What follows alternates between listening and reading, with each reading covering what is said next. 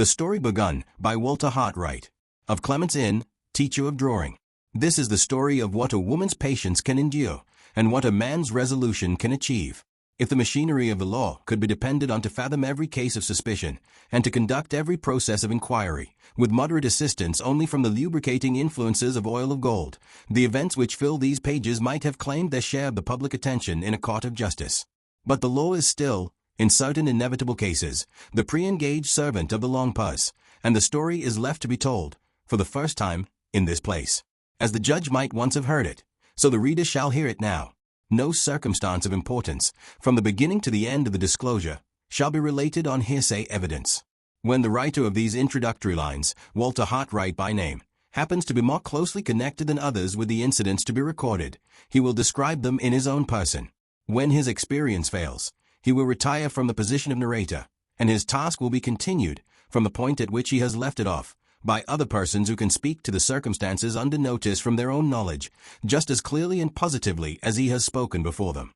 Thus, the story here presented will be told by more than one pen, as the story of an offense against the laws is told in court by more than one witness, with the same object, in both cases, to present the truth always in its most direct and most intelligible aspect, and to trace the course of one complete series of events, by making the persons who have been most closely connected with them, at each successive stage, relate their own experience, word for word.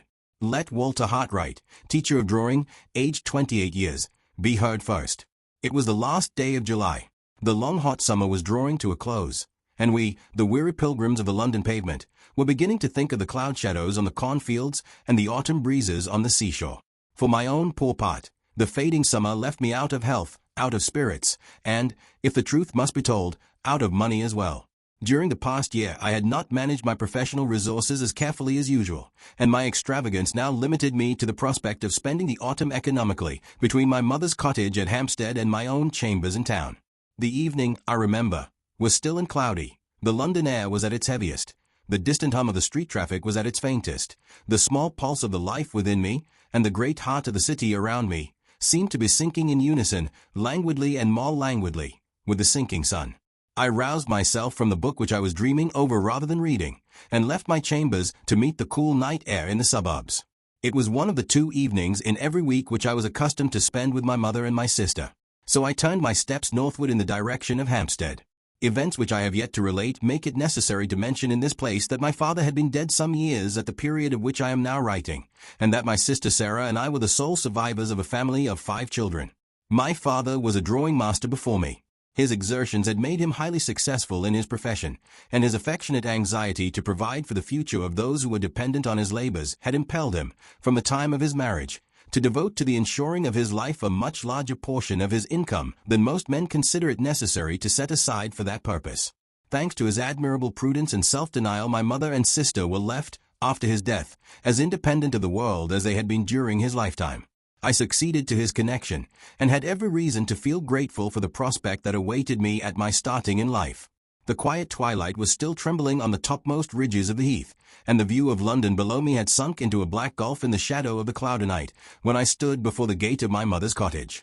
I had hardly rung the bell before the house door was opened violently. My worthy Italian friend, Professor Pesca, appeared in the servant's place, and darted out joyously to receive me, with a shrill foreign parody on an English jay.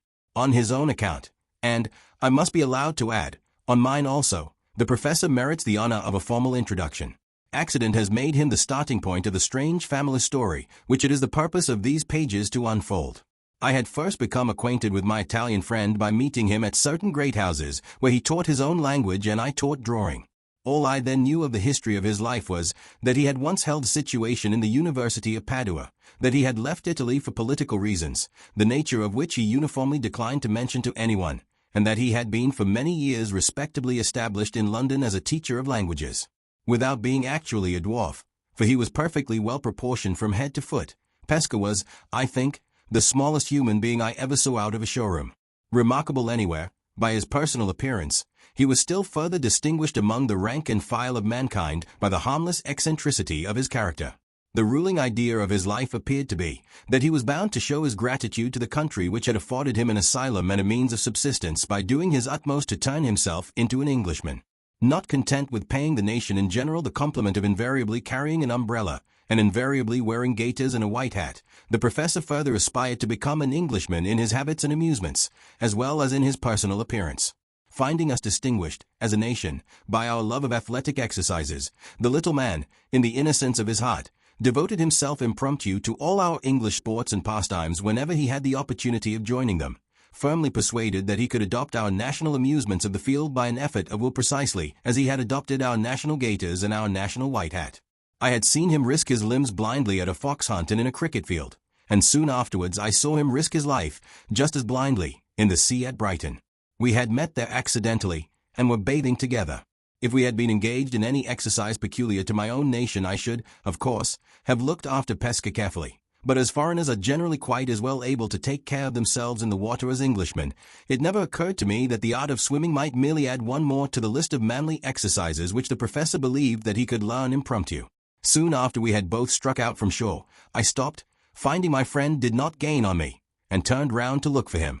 To my horror and amazement, I saw nothing between me and the beach but two little white arms which struggled for an instant above the surface of the water, and then disappeared from view. When I dived for him, the poor little man was lying quietly coiled up at the bottom, in a hollow of shingle, looking by many degrees smaller than I had ever seen him look before.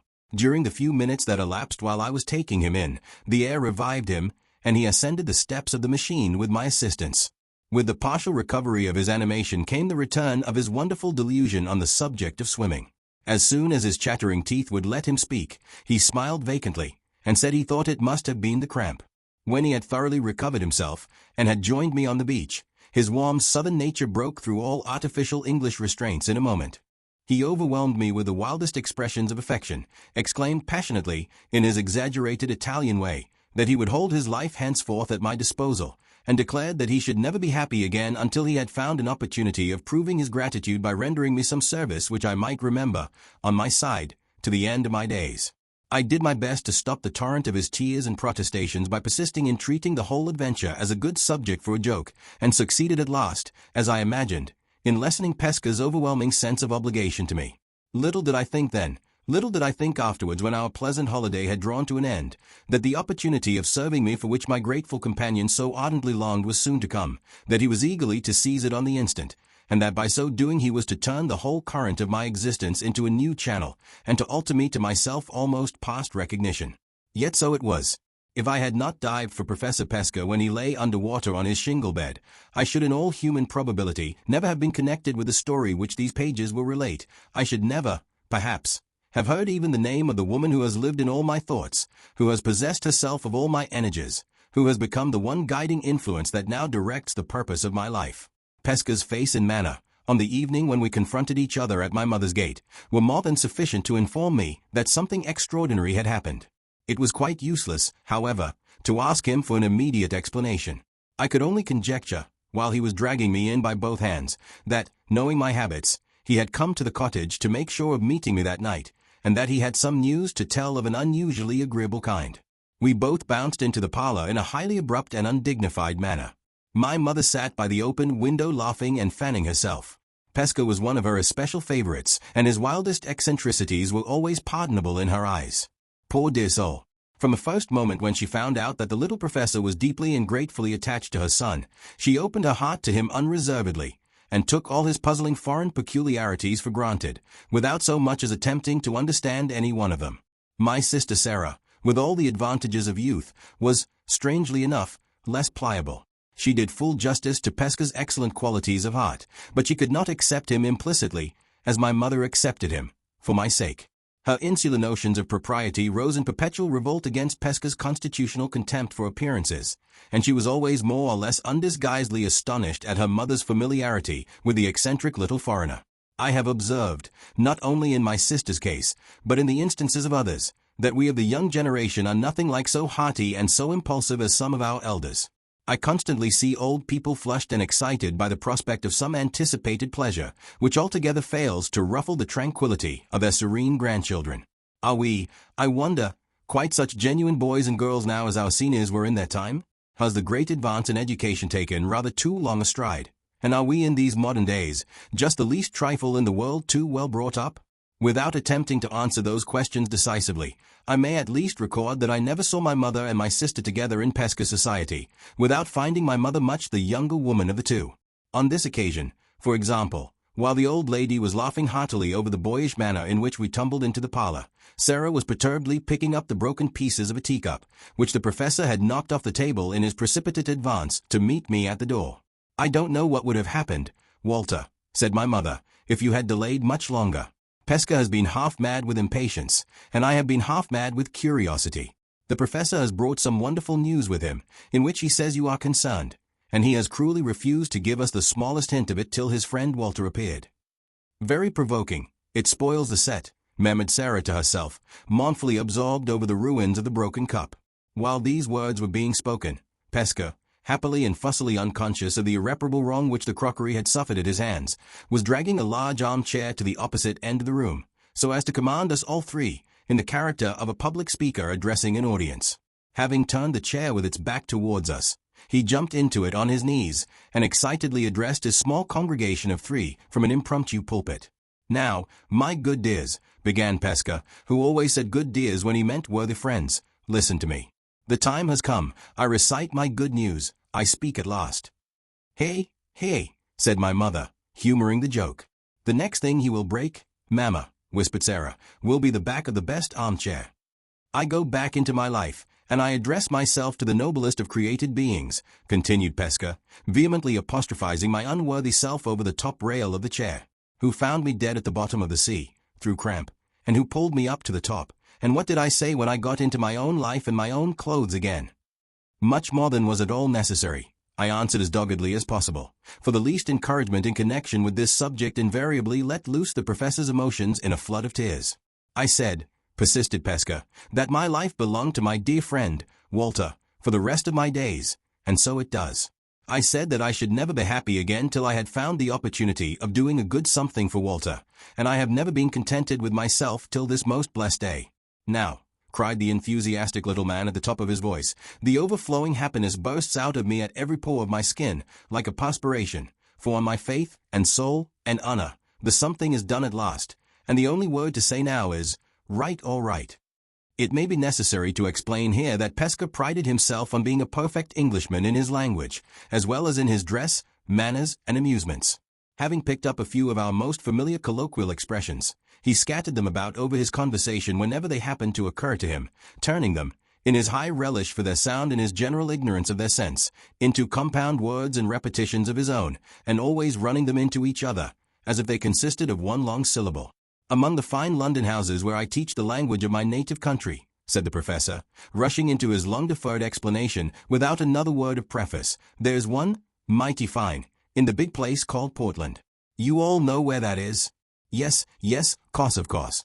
The fine house, my good dears, has got inside it a fine family.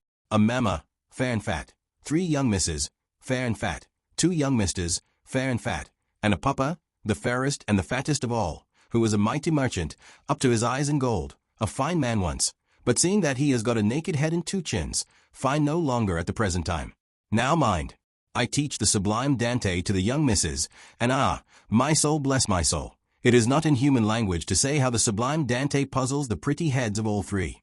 No matter, all in good time, and the more lessons the better for me. Now mind, imagine to yourselves that I am teaching the young misses today, as usual. We are all 4 of us down together in the hell of Dante, at the 7th circle, but no matter for that, all the circles are alike to the 3 young misses, fair and fat, at the 7th circle. Nevertheless, my pupils are sticking fast, and I, to set them going again, recite, explain, and blow myself up red-hot with useless enthusiasm. When, a creak of boots in the passage outside, and in comes the golden papa, the mighty merchant with the naked head and the 2 chins. Ha! My good dears, I am closer than you think to the business. Now, have you been patient so far? Or have you said to yourselves, deuce what the deuce? Pesco is long-winded tonight. We declared that we were deeply interested. The professor went on. In his hand, the golden papa has a letter, and after he has made his excuse for disturbing us in our infernal region with the common mortal business of the house, he addresses himself to the 3 young misses, and begins, as you English begin everything in this blessed world that you have to say, with a great "Oh, my dears," says the mighty merchant, "I have got here a letter from my friend, Mr. The name has slipped out of my mind. But no matter, we shall come back to that. Yes, yes. Right, all right. So the papa says, I have got a letter from my friend, the mister, and he wants a recommend from me, of a drawing master, to go down to his house in the country. My soul bless my soul. When I heard the golden papa say those words, if I had been big enough to reach up to him, I should have put my arms round his neck, and pressed him to my bosom in a long and grateful hug. As it was, I only bounced upon my chair. My seat was on thorns, and my soul was on fire to speak, but I held my tongue, and let papa go on. Perhaps you know, says this good man of money, twiddling his friend's letter this way, and that, in his golden fingers and thumbs, perhaps you know, my dears, of a drawing master that I can recommend. The three young misses all look at each other, and then say, with the indispensable great O to begin, Oh, dear no, papa. But here is Mr. Pesca. At the mention of myself I can hold no longer. The thought of you, my good dears, mounts like blood to my head. I start from my seat. As if a spike had grown up from the ground through the bottom of my chair, I address myself to the mighty merchant, and I say, English phrase, Dear sir, I have the man, the first and foremost drawing master of the world. Recommend him by the post tonight, and send him off, bag and baggage, English phrase again. Ha! Send him off, bag and baggage, by the train tomorrow. Stop, stop, says papa. Is he a foreigner, or an Englishman? English to the bone of his back, I answer. Respectable, says papa. Sir, I say, for this last question of his outrages me, and I have done being familiar with him. So, the immortal fire of genius burns in this Englishman's bosom, and, what is more, his father had it before him. Never mind, says the golden barbarian of a papa, never mind about his genius, Mr. Pesca. We don't want genius in this country, unless it is accompanied by respectability, and then we are very glad to have it, very glad indeed. Can your friend produce testimonials, letters that speak to his character? I wave my hand negligently. Letters. I say, my soul bless my soul. I should think so, indeed. Volumes of letters and portfolios of testimonials, if you like. 1 or 2 will do, says this man of phlegm and money. Let him send them to me, with his name and address. And, stop, Mr. Pesca, before you go to your friend, you had better take a note. Banknote. I say, indignantly, no banknote, if you please, till my brave Englishman has earned it first. Banknote, says papa, in a great surprise. Who talked of banknote? I mean a note of the terms, a memorandum of what he is expected to do. Go on with your lesson, Mr. Pesca, and I will give you the necessary extract from my friend's letter. Down sits the man of merchandise and money to his pen, ink, and paper. And down I go once again into the hell of Dante, with my 3 young misses after me. In 10 minutes' time the note is written, and the boots of papa are creaking themselves away in the passage outside. From that moment, on my faith, and soul, and honor, I know nothing more. The glorious thought that I have caught my opportunity at last, and that my grateful service for my dearest friend in the world is as good as done already, flies up into my head and makes me drunk. How I pull my young misses and myself out of our infernal region again, how my other business is done afterwards, how my little bit of dinner slides itself down my throat, I know no more than a man in the moon. Enough for me, that here I am, with the mighty merchant's note in my hand, as large as life, as hot as fire, and as happy as a king. Right, all right.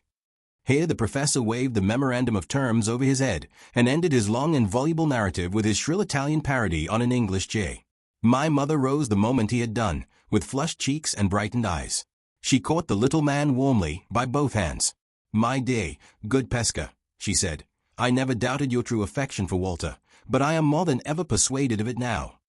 I am sure we are very much obliged to Professor Pesca, for Walter's sake, added Sarah. She half rose, while she spoke, as if to approach the armchair, in her turn, but, observing that Pesca was rapturously kissing my mother's hands, looked serious, and resumed his seat. If the familiar little man treats my mother in that way, how will he treat me? Faces sometimes tell truth, and that was unquestionably the thought in Sarah's mind, as she sat down again. Although I myself was gratefully sensible of the kindness of Pesca's motives, my spirits were hardly so much elevated as they ought to have been by the prospect of future employment now placed before me. When the professor had quite done with my mother's hand, and when I had warmly thanked him for his interference on my behalf, I asked to be allowed to look at the note of terms which his respectable patron had drawn up for my inspection. Pesca handed me the paper, with a triumphant flourish of the hand. Read, said the little man majestically.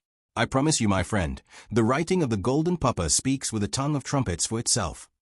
The note of terms was plain, straightforward, and comprehensive, at any rate.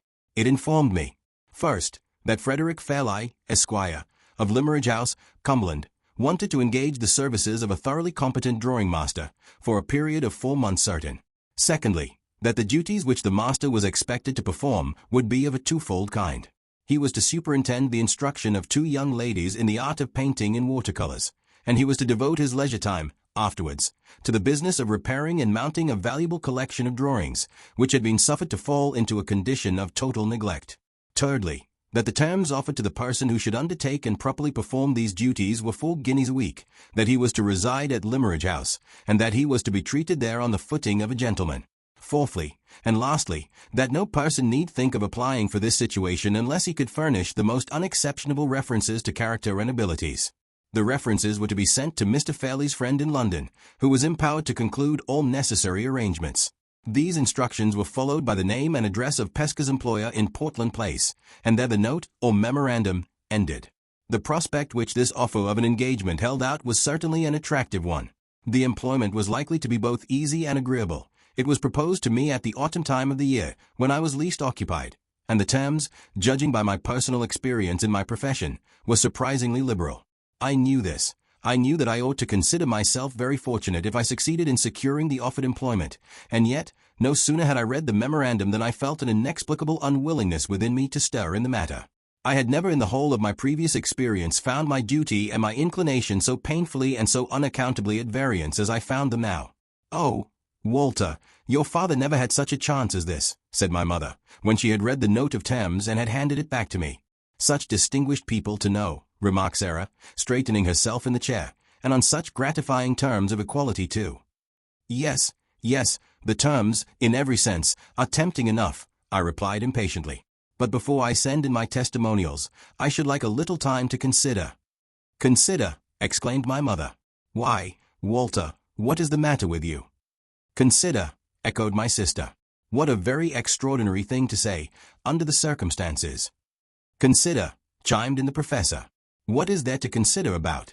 Answer me this. Have you not been complaining of your health, and have you not been longing for what you call a smack of the country breeze? Well, there in your hand is the paper that offers you perpetual choking mouthfuls of country breeze for 4 months' time.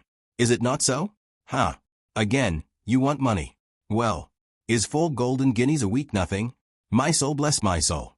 Only give it to me, and my boots shall creak like the golden puppers, with a sense of the overpowering richness of the man who walks in them. 4 guineas a week, and, more than that, the charming society of 2 young misses.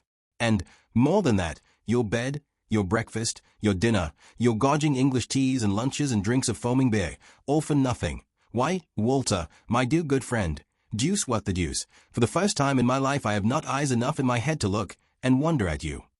Neither my mother's evident astonishment at my behavior, nor Pesca's fervid enumeration of the advantages offered to me by the new employment, had any effect in shaking my unreasonable disinclination to go to Limmeridge House. After starting all the petty objections that I could think of to going to Cumberland, and after hearing them answered, one after another, to my own complete discomfiture, I tried to set up a last obstacle by asking what was to become of my pupils in London while I was teaching Mr. Fairlie's young ladies to sketch from nature. The obvious answer to this was that the greater part of them would be away on their autumn travels, and that the few who remained at home might be confided to the care of one of my brother drawing masters, whose pupils I had once taken off his hands under similar circumstances. My sister reminded me that this gentleman had expressly placed his services at my disposal during the present season, in case I wished to leave town. My mother seriously appealed to me not to let an idle caprice stand in the way of my own interests and my own health, and Pesca piteously entreated that I would not wound him to the heart by rejecting the first grateful offer of service that he had been able to make to the friend who had saved his life. The evident sincerity and affection which inspired these remonstrances would have influenced any man with an atom of good feeling in his composition. Though I could not conquer my own unaccountable perversity, I had at least virtue enough to be heartily ashamed of it, and to end the discussion pleasantly by giving way, and promising to do all that was wanted of me. The rest of the evening passed merrily enough in humorous anticipations of my coming life with the 2 young ladies in Cumberland. Pesca, inspired by our national grog, which appeared to get into his head, in the most marvellous manner, 5 minutes after it had gone down his throat, asserted his claims to be considered a complete Englishman by making a series of speeches in rapid succession, proposing my mother's health, my sister's health, my health, and the healths, in mass, of Mr. Fairlie and the two young misses, pathetically returning thanks himself, immediately afterwards, for the whole party. "A secret, Walter," said my little friend confidentially, as we walked home together. "I am flushed by the recollection of my own eloquence. My soul boasts itself with ambition. One of these days I go into your noble parliament. It is the dream of my whole life to be Honourable Pesca, MP." The next morning I sent my testimonials to the professor's employer in Portland Place. 3 days passed, and I concluded, with secret satisfaction, that my papers had not been found sufficiently explicit. On the 4th day, however, an answer came. It announced that Mr. Fairlie accepted my services, and requested me to start for Cumberland immediately. All the necessary instructions for my journey were carefully and clearly added in a postscript. I made my arrangements, unwillingly enough, for leaving London early the next day. Towards evening Pesca looked in, on his way to a dinner party, to bid me goodbye. "I shall dry my tears in your absence," said the professor gaily, with this glorious thought. "It is my auspicious hand that has given the first push to your fortune in the world. Go, my friend. When your sun shines in Cumberland, English proverb, in the name of heaven make your hay. Marry one of the two young misses, become Honourable Hartright, MP, and when you are on the top of the ladder remember that Pesca, at the bottom, has done it all." I tried to laugh with my little friend over his parting jest, but my spirits were not to be commanded. Something jarred in me almost painfully while he was speaking his light farewell words. When I was left alone again nothing remained to be done but to walk to the Hampstead cottage and bid my mother and Sarah goodbye. The heat had been painfully oppressive all day, and it was now a close and sultry night. My mother and sister had spoken so many last words, and had begged me to wait another 5 minutes so many times, that it was nearly midnight when the servant locked the garden gate behind me. I walked forward a few paces on the shortest way back to London, then stopped and hesitated. The moon was full and broad in the dark blue starless sky, and the broken ground of the heath looked wild enough in the mysterious light to be hundreds of miles away from the great city that lay beneath it. The idea of descending any sooner than I could help into the heat and gloom of London repelled me. The prospect of going to bed in my airless chambers, and the prospect of gradual suffocation, seemed, in my present restless frame of mind and body, to be one and the same thing. I determined to stroll home in the purer air by the most roundabout way I could take, to follow the white winding paths across the lonely heath, and to approach London through its most open suburb by striking into the Finchley Road, and so getting back, in the cool of the new morning, by the western side of the Regent's Park. I wound my way down slowly over the heath, enjoying the divine stillness of the scene, and admiring the soft alternations of light and shade as they followed each other over the broken ground on every side of me. So long as I was proceeding through this first and prettiest part of my night walk, my mind remained passively open to the impressions produced by the view, and I thought but little on any subject. Indeed, so far as my own sensations were concerned, I can hardly say that I thought at all. But when I had left the heath and had turned into the by-road, where there was less to see, the ideas naturally engendered by the approaching change in my habits and occupations gradually drew more and more of my attention exclusively to themselves. By the time I had arrived at the end of the road, I had become completely absorbed in my own fanciful visions of Limmeridge House, of Mr. Fairlie, and of the two ladies whose practice in the art of watercolor painting I was so soon to superintend. I had now arrived at that particular point of my walk where 4 roads met, the road to Hampstead, along which I had returned, the road to Finchley, the road to West End, and the road back to London. I had mechanically turned in this latter direction, and was strolling along the lonely high road, idly wondering, I remember, what the Cumberland young ladies would look like, when, in one moment, every drop of blood in my body was brought to a stop by the touch of a hand laid lightly and suddenly on my shoulder from behind me. I turned on the instant, with my fingers tightening round the handle of my stick. There, in the middle of the broad bright highroad, there, as if it had that moment sprung out of the earth or dropped from the heaven, stood the figure of a solitary woman, dressed from head to foot in white garments, her face bent in grave inquiry on mine, her hand pointing to the dark cloud over London, as I faced her. I was far too seriously startled by the suddenness with which this extraordinary apparition stood before me, in the dead of night and in that lonely place, to ask what she wanted. The strange woman spoke first. "Is that the road to London?" she said. I looked attentively at her, as she put that singular question to me. It was then nearly 1 o'clock. All I could discern distinctly by the moonlight was a colorless, youthful face, meager and sharp to look at about the cheeks and chin, large, grave, wistfully attentive eyes, nervous, uncertain lips, and light hair of a pale, brownish-yellow hue. There was nothing wild, nothing immodest in her manner. It was quiet and self-controlled, a little melancholy and a little touched by suspicion, not exactly the manner of a lady, and, at the same time, not the manner of a woman in the humblest rank of life. The voice, little as I had yet heard of it, had something curiously still and mechanical in its tones, and the utterance was remarkably rapid. She held a small bag in her hand, and her dress, bonnet, shawl, and gown all of white, was, so far as I could guess, certainly not composed of very delicate or very expensive materials. Her figure was slight, and rather above the average height, her gait and actions free from the slightest approach to extravagance. This was all that I could observe of her in the dim light and under the perplexingly strange circumstances of our meeting. What sort of a woman she was, and how she came to be out alone in the high road an hour after midnight, I altogether failed to guess. The one thing of which I felt certain was that the grossest of mankind could not have misconstrued her motive in speaking, even at that suspiciously late hour and in that suspiciously lonely place. "Did you hear me?" she said, still quietly and rapidly, and without the least fretfulness or impatience. I asked if that was the way to London. "Yes," I replied, "that is the way. It leads to St. John's Wood and the Regent's Park. You must excuse my not answering you before. I was rather startled by your sudden appearance in the road, and I am, even now, quite unable to account for it. You don't suspect me of doing anything wrong, do you? I have done nothing wrong. I have met with an accident. I am very unfortunate in being here alone so late. Why do you suspect me of doing wrong?" She spoke with unnecessary earnestness and agitation, and shrank back from me several paces. I did my best to reassure her. "Pray don't suppose that I have any idea of suspecting you," I said, "or any other wish than to be of assistance to you, if I can. I only wondered at your appearance in the road, because it seemed to me to be empty the instant before I saw you." She turned, and pointed back to a place at the junction of the road to London and the road to Hampstead, where there was a gap in the hedge. "I heard you coming," she said, "and hid there to see what sort of man you were, before I risked speaking. I doubted and feared about it till you passed, and then I was obliged to steal after you and touch you." "Steal after me and touch me? Why not call to me?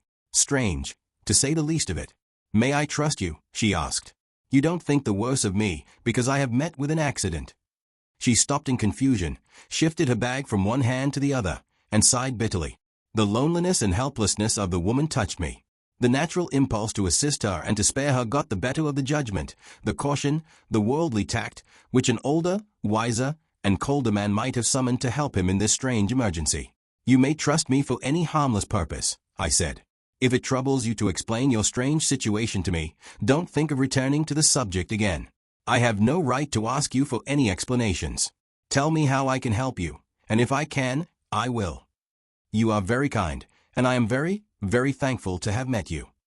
The first touch of womanly tenderness that I had heard from her trembled in her voice as she said the words, but no tears glistened in those large, wistfully attentive eyes of hers, which were still fixed on me. "I have only been in London once before," she went on, more and more rapidly, "and I know nothing about that side of it. Yonder. Can I get a fly, or a carriage of any kind? Is it too late? I don't know. If you could show me where to get a fly, and if you will only promise not to interfere with me, and to let me leave you, when and how I please. I have a friend in London who will be glad to receive me. I want nothing else. Will you promise?" She looked anxiously up and down the road, shifted her bag again from one hand to the other, repeated the words, "Will you promise?" and looked hard in my face, with a pleading fear and confusion that it troubled me to see. What could I do? Here was a stranger utterly and helplessly at my mercy, and that stranger a forlorn woman. No house was near, no one was passing whom I could consult, and no earthly right existed on my part to give me a power of control over her, even if I had known how to exercise it. I traced these lines, self-distrustfully, with the shadows of after events darkening the very paper I write on, and still I say, what could I do? What I did do was to try and gain time by questioning her. "Are you sure that your friend in London will receive you at such a late hour as this?" I said, "Quite sure. Only say you will let me leave you when and how I please. Only say you won't interfere with me. Will you promise?" As she repeated the words for the third time, she came close to me and laid her hand, with a sudden gentle stealthiness, on my bosom, a thin hand, a cold hand, when I removed it with mine, even on that sultry night. Remember that I was young. Remember that the hand which touched me was a woman's. Will you promise? "Yes." One word. The little familiar word that is on everybody's lips, every hour in the day. Oh me! And I tremble, now, when I write it. We set our faces towards London, and walked on together in the first still hour of the new day, I and this woman, whose name, whose character, whose story, whose objects in life, whose very presence by my side, at that moment, were fathomless mysteries to me. It was like a dream. Was I Walter Hartright? Was this the well-known, uneventful road, where holiday people strolled on Sundays? Had I really left, little more than an hour since, the quiet, decent, conventionally domestic atmosphere of my mother's cottage? I was too bewildered, too conscious also of a vague sense of something like self-reproach, to speak to my strange companion for some minutes. It was her voice again that first broke the silence between us. I want to ask you something, she said suddenly. Do you know many people in London? Yes, a great many. Many men of rank and title. There was an unmistakable tone of suspicion in the strange question. I hesitated about answering it. Some, I said, after a moment's silence. Many. She came to a full stop and looked me searchingly in the face. Many men of the rank of baronet. Too much astonished to reply, I questioned her in my turn. Why do you ask? Because I hope, for my own sake, there's one baronet that you don't know.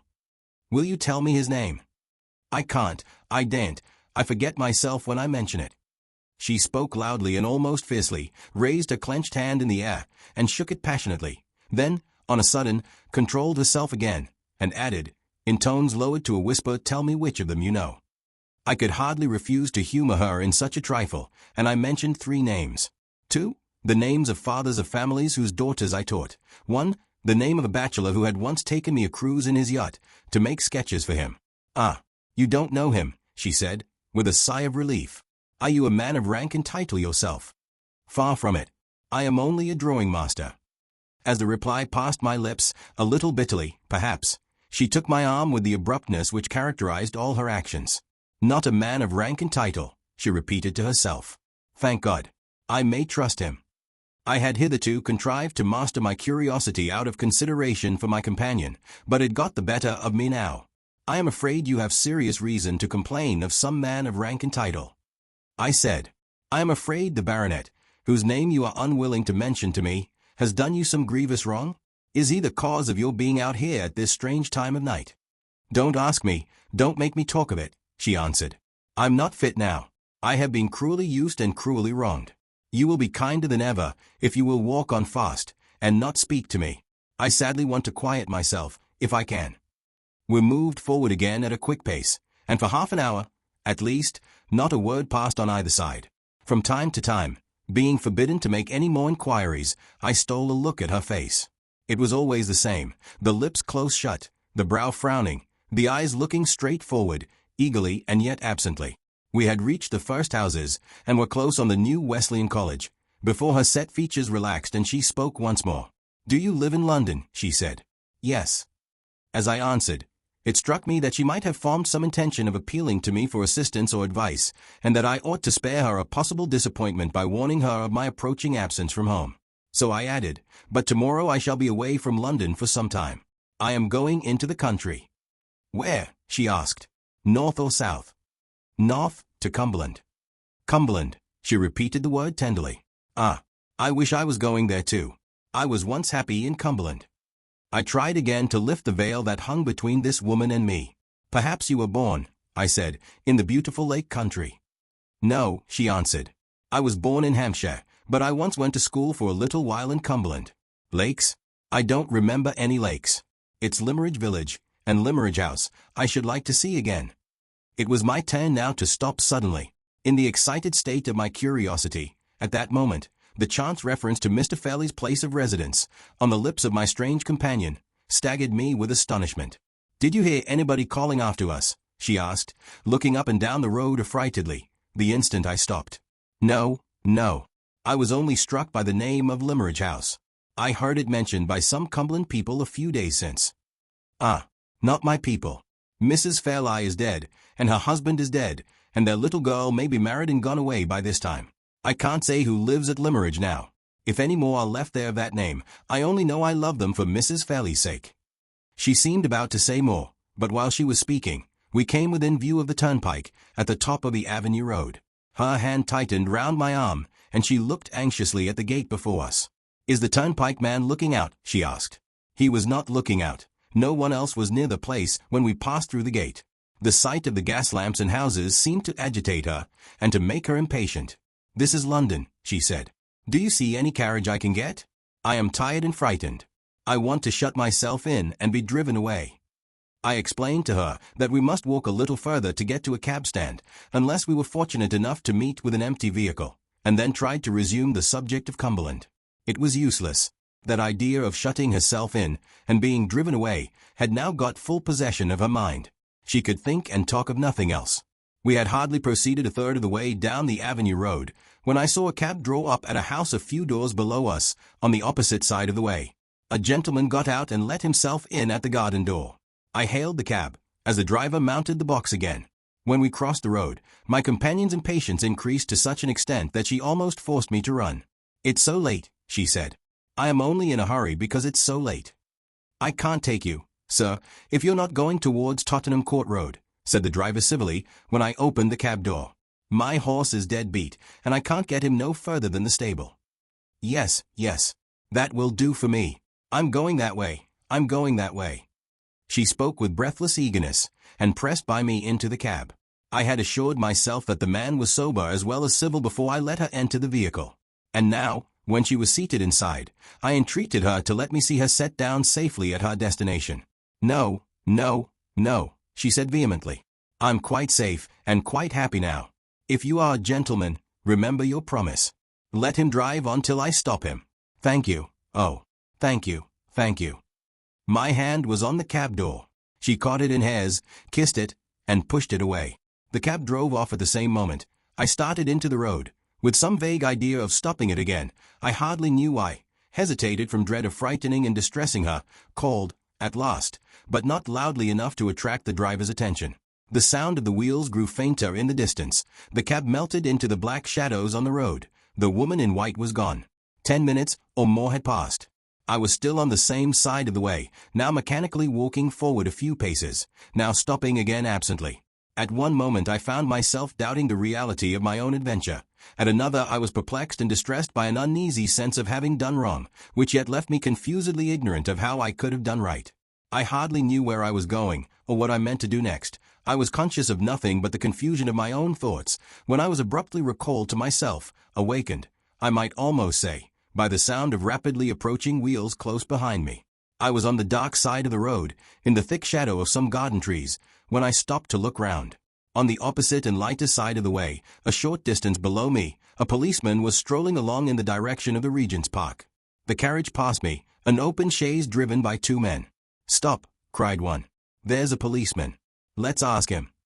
The horse was instantly pulled up, a few yards beyond the dark place where I stood. "Policeman," cried the first speaker, "have you seen a woman pass this way?" "What sort of woman, sir?" "A woman in a lavender-colored gown." No, interposed the second man. "The clothes we gave her were found on her bed. She must have gone away in the clothes she wore when she came to us." "In white, policeman? A woman in white?" "I haven't seen her, sir." "If you or any of your men meet with the woman, stop her, and send her in careful keeping to that address. I'll pay all expenses, and a fair reward into the bargain." The policeman looked at the card that was handed down to him. "Why are we to stop her, sir? What has she done?" "Done? She has escaped from my asylum. Don't forget, a woman in white. Drive on." "She has escaped from my asylum." I cannot say with truth that the terrible inference which those words suggested flashed upon me like a new revelation. Some of the strange questions put to me by the woman in white, after my ill-considered promise to leave her free to act as she pleased, had suggested the conclusion either that she was naturally flighty and unsettled, or that some recent shock of terror had disturbed the balance of her faculties. But the idea of absolute insanity which we all associate with the very name of an asylum, had, I can honestly declare, never occurred to me in connection with her. I had seen nothing, in her language or her actions, to justify it at the time. And even with the new light thrown on her by the words which the stranger had addressed to the policeman, I could see nothing to justify it now. What had I done? Assisted the victim of the most horrible of all false imprisonments to escape, or cast loose on the wide world of London an unfortunate creature, whose actions it was my duty, and every man's duty, mercifully to control? I turned sick at heart when the question occurred to me, and when I felt self-reproachfully that it was asked too late. In the disturbed state of my mind, it was useless to think of going to bed, when I at last got back to my chambers in Clement's Inn. Before many hours elapsed it would be necessary to start on my journey to Cumberland.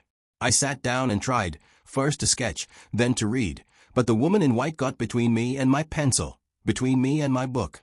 Had the forlorn creature come to any harm? That was my first thought, though I shrank selfishly from confronting it. Other thoughts followed, on which it was less harrowing to dwell. Where had she stopped the cab? What had become of her now? Had she been traced and captured by the men in the chaise? Or was she still capable of controlling her own actions? And were we two following our widely parted roads towards one point in the mysterious future, at which we were to meet once more? It was a relief when the hour came to lock my door, to bid farewell to London pursuits, London pupils, and London friends, and to be in movement again towards new interests and a new life. Even the bustle and confusion at the railway terminus, so wearisome and bewildering at other times, roused me and did me good. My traveling instructions directed me to go to Carlisle, and then to diverge by a branch railway which ran in the direction of the coast.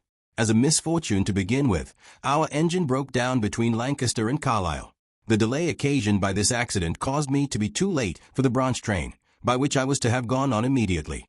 I had to wait some hours, and when a later train finally deposited me at the nearest station to Limmeridge House, it was past 10, and the night was so dark that I could hardly see my way to the pony chaise which Mr. Fairlie had ordered to be in waiting for me.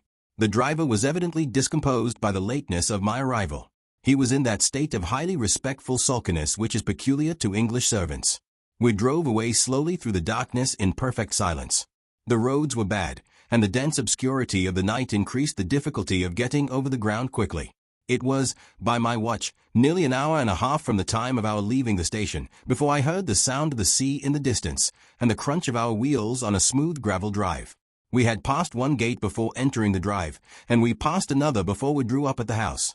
I was received by a solemn manservant out of livery, was informed that the family had retired for the night, and was then led into a large and lofty room where my supper was awaiting me, in a forlorn manner, at one extremity of a lonesome mahogany wilderness of dining table. I was too tired and out of spirits to eat or drink much, especially with the solemn servant waiting on me as elaborately as if a small dinner party had arrived at the house instead of a solitary man. In a quarter of an hour I was ready to be taken up to my bedchamber. The solemn servant conducted me into a prettily furnished room, said, "Breakfast at 9 o'clock, sir," looked all round him to see that everything was in its proper place, and noiselessly withdrew. What shall I see in my dreams tonight? I thought to myself, as I put out the candle, the woman in white? Or the unknown inhabitants of this Cumberland mansion? It was a strange sensation to be sleeping in the house, like a friend of the family, and yet not to know one of the inmates, even by sight. When I rose the next morning and drew up my blind, the sea opened before me joyously under the broad August sunlight, and the distant coast of Scotland fringed the horizon with its lines of melting blue. The view was such a surprise, and such a change to me, after my weary London experience of brick-and-mortar landscape, that I seemed to burst into a new life and a new set of thoughts the moment I looked at it.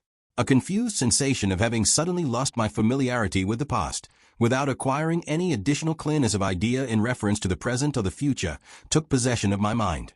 Circumstances that were but a few days old faded back in my memory, as if they had happened months and months since. Pesca's quaint announcement of the means by which he had procured me my present employment, the farewell evening I had passed with my mother and sister, even my mysterious adventure on the way home from Hampstead, had all become like events which might have occurred at some former epoch of my existence. Although the woman in white was still in my mind, the image of her seemed to have grown dull and faint already. A little before 9 o'clock, I descended to the ground floor of the house. The solemn manservant of the night before met me wandering among the passages, and compassionately showed me the way to the breakfast room. My first glance round me, as the man opened the door, disclosed a well-furnished breakfast table, standing in the middle of a long room, with many windows in it. I looked from the table to the window farthest from me, and saw a lady standing at it, with her back turned towards me. The instant my eyes rested on her, I was struck by the rare beauty of her form, and by the unaffected grace of her attitude. Her figure was tall, yet not too tall, comely and well-developed, yet not fat, her head set on her shoulders with an easy, pliant firmness. Her waist, perfection in the eyes of a man, for it occupied its natural place, it filled out its natural circle, it was visibly and delightfully undeformed by stays. She had not heard my entrance into the room, and I allowed myself the luxury of admiring her for a few moments, before I moved one of the chairs near me, as the least embarrassing means of attracting her attention. She turned towards me immediately. The easy elegance of every movement of her limbs and body as soon as she began to advance from the far end of the room set me in a flutter of expectation to see her face clearly. She left the window, and I said to myself, the lady is dark. She moved forward a few steps, and I said to myself, the lady is young. She approached nearer, and I said to myself, with a sense of surprise which words fail me to express, the lady is ugly. Never was the old conventional maxim, that nature cannot err, more flatly contradicted. Never was the fair promise of a lovely figure more strangely and startlingly belied by the face and head that crowned it. The lady's complexion was almost swarthy, and the dark down on her upper lip was almost a moustache. She had a large, firm, masculine mouth and jaw, prominent, piercing, resolute brown eyes, and thick, coal-black hair, growing unusually low down on her forehead. Her expression, bright, frank, and intelligent, appeared, while she was silent, to be altogether wanting in those feminine attractions of gentleness and pliability, without which the beauty of the handsomest woman alive is beauty incomplete. To see such a face as this set on shoulders that a sculptor would have longed to model, to be charmed by the modest graces of action through which the symmetrical limbs betrayed their beauty when they moved, and then to be almost repelled by the masculine form and masculine look of the features in which the perfectly shaped figure ended, was to feel a sensation oddly akin to the helpless discomfort familiar to us all in sleep, when we recognize yet cannot reconcile the anomalies and contradictions of a dream.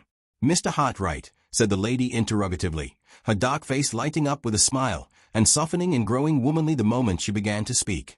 We resigned all hope of you last night, and went to bed as usual. Accept my apologies for our apparent want of attention, and allow me to introduce myself as one of your pupils. Shall we shake hands? I suppose we must come to it sooner or later, and why not sooner? These odd words of welcome were spoken in a clear, ringing, pleasant voice. The offered hand, rather large, but beautifully formed, was given to me with the easy, unaffected self-reliance of a highly-bred woman.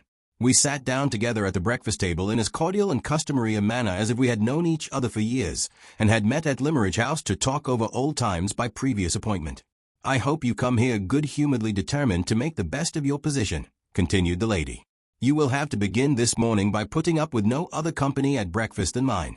My sister is in her own room, nursing that essentially feminine malady, a slight headache, and her old governess, Mrs. Vesey, is charitably attending on her with restorative tea. My uncle, Mr. Fairlie, never joins us at any of our meals. He is an invalid, and keeps bachelor state in his own apartments. There is nobody else in the house but me. 2 young ladies have been staying here, but they went away yesterday, in despair. And no wonder. All through their visit, in consequence of Mr. Fairlie's invalid condition, we produced no such convenience in the house as a flirtable, danceable, small-talkable creature of the male sex, and the consequence was, we did nothing but quarrel, especially at dinner-time. How can you expect 4 women to dine together alone every day, and not quarrel? We are such fools, we can't entertain each other at table. You see, I don't think much of my own sex, Mr. Hartright. Which will you have, tea or coffee? No woman does think much of her own sex, although few of them confess it as freely as I do. Dear me, you look puzzled. Why? Are you wondering what you will have for breakfast? Or are you surprised at my careless way of talking? In the first case, I advise you, as a friend, to have nothing to do with that cold ham at your elbow, and to wait till the omelette comes in. In the second case, I will give you some tea to compose your spirits, and do all a woman can, which is very little, by the by, to hold my tongue. She handed me my cup of tea, laughing gaily.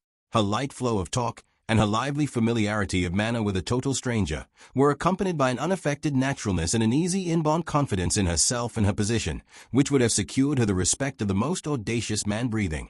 While it was impossible to be formal and reserved in her company, it was more than impossible to take the faintest vestige of a liberty with her, even in thought. I felt this instinctively, even while I caught the infection of her own bright gaiety of spirits, even while I did my best to answer her in her own frank, lively way. Yes, yes, she said, when I had suggested the only explanation I could offer to account for my perplexed looks. I understand. You are such a perfect stranger in the house that you are puzzled by my familiar references to the worthy inhabitants. Natural enough, I ought to have thought of it before. At any rate, I can set it right now. Suppose I begin with myself, so as to get done with that part of the subject as soon as possible? My name is Marian Halcombe, and I am as inaccurate as women usually are in calling Mr. Fairlie my uncle, and Miss Fairlie my sister. My mother was twice married, the first time to Mr. Halcombe, my father, the second time to Mr. Fairlie, my half-sister's father. Except that we are both orphans, we are in every respect as unlike each other as possible. My father was a poor man, and Miss Fairlie's father was a rich man. I have got nothing, and she has a fortune. I am dark and ugly, and she is fair and pretty. Everybody thinks me crabbed and odd, with perfect justice, and everybody thinks her sweet-tempered and charming, with more justice still. In short, she is an angel, and I am, try some of that marmalade, Mr. Hartright, and finish the sentence, in the name of female propriety, for yourself. What am I to tell you about Mr. Fairlie? Upon my honor, I hardly know. He is sure to send for you after breakfast, and you can study him for yourself. In the meantime, I may inform you, first, that he is the late Mr. Fairlie's younger brother, secondly, that he is a single man, and thirdly, that he is Miss Fairlie's guardian. I won't live without her, and she can't live without me, and that is how I come to be at Limmeridge House. My sister and I are honestly fond of each other, which, you will say, is perfectly unaccountable under the circumstances, and I quite agree with you, but so it is. You must please both of us, Mr. Hartright, or please neither of us, and, what is still more trying, you will be thrown entirely upon our society. Mrs. Vesey is an excellent person, who possesses all the cardinal virtues, and counts for nothing, and Mr. Fairlie is too great an invalid to be a companion for anybody. I don't know what is the matter with him, and the doctors don't know what is the matter with him, and he doesn't know himself what is the matter with him. We all say it's on the nerves, and we none of us know what we mean when we say it. However, I advise you to humor his little peculiarities when you see him today. Admire his collection of coins, prints, and watercolor drawings, and you will win his heart. Upon my word, if you can be contented with a quiet country life, I don't see why you should not get on very well here. From breakfast to lunch, Mr. Fairlie's drawings will occupy you. After lunch, Miss Fairlie and I shoulder our sketchbooks, and go out to misrepresent nature under your directions. Drawing is her favorite whim, mind, not mine. Women can't draw. Their minds are too flighty, and their eyes are too inattentive. No matter, my sister likes it. So I waste paint and spoil paper, for her sake, as composedly as any woman in England. As for the evenings, I think we can help you through them. Miss Fairlie plays delightfully. For my own poor part, I don't know one note of music from the other, but I can match you at chess, backgammon, écarté, and, with the inevitable female drawbacks, even at billiards as well. What do you think of the program? Can you reconcile yourself to our quiet, regular life? Or do you mean to be restless, and secretly thirst for change and adventure, in the humdrum atmosphere of Limmeridge House? She had run on thus far, in her gracefully bantering way, with no other interruptions on my part than the unimportant replies which politeness required of me.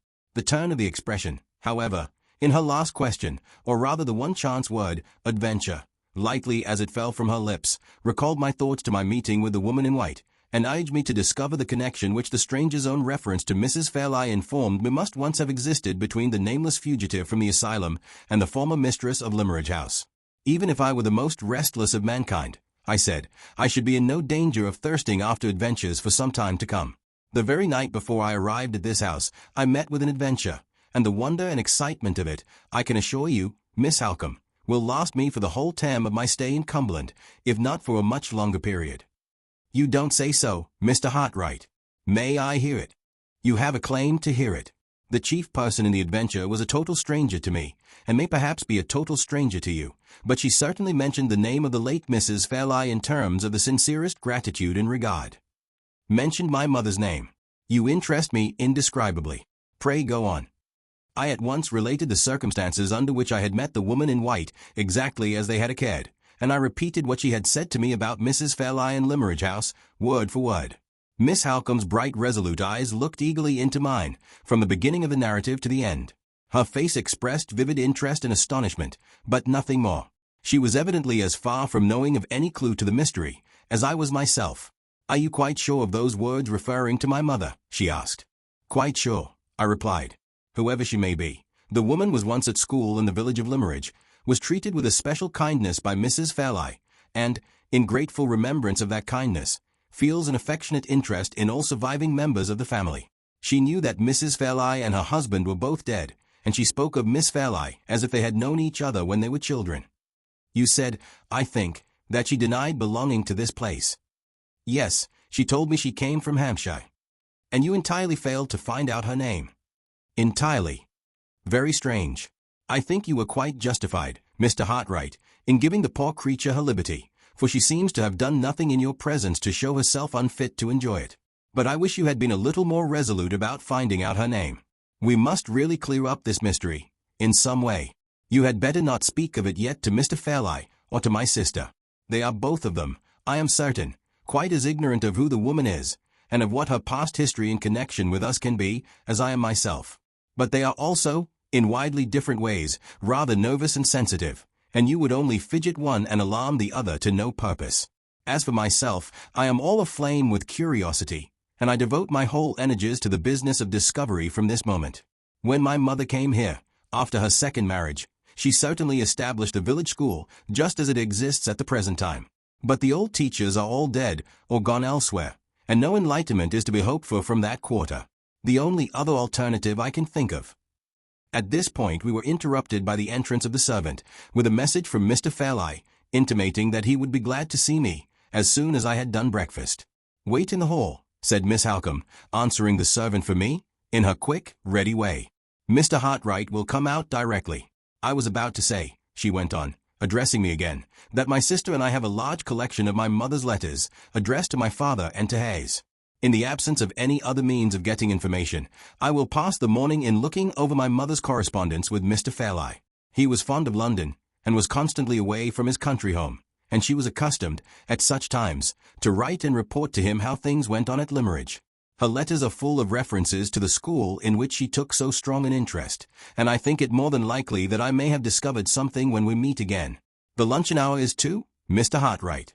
I shall have the pleasure of introducing you to my sister by that time, and we will occupy the afternoon in driving round the neighborhood and showing you all our pet points of view. Till 2 o'clock, then, farewell."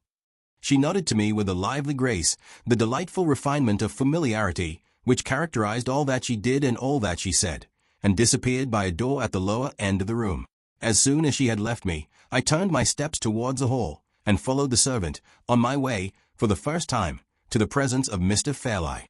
My conductor led me upstairs into a passage which took us back to the bedchamber in which I had slept during the past night, and opening the door next to it, begged me to look in.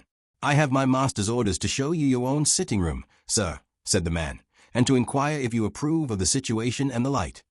I must have been hard to please, indeed, if I had not approved of the room, and of everything about it. The bow window looked out on the same lovely view which I had admired, in the morning, from my bedroom. The furniture was a perfection of luxury and beauty. The table in the center was bright with gaily bound books, elegant conveniences for writing, and beautiful flowers. The second table, near the window, was covered with all the necessary materials for mounting watercolor drawings, and had a little easel attached to it, which I could expand or fold up at will. The walls were hung with gaily tinted chintz, and the floor was spread with Indian matting in maize color and red. It was the prettiest and most luxurious little sitting-room I had ever seen, and I admired it with the warmest enthusiasm. The solemn servant was far too highly trained to betray the slightest satisfaction. He bowed with icy deference when my terms of eulogy were all exhausted, and silently opened the door for me to go out into the passage again. We turned a corner, and entered a long second passage, ascended a short flight of stairs at the end, crossed a small circular upper hall, and stopped in front of a door covered with dark baize.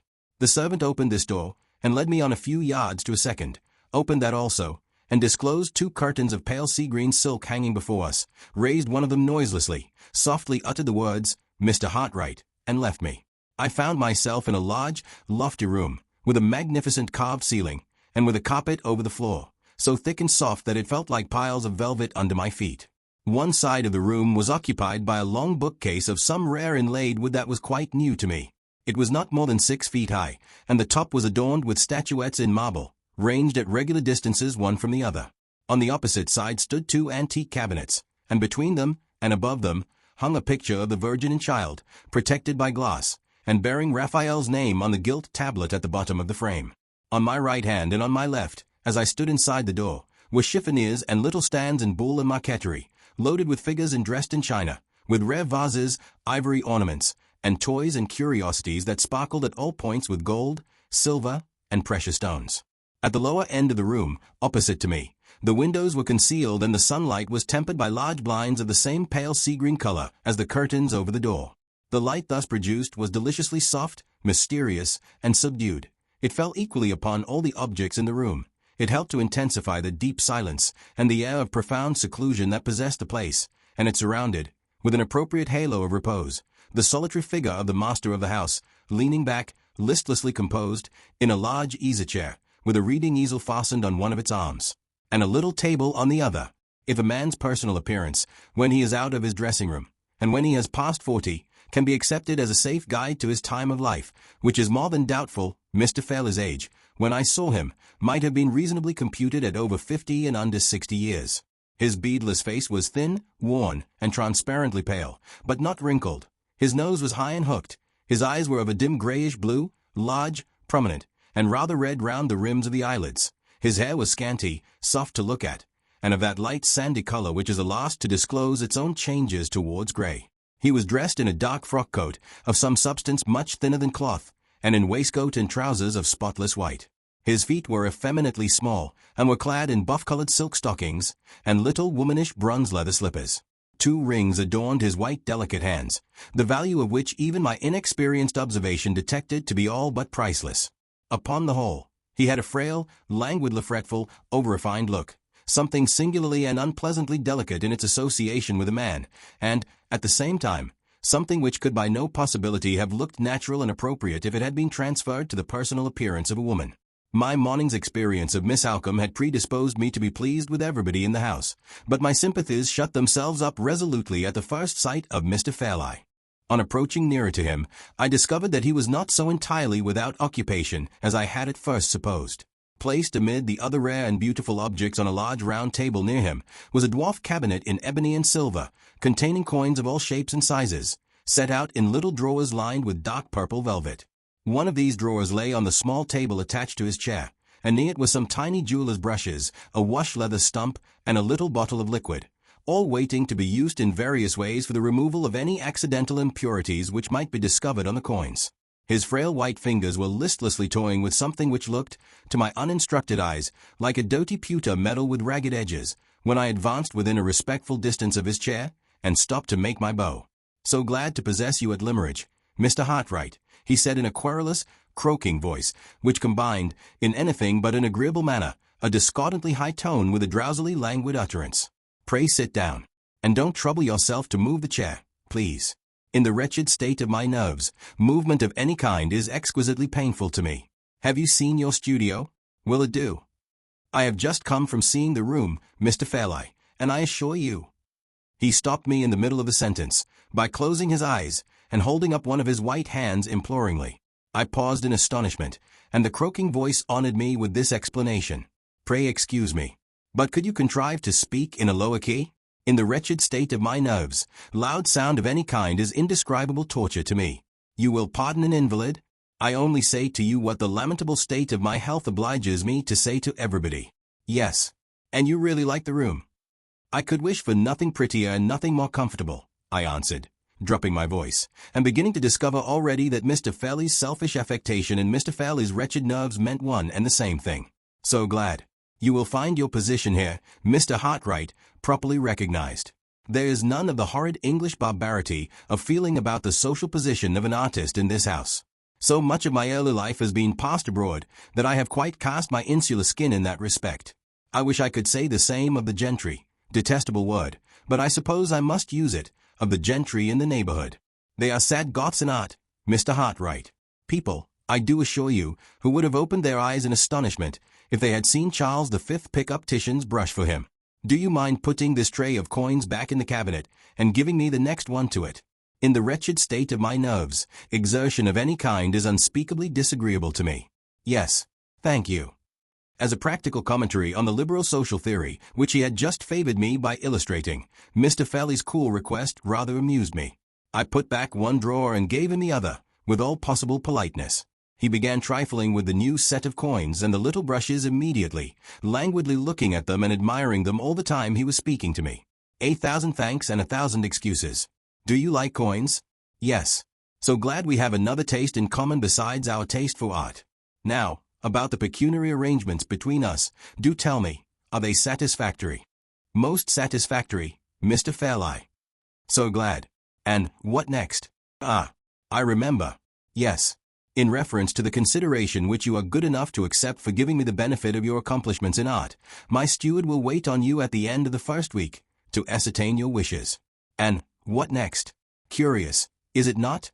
I had a great deal more to say, and I appear to have quite forgotten it. Do you mind touching the bell? In that corner. Yes. Thank you. I rang, and a new servant noiselessly made his appearance, a foreigner, with a set smile and perfectly brushed hair, a valet every inch of him. Louis, said Mr. Fairlie, dreamily dusting the tips of his fingers with one of the tiny brushes for the coins, I made some entries in my tablets this morning. Find my tablets. 1,000 pardons, Mr. Hartright, I'm afraid I bore you. As he wearily closed his eyes again, before I could answer, and as he did most assuredly bore me, I sat silent, and looked up at the Madonna and Child by Raphael. In the meantime, the valet left the room, and returned shortly with a little ivory book. Mr. Fairlie, after first relieving himself by a gentle sigh, let the book drop open with one hand, and held up the tiny brush with the other, as a sign to the servant to wait for further orders. Yes, just so, said Mr. Fairlie, consulting the tablets. Louis, take down that portfolio. He pointed, as he spoke, to several portfolios placed near the window, on mahogany stands. No, not the one with the green back, that contains my Rembrandt etchings, Mr. Hartright. Do you like etchings? Yes? So glad we have another taste in common. The portfolio with the red back, Louis. Don't drop it. You have no idea of the tortures I should suffer, Mr. Hartright, if Louis dropped that portfolio. Is it safe on the chair? Do you think it's safe, Mr. Hartright? Yes. So glad. Will you oblige me by looking at the drawings, if you really think they are quite safe? Louis, go away. What an ass you are. Don't you see me holding the tablets? Do you suppose I want to hold them? Then why not relieve me of the tablets, without being told? 1,000 pardons, Mr. Hartright. Servants are such asses, are they not? Do tell me, what do you think of the drawings? They have come from a sale in a shocking state. I thought they smelt of horrid dealers' and brokers' fingers when I looked at them last. Can you undertake them? Although my nerves were not delicate enough to detect the odor of plebeian fingers which had offended Mr. Fairlie's nostrils, my taste was sufficiently educated to enable me to appreciate the value of the drawings, while I turned them over. They were, for the most part, really fine specimens of English watercolor art, and they had deserved much better treatment at the hands of their former possessor than they appeared to have received. The drawings, I answered, require careful straining and mounting, and, in my opinion, they are well worth. I beg your pardon, interposed Mr. Fairlie. Do you mind my closing my eyes while you speak? Even this light is too much for them. Yes. I was about to say that the drawings are well worth all the time and trouble. Mr. Fairlie suddenly opened his eyes again, and rolled them with an expression of helpless alarm in the direction of the window.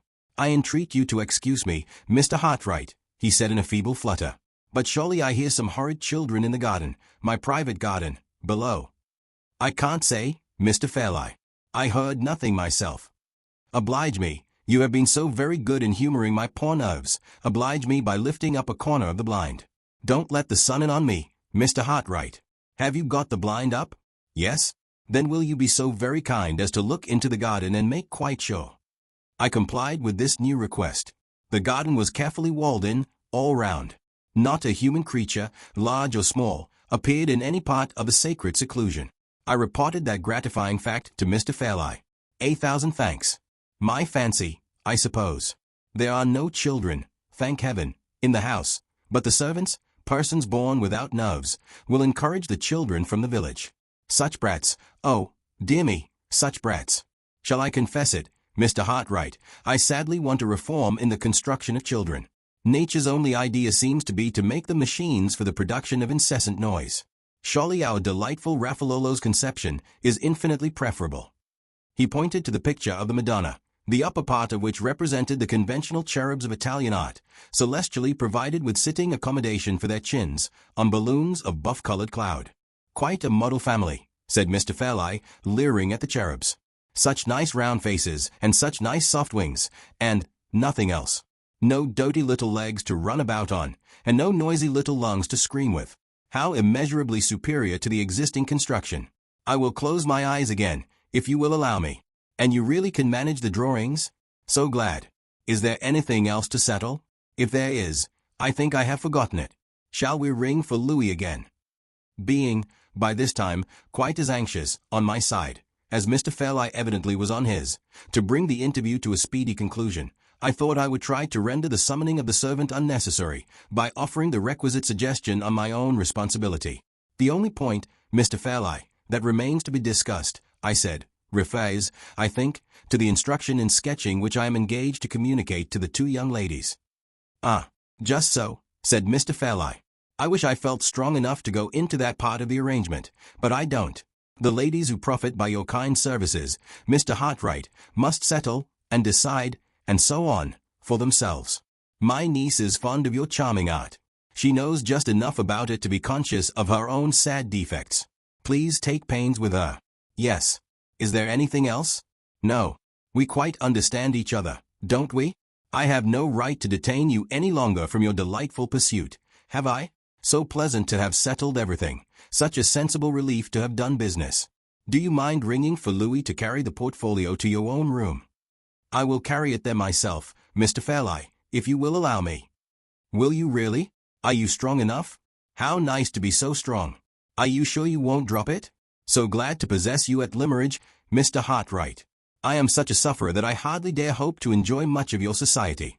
Would you mind taking great pains not to let the doors bang, and not to drop the portfolio? Thank you. Gently with the curtains, please. The slightest noise from them goes through me like a knife. Yes. Good morning. When the sea-green curtains were closed, and when the two baize doors were shut behind me, I stopped for a moment in the little circular hall beyond, and drew a long, luxurious breath of relief.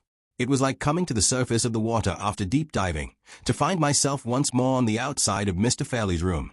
As soon as I was comfortably established for the morning in my pretty little studio, the first resolution at which I arrived was to turn my steps no more in the direction of the apartments occupied by the master of the house, except in the very improbable event of his honoring me with a special invitation to pay him another visit.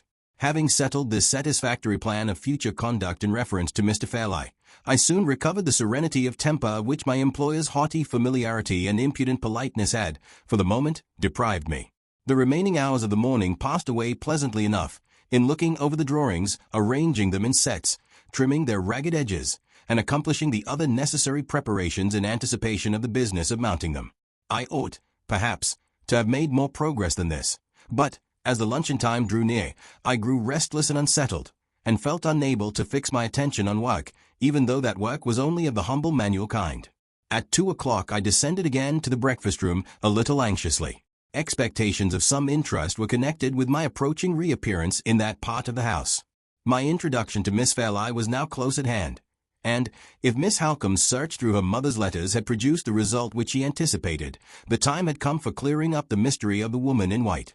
When I entered the room, I found Miss Halcombe and an elderly lady seated at the luncheon table. The elderly lady, when I was presented to her, proved to be Miss Fairlie's former governess, Mrs. Vesey, who had been briefly described to me by my lively companion at the breakfast table, as possessed of all the cardinal virtues, and counting for nothing. I can do little more than offer my humble testimony to the truthfulness of Miss Halcombe's sketch of the old lady's character. Mrs. Vesey looked the personification of human composure and female amiability. A calm enjoyment of a calm existence beamed in drowsy smiles on her plump, placid face. Some of us rush through life, and some of us saunter through life. Mrs. Vesey sat through life. Sat in the house, early and late. Sat in the garden. Sat in unexpected window seats and passages. Sat, on a camp stool, when her friends tried to take her out walking. Sat before she looked at anything, before she talked of anything, before she answered yes or no to the commonest question, always with the same serene smile on her lips, the same vacantly attentive turn of the head, the same snugly comfortable position of her hands and arms, under every possible change of domestic circumstances. A mild, a compliant, an unutterably tranquil and harmless old lady, who never by any chance suggested the idea that she had been actually alive since the hour of her birth. Nature has so much to do in this world, and is engaged in generating such a vast variety of coexistent productions, that she must surely be now and then too flurried and confused to distinguish between the different processes that she is carrying on at the same time. Starting from this point of view, it will always remain my private persuasion that nature was absorbed in making cabbages when Mrs. Vesey was born, and that the good lady suffered the consequences of a vegetable preoccupation in the mind of the mother of us all. Now, Mrs. Vesey, said Miss Halcombe, looking brighter, sharper, and readier than ever, by contrast with the undemonstrative old lady at her side, what will you have? A cutlet. Mrs. Vesey crossed her dimpled hands on the edge of the table, smiled placidly, and said, "Yes, dear." "What is that opposite Mr. Hartright? Boiled chicken, is it not? I thought you liked boiled chicken better than cutlet, Mrs. Vesey." Mrs. Vesey took her dimpled hands off the edge of the table and crossed them on her lap instead, nodded contemplatively at the boiled chicken, and said, "Yes, dear." "Well, but which will you have, today? Shall Mr. Hartright give you some chicken, or shall I give you some cutlet?" Mrs. Vesey put one of her dimpled hands back again on the edge of the table, hesitated drowsily, and said, "Which you please, dear." "Mercy on me. It's a question for your taste, my good lady, not for mine. Suppose you have a little of both, and suppose you begin with the chicken, because Mr. Hartright looks devoured by anxiety to carve for you." Mrs. Vesey put the other dimpled hand back on the edge of the table, brightened dimly one moment, went out again the next, bowed obediently, and said, "If you please, sir." Surely a mild, a compliant, an unutterably tranquil and harmless old lady. But enough, perhaps, for the present, of Mrs. Vesey. All this time, there were no signs of Miss Fairlie. We finished our luncheon, and still she never appeared. Miss Halcombe, whose quick eye nothing escaped, noticed the looks that I cast, from time to time, in the direction of the door. "I understand you, Mr. Hartright," she said. "You are wondering what has become of your other pupil. She has been downstairs, and has got over her headache, but has not sufficiently recovered her appetite to join us at lunch. If you will put yourself under my charge, I think I can undertake to find her somewhere in the garden." She took up a parasol lying on a chair near her, and led the way out, by a long window at the bottom of the room, which opened onto the lawn. It is almost unnecessary to say that we left Mrs. Vesey still seated at the table, with her dimpled hands still crossed on the edge of it, apparently settled in that position for the rest of the afternoon. As we crossed the lawn, Miss Halcombe looked at me significantly, and shook her head. "That mysterious adventure of yours," she said, "still remains involved in its own appropriate midnight darkness. I have been all the morning looking over my mother's letters, and I have made no discoveries yet. However, don't despair, Mr. Hartright. This is a matter of curiosity, and you have got a woman for your ally. Under such conditions success is certain, sooner or later. The letters are not exhausted. I have 3 packets still left, and you may confidently rely on my spending the whole evening over them." Here, then, was one of my anticipations of the morning still unfulfilled. I began to wonder, next, whether my introduction to Miss Fairlie would disappoint the expectations that I had been forming of her since breakfast time. "And how did you get on with Mr. Fairlie?" inquired Miss Halcombe, as we left the lawn and turned into a shrubbery. "Was he particularly nervous this morning?" "Never mind considering about your answer, Mr. Hartright.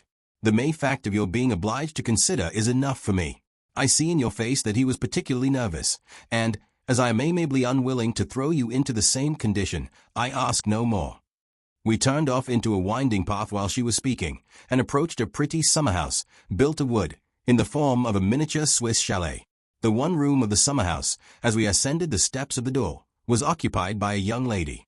She was standing near a rustic table, looking out at the inland view of moor and hill presented by a gap in the trees, and absently turning over the leaves of a little sketchbook that lay at her side. This was Miss Fairlie. How can I describe her? How can I separate her from my own sensations, and from all that has happened in the later time? How can I see her again as she looked when my eyes first rested on her, as she should look, now, to the eyes that are about to see her in these pages? The watercolor drawing that I made of Laura Fairlie, at an after period, in the place and attitude in which I first saw her, lies on my desk while I write. I look at it, and there dawns upon me brightly, from the dark greenish-brown background of the summer house, a light, youthful figure, clothed in a simple muslin dress, the pattern of it formed by broad alternate stripes of delicate blue and white. A scarf of the same material sits crisply and closely round her shoulders, and a little straw hat of a natural color, plainly and sparingly trimmed with ribbon to match the gown, covers her head, and throws its soft pearly shadow over the upper part of her face. Her hair is of so faint and pale a brown, not flaxen, and yet almost as light, not golden, and yet almost as glossy, that it nearly melts, here and there, into the shadow of the hat. It is plainly parted and drawn back over her ears, and the line of it ripples naturally as it crosses her forehead. The eyebrows are rather darker than the hair, and the eyes are of that soft, limpid, turquoise blue, so often sung by the poets, so seldom seen in real life. Lovely eyes in color, lovely eyes in form, large and tender and quietly thoughtful, but beautiful above all things in the clear truthfulness of look that dwells in their inmost depths, and shines through all their changes of expression with the light of a purer and a better world. The charm, most gently and yet most distinctly expressed, which they shed over the whole face, so covers and transforms its little natural human blemishes elsewhere, that it is difficult to estimate the relative merits and defects of the other features. It is hard to see that the lower part of the face is too delicately refined away towards the chin to be in full and fair proportion with the upper part, that the nose, in escaping the aquiline bend, always hard and cruel in a woman, no matter how abstractedly perfect it may be, has erred a little in the other extreme, and has missed the ideal straightness of line, and that the sweet, sensitive lips are subject to a slight nervous contraction when she smiles, which draws them upward a little, at one corner, towards the cheek. It might be possible to note these blemishes in another woman's face, but it is not easy to dwell on them in hers. So subtly are they connected with all that is individual and characteristic in her expression, and so closely does the expression depend for its full play and life, in every other feature, on the moving impulse of the eyes. Does my poor portrait of her, my fond, patient labor of long and happy days, show me these things?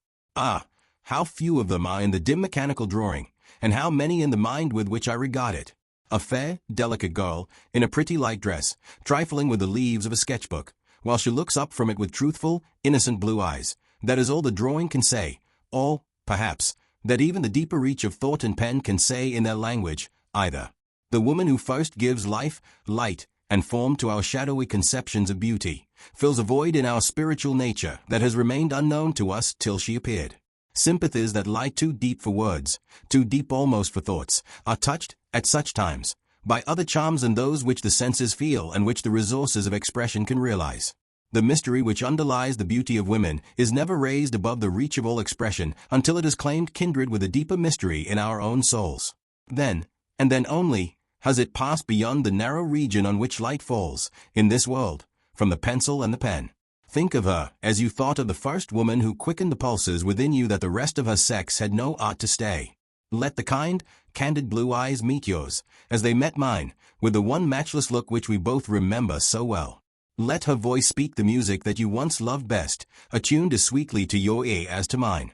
Let her footstep, as she comes and goes, in these pages, be like that other footstep to whose airy fall your own heart once beat time. Take her as the visionary nursling of your own fancy, and she will grow upon you, all the more clearly, as the living woman who dwells in mine. Among the sensations that crowded on me, when my eyes first looked upon her, familiar sensations which we all know, which spring to life in most of our hearts, die again in so many, and renew their bright existence in so few, there was one that troubled and perplexed me, one that seemed strangely inconsistent and unaccountably out of place in Miss Fairley's presence. Mingling with the vivid impression produced by the charm of her fair face and head, her sweet expression, and her winning simplicity of manner, was another impression, which, in a shadowy way, suggested to me the idea of something wanting. At one time it seemed like something wanting in her, at another, like something wanting in myself, which hindered me from understanding her as I ought. The impression was always strongest in the most contradictory manner, when she looked at me, or, in other words, when I was most conscious of the harmony and charm of her face, and yet, at the same time, most troubled by the sense of an incompleteness which it was impossible to discover. Something wanting, and where it was, and what it was, I could not say. The effect of this curious caprice of fancy, as I thought it then, was not of a nature to set me at my ease during a first interview with Miss Fairley. The few kind words of welcome which she spoke found me hardly self-possessed enough to thank her in the customary phrases of reply. Observing my hesitation, and no doubt attributing it, naturally enough, to some momentary shyness on my part, Miss Halcombe took the business of talking, as easily and readily as usual, into her own hands. "Look there, Mr. Hartright," she said, pointing to the sketchbook on the table, and to the little delicate wondering hand that was still trifling with it. "Surely you will acknowledge that your model pupil is found at last?" The moment she hears that you are in the house, she seizes her inestimable sketchbook, looks universal nature straight in the face, and longs to begin. Miss Fairley laughed with a ready good humor, which broke out as brightly as if it had been part of the sunshine above us, over her lovely face. "I must not take credit to myself where no credit is due," she said, her clear, truthful blue eyes looking alternately at Miss Halcombe and at me.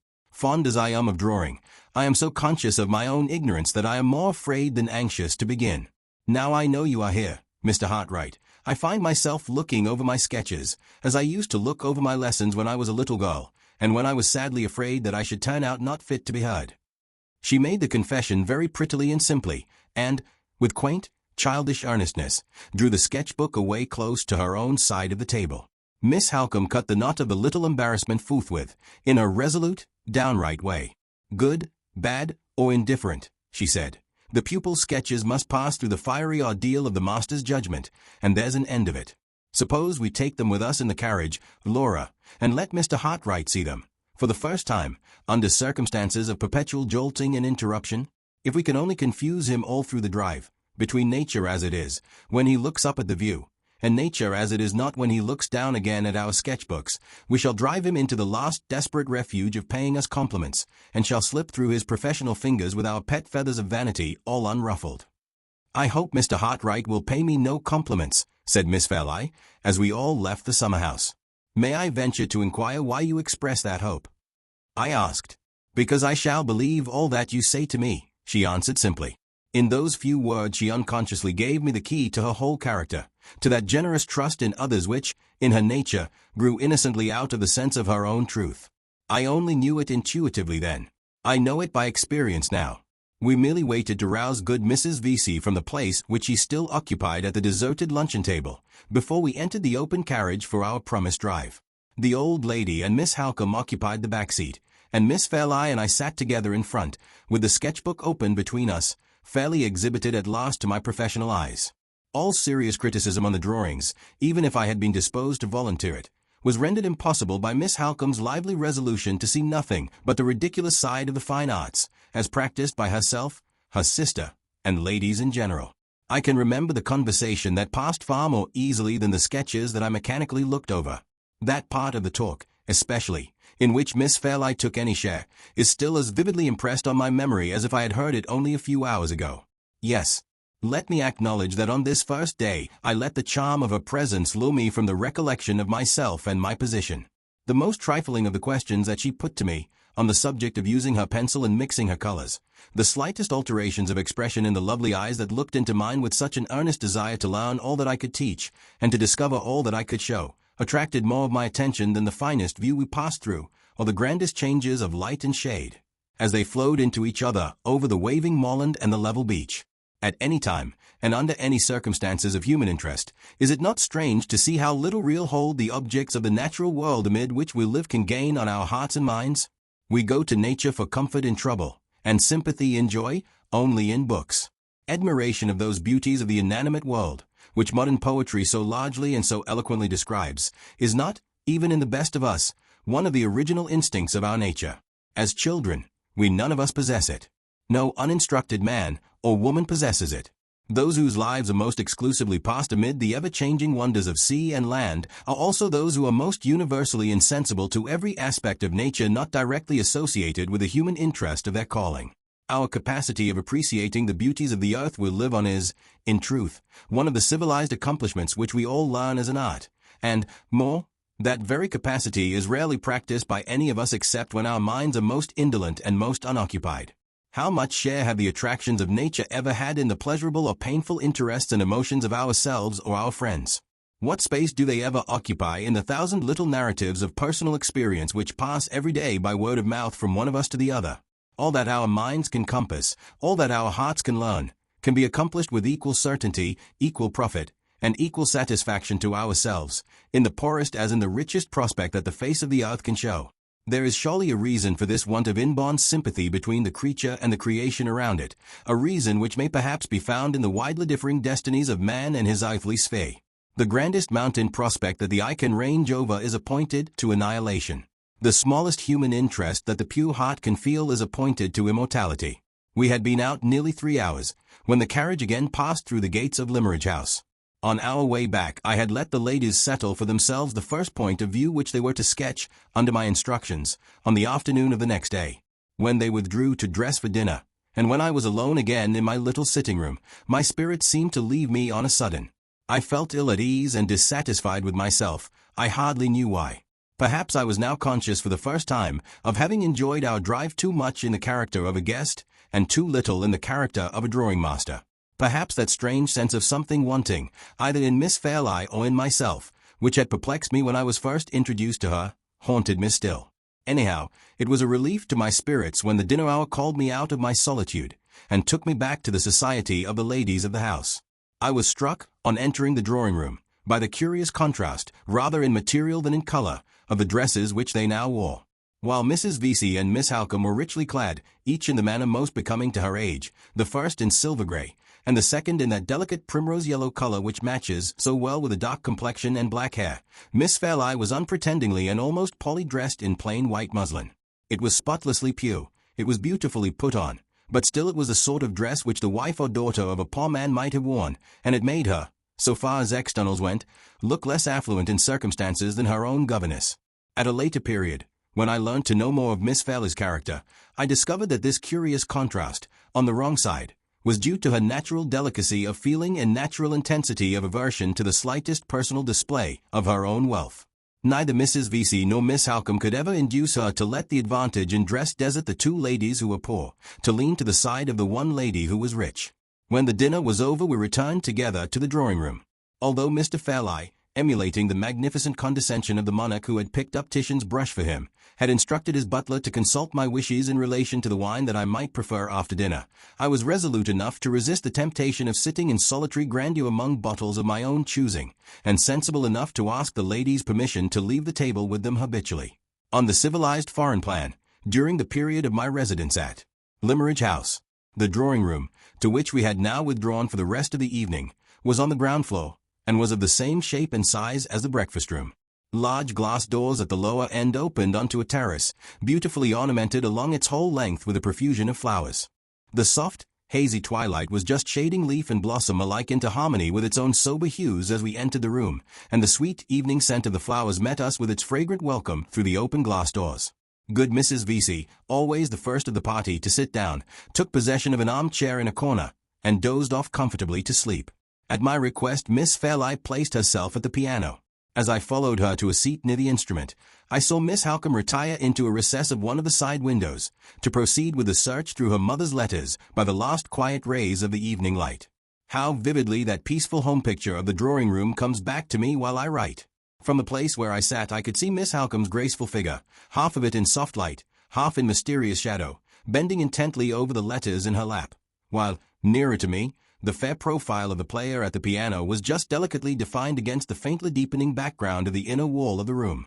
Outside, on the terrace, the clustering flowers and long grasses and creepers waved so gently in the light evening air that the sound of their rustling never reached us. The sky was without a cloud, and the dawning mystery of moonlight began to tremble already in the region of the eastern heaven. The sense of peace and seclusion soothed all thought and feeling into a rapt, unearthly repose, and the balmy quiet, that deepened ever with a deepening light, seemed to hover over us with a gentler influence still, when there stole upon it from the piano the heavenly tenderness of the music of Mozart. It was an evening of sights and sounds never to forget. We all sat silent in the places we had chosen, Mrs. Vesey still sleeping, Miss Fairlie still playing, Miss Halcombe still reading, till the light failed us. By this time the moon had stolen round to the terrace, and soft, mysterious rays of light were slanting already across the lower end of the room. The change from the twilight obscurity was so beautiful that we banished the lamps, by common consent, when the servant brought them in, and kept the large room unlighted, except by the glimmer of the 2 candles at the piano. For half an hour more the music still went on. After that the beauty of the moonlight view on the terrace tempted Miss Fairlie out to look at it, and I followed her. When the candles at the piano had been lighted, Miss Halcombe had changed her place, so as to continue her examination of the letters by their assistance. We left her, on a low chair, at one side of the instrument, so absorbed over her reading that she did not seem to notice when we moved. We had been out on the terrace together, just in front of the glass doors, hardly so long as 5 minutes, I should think, and Miss Fairlie was, by my advice, just tying her white handkerchief over her head as a precaution against the night air, when I heard Miss Halcombe's voice, low, eager, and altered from its natural lively tone, pronounce my name. "Mr. Hartright," she said, "will you come here for a minute? I want to speak to you." I entered the room again immediately. The piano stood about halfway down along the inner wall. On the side of the instrument farthest from the terrace, Miss Halcombe was sitting with the letters scattered on her lap, and with one in her hand selected from them, and held close to the candle. On the side nearest to the terrace there stood a low ottoman, on which I took my place. In this position I was not far from the glass doors, and I could see Miss Fairlie plainly, as she passed and repassed the opening onto the terrace, walking slowly from end to end of it in the full radiance of the moon. "I want you to listen while I read the concluding passages in this letter," said Miss Halcombe.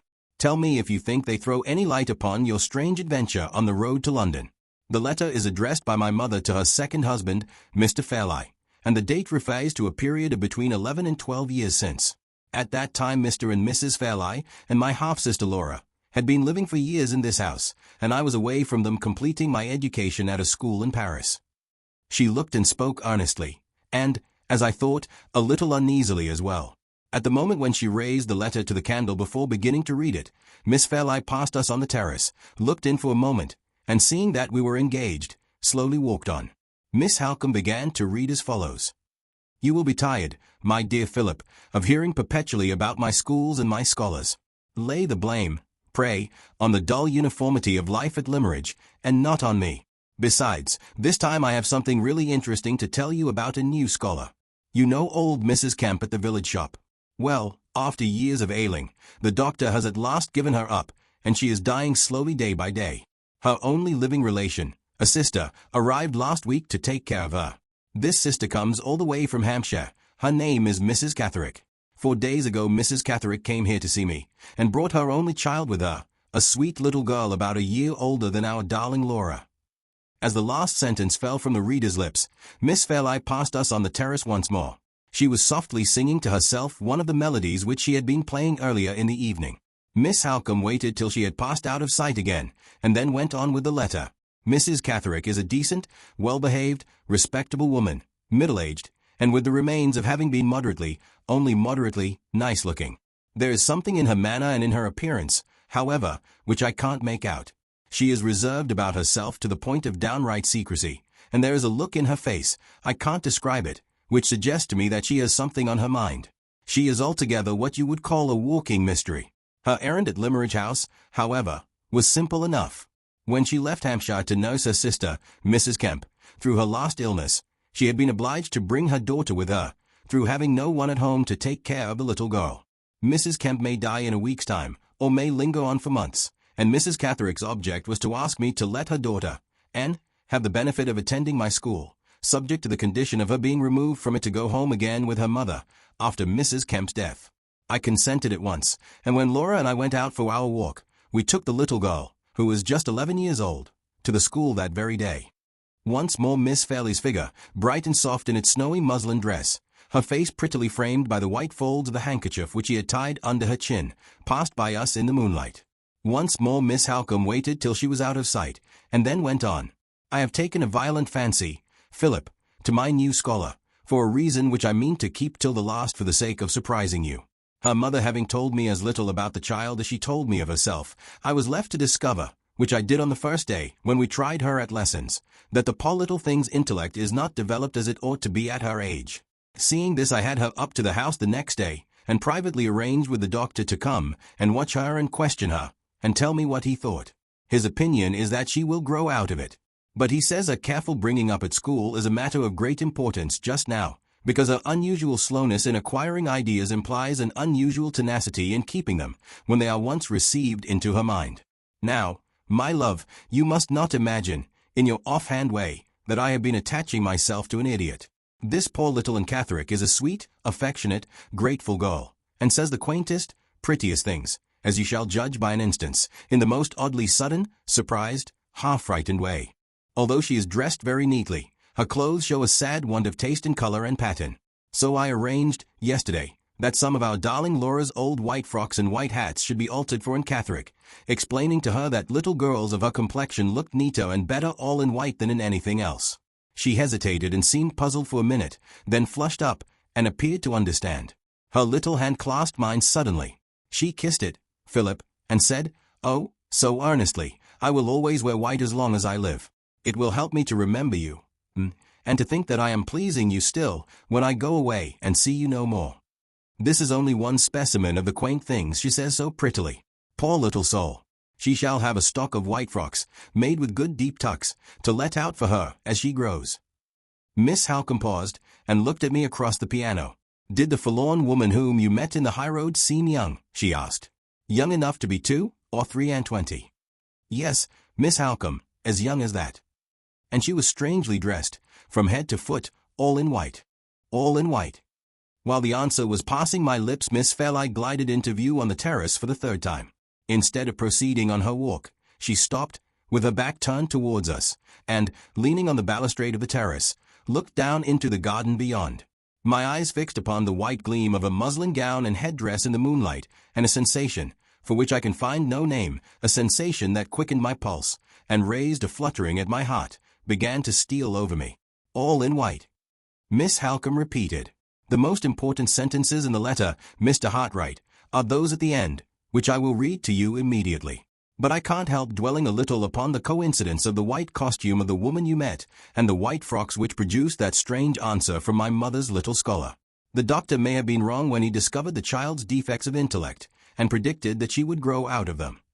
She may never have grown out of them, and the old grateful fancy about dressing in white, which was a serious feeling to the girl, may be a serious feeling to the woman still. I said a few words in answer, I hardly know what. All my attention was concentrated on the white gleam of Miss Fairlie's muslin dress. Listen to the last sentences of the letter, said Miss Halcombe. I think they will surprise you. As she raised the letter to the light of the candle, Miss Fairlight turned from the balustrade, looked doubtfully up and down the terrace, advanced a step towards the glass doors, and then stopped, facing us. Meanwhile Miss Halcombe read me the last sentences to which she had referred. And now, my love, seeing that I am at the end of my paper, now for the real reason, the surprising reason, for my fondness for Little and Catherick. My dear Philip, although she is not half so pretty, she is, nevertheless, by one of those extraordinary caprices of accidental resemblance which one sometimes sees, the living likeness, in her hair, her complexion, the color of her eyes, and the shape of her face. I started up from the ottoman before Miss Halcombe could pronounce the next words. A thrill of the same feeling which ran through me when the touch was laid upon my shoulder on the lonely highroad chilled me again. There stood Miss Fairlight, a white figure, alone in the moonlight, in her attitude, in the turn of her head, in her complexion, in the shape of her face, the living image, at that distance and under those circumstances, of the woman in white. The doubt which had troubled my mind for hours and hours past flashed into conviction in an instant. That something wanting was my own recognition of the ominous likeness between the fugitive from the asylum and my pupil at Limmeridge House. You see it, said Miss Halcombe. She dropped the useless letter, and her eyes flashed as they met mine. You see it now, as my mother saw it 11 years since. I see it, more unwillingly than I can say. To associate that forlorn, friendless, lost woman, even by an accidental likeness only, with Miss Fairlight, seems like casting a shadow on the future of the bright creature who stands looking at us now. Let me lose the impression again as soon as possible. Call her in, out of the dreary moonlight. Pray call her in. Mr. Hartright, you surprise me. Whatever women may be, I thought that men, in the 19th century, were above superstition. Pray call her in. Hush, hush. She is coming of her own accord. Say nothing in her presence. Let this discovery of the likeness be kept a secret between you and me. Come in, Laura, come in, and wake Mrs. Vesey with the piano. Mr. Hartright is petitioning for some more music, and he wants it, this time, of the lightest and liveliest kind. So ended my eventful first day at Limmeridge House. Miss Halcombe and I kept our secret. After the discovery of the likeness, no fresh light seemed destined to break over the mystery of the woman in white. At the first safe opportunity, Miss Halcombe cautiously led her half-sister to speak of their mother, of old times, and of Catherick.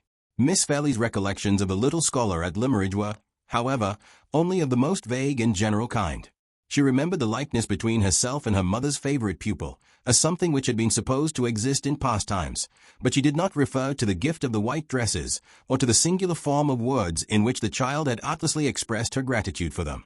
She remembered that and had remained at Limmeridge for a few months only, and had then left it to go back to her home in Hampshire, but she could not say whether the mother and daughter had ever returned, or had ever been heard of afterwards. No further search, on Miss Halcombe's part, through the few letters of Mrs. Fairlie's writing which she had left unread, assisted in clearing up the uncertainties still left to perplex us. We had identified the unhappy woman whom I had met in the night time within Catherick. We had made some advance, at least, towards connecting the probably defective condition of the poor creature's intellect with the peculiarity of her being dressed all in white, and with the continuance, in her maturer years, of her childish gratitude towards Mrs. Fairlight. And there, so far as we knew at that time, our discoveries had ended. The days passed on, the weeks passed on, and the track of the golden autumn wound its bright way visibly through the green summer of the trees. Peaceful, fast-flowing, happy time. My story glides by you now as swiftly as you once glided by me. Of all the treasures of enjoyment that you poured so freely into my heart, how much is left me that has purpose and value enough to be written on this page? Nothing but the saddest of all confessions that a man can make, the confession of his own folly. The secret which that confession discloses should be told with little effort, for it has indirectly escaped me already. The poor weak words, which have failed to describe Miss Fairlie, have succeeded in betraying the sensations she awakened in me. It is so with us all. Our words are giants when they do us an injury, and dwarfs when they do us a service. I loved her. Ah, how well I know all the sadness and all the mockery that is contained in those 3 words. I can sigh over my mournful confession with the tenderest woman who reads it and pities me. I can laugh at it as bitterly as the hardest man who tosses it from him in contempt. I loved her. Feel for me, or despise me, I confess it with the same immovable resolution to own the truth. Was there no excuse for me? There was some excuse to be found, surely, in the conditions under which my term of hired service was passed at Limmeridge House. My morning hours succeeded each other calmly in the quiet and seclusion of my own room. I had just work enough to do, in mounting my employer's drawings, to keep my hands and eyes pleasurably employed, while my mind was left free to enjoy the dangerous luxury of its own unbridled thoughts. A perilous solitude, for it lasted long enough to enervate, not long enough to fortify me. A perilous solitude, for it was followed by afternoons and evenings spent, day after day and week after week alone in the society of 2 women, one of whom possessed all the accomplishments of grace, wit, and high breeding, the other all the charms of beauty, gentleness, and simple truth, that can purify and subdue the heart of man. Not a day passed, in that dangerous intimacy of teacher and pupil, in which my hand was not close to Miss Fairlie's, my cheek, as we bent together over her sketchbook, almost touching hers. The more attentively she watched every movement of my brush, the more closely I was breathing the perfume of her hair and the warm fragrance of her breath. It was part of my service to live in the very light of her eyes, at one time to be bending over her, so close to her bosom as to tremble at the thought of touching it, at another, to feel her bending over me, bending so close to see what I was about, that her voice sank low when she spoke to me, and her ribbons brushed my cheek in the wind before she could draw them back. The evenings which followed the sketching excursions of the afternoon varied, rather than checked, these innocent, these inevitable familiarities. My natural fondness for the music which she played with such tender feeling, such delicate womanly taste, and her natural enjoyment of giving me back, by the practice of her art, the pleasure which I had offered to her by the practice of mine, only wove another tie which drew us closer and closer to one another. The accidents of conversation, the simple habits which regulated even such a little thing as the position of our places at table, the play of Miss Halcombe's ever-ready raillery, always directed against my anxiety as teacher, while it sparkled over her enthusiasm as pupil, the harmless expression of poor Mrs. Vyse's drowsy approval, which connected Miss Fairlie and me as 2 model young people who never disturbed her. Every one of these trifles, and many more, combined to fold us together in the same domestic atmosphere, and to lead us both insensibly to the same hopeless end. I should have remembered my position, and have put myself secretly on my guard. I did so, but not till it was too late. All the discretion, all the experience, which had availed me with other women, and secured me against other temptations, failed me with her. It had been my profession, for years past, to be in this close contact with young girls of all ages, and of all orders of beauty. I had accepted the position as part of my calling in life. I had trained myself to leave all the sympathies natural to my age in my employer's outer hall, as coolly as I left my umbrella there before I went upstairs. I had long since learned to understand, composedly and as a matter of course, that my situation in life was considered a guarantee against any of my female pupils feeling more than the most ordinary interest in me, and that I was admitted among beautiful and captivating women much as a harmless domestic animal is admitted among them. This guardian experience I had gained early. This guardian experience had sternly and strictly guided me straight along my own poor narrow path, without once letting me stray aside, to the right hand or to the left. And now I and my trusty talisman were parted for the first time. Yes, my hardly earned self-control was as completely lost to me as if I had never possessed it, lost to me, as it is lost every day to other men, in other critical situations, where women are concerned. I know, now, that I should have questioned myself from the first. I should have asked why any room in the house was better than home to me when she entered it, and barren as a desert when she went out again. Why I always noticed and remembered the little changes in her dress that I had noticed and remembered in no other woman's before. Why I saw her, heard her, and touched her, when we shook hands at night and morning, as I had never seen, heard, and touched any other woman in my life. I should have looked into my own heart, and found this new growth springing up there, and plucked it out while it was young. Why was this easiest, simplest work of self-culture always too much for me? The explanation has been written already in the 3 words that were many enough and plain enough for my confession. I loved her. The days passed, the weeks passed. It was approaching the 3rd month of my stay in Cumberland.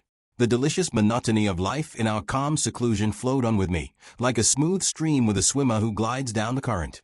All memory of the past, all thought of the future, all sense of the falseness and hopelessness of my own position, lay hushed within me into deceitful rest. Lulled by the siren song that my own heart sung to me, with eyes shut to all sight, and ears closed to all sound of danger, I drifted nearer and nearer to the fatal rocks. The warning that aroused me at last, and startled me into sudden, self-accusing consciousness of my own weakness, was the plainest, the truest, the kindest of all warnings, for it came silently from her. We had parted one night as usual. No word had fallen from my lips at that time or at any time before it that could betray me or startle her into sudden knowledge of the truth. But when we met again in the morning, a change had come over her, a change that told me all. I shrank then, I shrink still, from invading the innermost sanctuary of her heart and laying it open to others, as I have laid open my own. Let it be enough to say that the time when she first surprised my secret was, I firmly believe, the time when she first surprised her own, and the time, also, when she changed towards me in the interval of one night. Her nature, too truthful to deceive others, was too noble to deceive itself. When the doubt that I had hushed to sleep first laid its weary weight on her heart, the true face owned all, and said, in its own frank, simple language, I am sorry for him, I am sorry for myself. It said this, and more, which I could not then interpret. I understood but too well the change in her manner, to greater kindness and quicker readiness in interpreting all my wishes, before others, to constraint and sadness, and nervous anxiety to absorb herself in the first occupation she could seize on, whenever we happened to be left together alone. I understood why the sweet, sensitive lips smiled so rarely and so restrainedly now, and why the clear blue eyes looked at me, sometimes with the pity of an angel, sometimes with the innocent perplexity of a child. But the change meant more than this.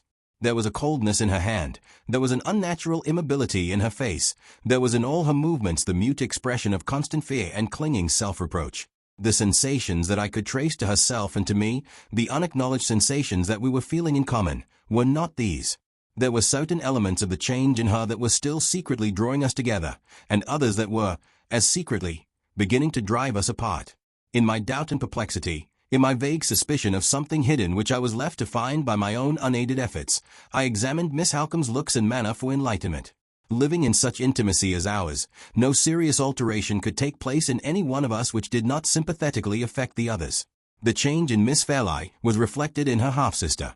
Although not a word escaped Miss Halcombe which hinted at an altered state of feeling towards myself, her penetrating eyes had contracted a new habit of always watching me. Sometimes the look was like suppressed anger, sometimes like suppressed dread, sometimes like neither, like nothing, in short, which I could understand. A week elapsed, leaving us all three still in this position of secret constraint towards one another. My situation, aggravated by the sense of my own miserable weakness and forgetfulness of myself, now too late awakened in me, was becoming intolerable. I felt that I must cast off the oppression under which I was living, at once and forever, yet how to act for the best, or what to say first, was more than I could tell. From this position of helplessness and humiliation, I was rescued by Miss Halcombe.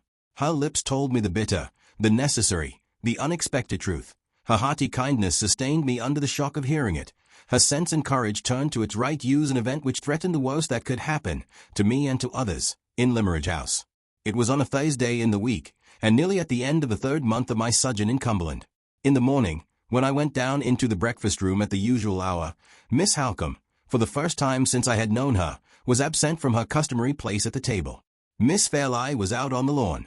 She bowed to me, but did not come in.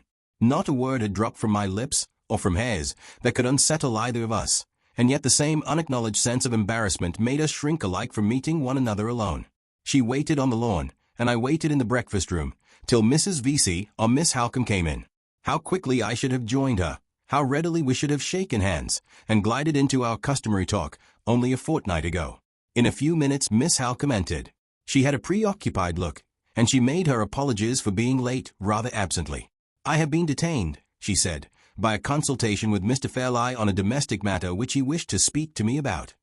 Miss Fairlie came in from the garden, and the usual morning greeting passed between us. Her hand struck colder to mine than ever. She did not look at me, and she was very pale. Even Mrs. V.C. noticed it when she entered the room a moment after. "I suppose it is the change in the wind," said the old lady. "The winter is coming.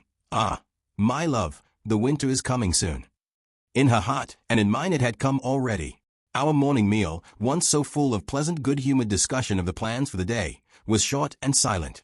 Miss Fairlie seemed to feel the oppression of the long pauses in the conversation, and looked appealingly to her sister to fill them up. Miss Halcombe, after once or twice hesitating and checking herself, in a most uncharacteristic manner, spoke at last. "I have seen your uncle this morning, Laura," she said. "He thinks the purple room is the one that ought to be got ready, and he confirms what I told you. Monday is the day, not Tuesday." While these words were being spoken, Miss Fairlie looked down at the table beneath her. Her fingers moved nervously among the crumbs that were scattered on the cloth. The paleness on her cheeks spread to her lips, and the lips themselves trembled visibly.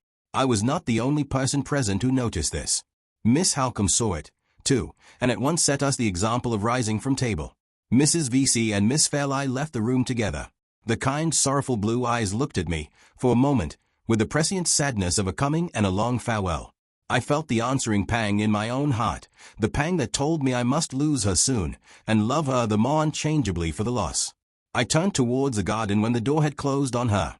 Miss Halcombe was standing with her hat in her hand, and her shawl over her arm, by the large window that led out to the lawn, and was looking at me attentively. "Have you any leisure time to spare," she asked, "before you begin to work in your own room?" "Certainly, Miss Halcombe. I have always time at your service." "I want to say a word to you in private, Mr. Hartright. Get your hat and come out into the garden. We are not likely to be disturbed there at this hour in the morning." As we stepped out onto the lawn, one of the under-gardeners, a male lad, passed us on his way to the house, with a letter in his hand. Miss Halcombe stopped him. "Is that letter for me?" she asked. "Nay, miss, it's just said to be for Miss Fairlie," answered the lad, holding out the letter as he spoke. Miss Halcombe took it from him and looked at the address.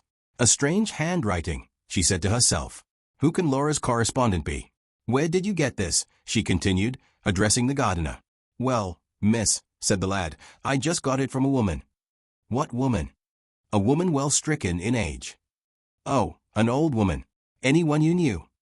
"I can attack it on missile, to say that she was other than a stranger to me." "Which way did she go?" "That gate," said the under-gardener, turning with great deliberation towards the south, and embracing the whole of that part of England with one comprehensive sweep of his arm. "Curious," said Miss Halcombe. "I suppose it must be a begging letter. There," she added, handing the letter back to the lad. "Take it to the house, and give it to one of the servants. And now, Mr. Hartright, if you have no objection, let us walk this way." She led me across the lawn, along the same path by which I had followed her on the day after my arrival at Limmeridge. At the little summer-house, in which Laura Fairlie and I had first seen each other, she stopped, and broke the silence which she had steadily maintained while we were walking together. "What I have to say to you I can say here." With those words she entered the summer-house, took one of the chairs at the little round table inside, and signed to me to take the other. I suspected what was coming when she spoke to me in the breakfast-room. I felt certain of it now. "Mr. Hartright," she said, "I am going to begin by making a frank avowal to you. I am going to say, without phrase-making, which I detest, or paying compliments, which I heartily despise, that I have come, in the course of your residence with us, to feel a strong friendly regard for you. I was predisposed in your favor when you first told me of your conduct towards that unhappy woman whom you met under such remarkable circumstances. Your management of the affair might not have been prudent, but it showed the self-control, the delicacy, and the compassion of a man who was naturally a gentleman. It made me expect good things from you, and you have not disappointed my expectations." She paused, but held up her hand at the same time, as a sign that she awaited no answer from me before she proceeded. "When I entered the summer-house, no thought was in me of the woman in white. But now, Miss Halcombe's own words had put the memory of my adventure back in my mind. It remained there throughout the interview, remained, and not without a result. As your friend," she proceeded, "I am going to tell you, at once, in my own plain, blunt, downright language, that I have discovered your secret, without help or hint, mind, from anyone else. Mr. Hartright, you have thoughtlessly allowed yourself to form an attachment, a serious and devoted attachment, I am afraid, to my sister Laura. I don't put you to the pain of confessing it in so many words, because I see and know that you are too honest to deny it. I don't even blame you. I pity you for opening your heart to a hopeless affection. You have not attempted to take any underhand advantage. You have not spoken to my sister in secret. You are guilty of weakness and want of attention to your own best interests, but of nothing worse. If you had acted, in any single respect, less delicately and less modestly, I should have told you to leave the house without an instant's notice, or an instant's consultation of anybody. As it is, I blame the misfortune of your years and your position. I don't blame you. Shake hands. I have given you pain. I am going to give you more, but there is no help for it. Shake hands with your friend, Marian Halcombe, first. The sudden kindness, the warm, high-minded, fearless sympathy which met me on such mercifully equal terms, which appealed with such delicate and generous abruptness straight to my heart, my honor, and my courage, overcame me in an instant. I tried to look at her when she took my hand, but my eyes were dim. I tried to thank her, but my voice failed me. Listen to me, she said, considerately avoiding all notice of my loss of self-control. Listen to me, and let us get it over at once. It is a real true relief to me that I am not obliged, in what I have now to say, to enter into the question, the hard and cruel question as I think it, of social inequalities. Circumstances which will try you to the quick. Spare me the ungracious necessity of paining a man who has lived in friendly intimacy under the same roof with myself by any humiliating reference to matters of rank and station. You must leave Limmeridge House, Mr. Hartright, before more harm is done. It is my duty to say that to you, and it would be equally my duty to say it, under precisely the same serious necessity, if you were the representative of the oldest and wealthiest family in England. You must leave us, not because you are a teacher of drawing. She waited a moment, turned her face full on me, and reaching across the table, laid her hand firmly on my arm. Not because you are a teacher of drawing, she repeated, but because Laura Fairlie is engaged to be married. The last word went like a bullet to my heart. My arm lost all sensation of the hand that grasped it. I never moved and never spoke. The sharp autumn breeze that scattered the dead leaves at our feet came as cold to me, on a sudden, as if my own mad hopes were dead leaves too, whirled away by the wind like the rest. Hopes. Betrothed, or not betrothed, she was equally far from me. Would other men have remembered that in my place? Not if they had loved her, as I did. The pang passed, and nothing but the dull numbing pain of it remained. I felt Miss Halcombe's hand again, tightening its hold on my arm. I raised my head and looked at her. Her large black eyes were rooted on me, watching the white change on my face, which I felt, and which she saw. Crush it, she said. Hey, where you first saw her, crush it. Don't shrink under it like a woman. Tear it out, trample it underfoot like a man. The suppressed vehemence with which she spoke, the strength which her will concentrated in the look she fixed on me, and in the hold on my arm that she had not yet relinquished, communicated to mine, steadied me. We both waited for a minute in silence. At the end of that time I had justified her generous faith in my manhood. I had, outwardly at least, recovered my self-control. Are you yourself again? Enough myself, Miss Halcombe, to ask your pardon and hers.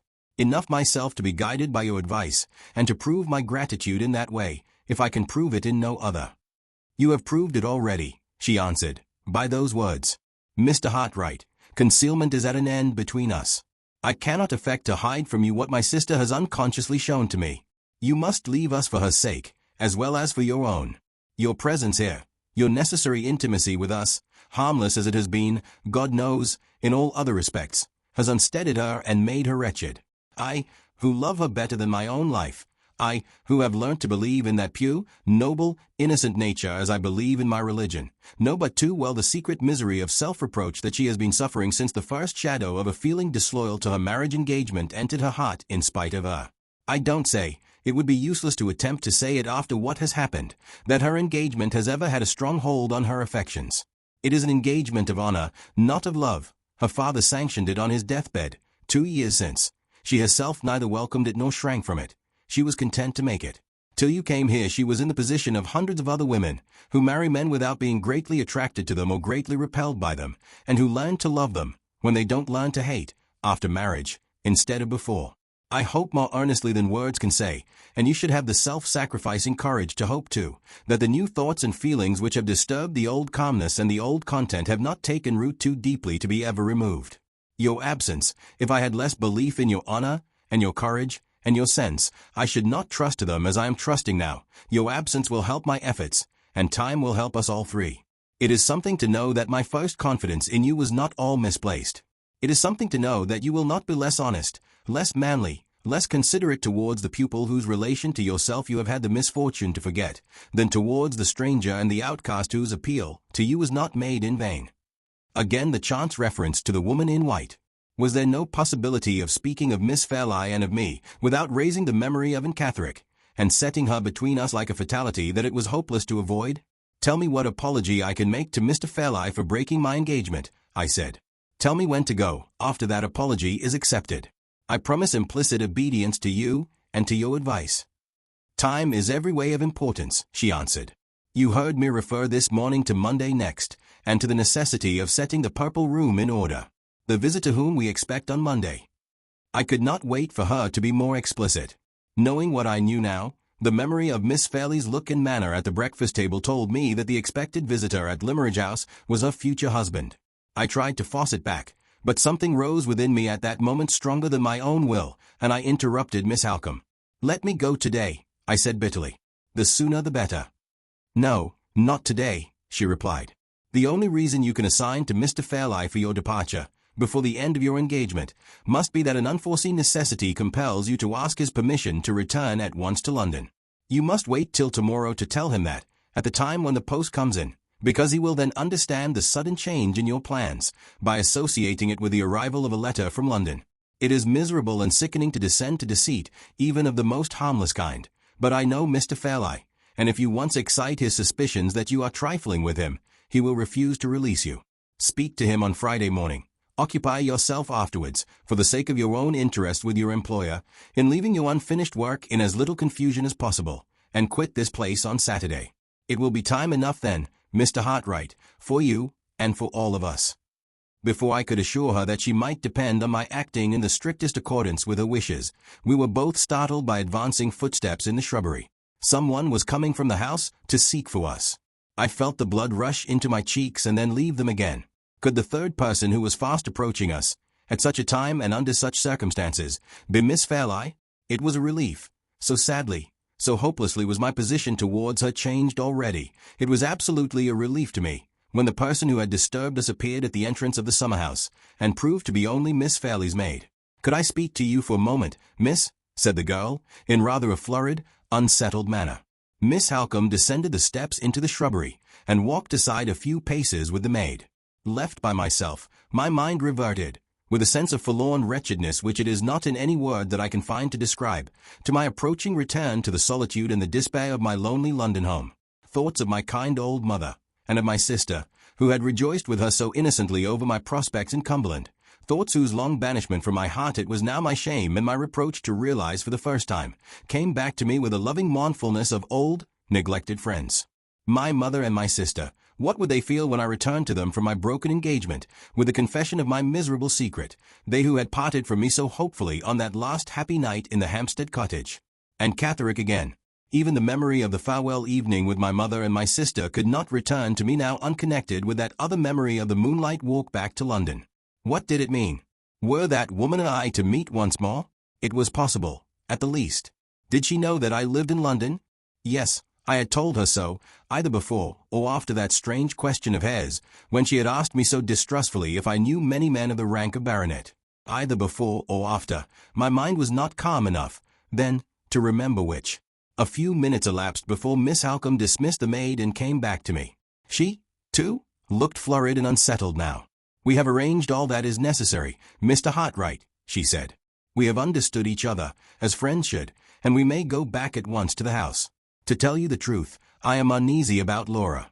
She has sent to say she wants to see me directly, and the maid reports that her mistress is apparently very much agitated by a letter that she has received this morning, the same letter, no doubt, which I sent on to the house before we came here. We retraced our steps together hastily along the shrubbery path. Although Miss Halcombe had ended all that she thought it necessary to say on her side, I had not ended all that I wanted to say on mine. From the moment when I had discovered that the expected visitor at Limmeridge was Miss Fairley's future husband, I had felt a bitter curiosity, a burning envious eagerness, to know who he was. It was possible that a future opportunity of putting the question might not easily offer, so I risked asking it on our way back to the house. "Now that you are kind enough to tell me we have understood each other, Miss Halcombe," I said, "now that you are sure of my gratitude for your forbearance and my obedience to your wishes, may I venture to ask who?" I hesitated. I had forced myself to think of him, but it was harder still to speak of him, as our promised husband. "Who the gentleman engaged to Miss Fairley is." Her mind was evidently occupied with the message she had received from her sister. She answered in a hasty, absent way. "A gentleman of large property in Hampshire." Hampshire, and Catherick's native place. Again, and yet again, the woman in white. There was a fatality in it. "And his name?" I said, as quietly and indifferently as I could. "Sir Percival Glyde." "Sir? Sir Percival." And Catherick's question, that suspicious question about the men of the rank of baronet whom I might happen to know, had hardly been dismissed from my mind by Miss Halcombe's return to me in the summer-house, before it was recalled again by her own answer. I stopped suddenly, and looked at her. "Sir Percival Glyde," she repeated, imagining that I had not heard her former reply. "Knight or baronet?" I asked, with an agitation that I could hide no longer. She paused for a moment, and then answered, rather coldly, "Baronet, of course." Not a word more was said, on either side, as we walked back to the house. Miss Halcombe hastened immediately to her sister's room, and I withdrew to my studio to set in order all of Mr. Fairley's drawings that I had not yet mounted and restored before I resigned them to the care of other hands. Thoughts that I had hitherto restrained, thoughts that made my position harder than ever to endure, crowded on me now that I was alone. She was engaged to be married, and her future husband was Sir Percival Glyde, a man of the rank of baronet, and the owner of property in Hampshire. There were hundreds of baronets in England, and dozens of landowners in Hampshire. Judging by the ordinary rules of evidence, I had not the shadow of a reason, thus far, for connecting Sir Percival Glyde with the suspicious words of inquiry that had been spoken to me by the woman in white. And yet, I did connect him with them. Was it because he had now become associated in my mind with Miss Fairley being, in her turn, associated with Catherick, since the night when I had discovered the ominous likeness between them? Had the events of the morning so unnerved me already, that I was at the mercy of any delusion which common chances and common coincidences might suggest to my imagination? Impossible to say. I could only feel that what had passed between Miss Halcombe and myself, on our way from the summer-house, had affected me very strangely. The foreboding of some undiscoverable danger, lying hid from us all in the darkness of the future, was strong on me. The doubt whether I was not linked already to a chain of events which even my approaching departure from Cumberland would be powerless to snap asunder, the doubt whether we any of us saw the end as the end would really be, gathered more and more darkly over my mind. Poignant as it was, the sense of suffering caused by the miserable end of my brief, presumptuous love seemed to be blunted and deadened by the still stronger sense of something obscurely impending, something invisibly threatening, that time was holding over our heads. I had been engaged with the drawings little more than half an hour, when there was a knock at the door. It opened, on my answering, and, to my surprise, Miss Halcombe entered the room. Her manner was angry and agitated. She caught up a chair for herself before I could give her one, and sat down in it, close at my side. "Mr. Hartright," she said, "I had hoped that all painful subjects of conversation were exhausted between us, for today at least. But it is not to be so. There is some underhand villainy at work to frighten my sister about her approaching marriage. You saw me send the gardener on to the house, with a letter addressed, in a strange handwriting, to Miss Fairley." "Certainly."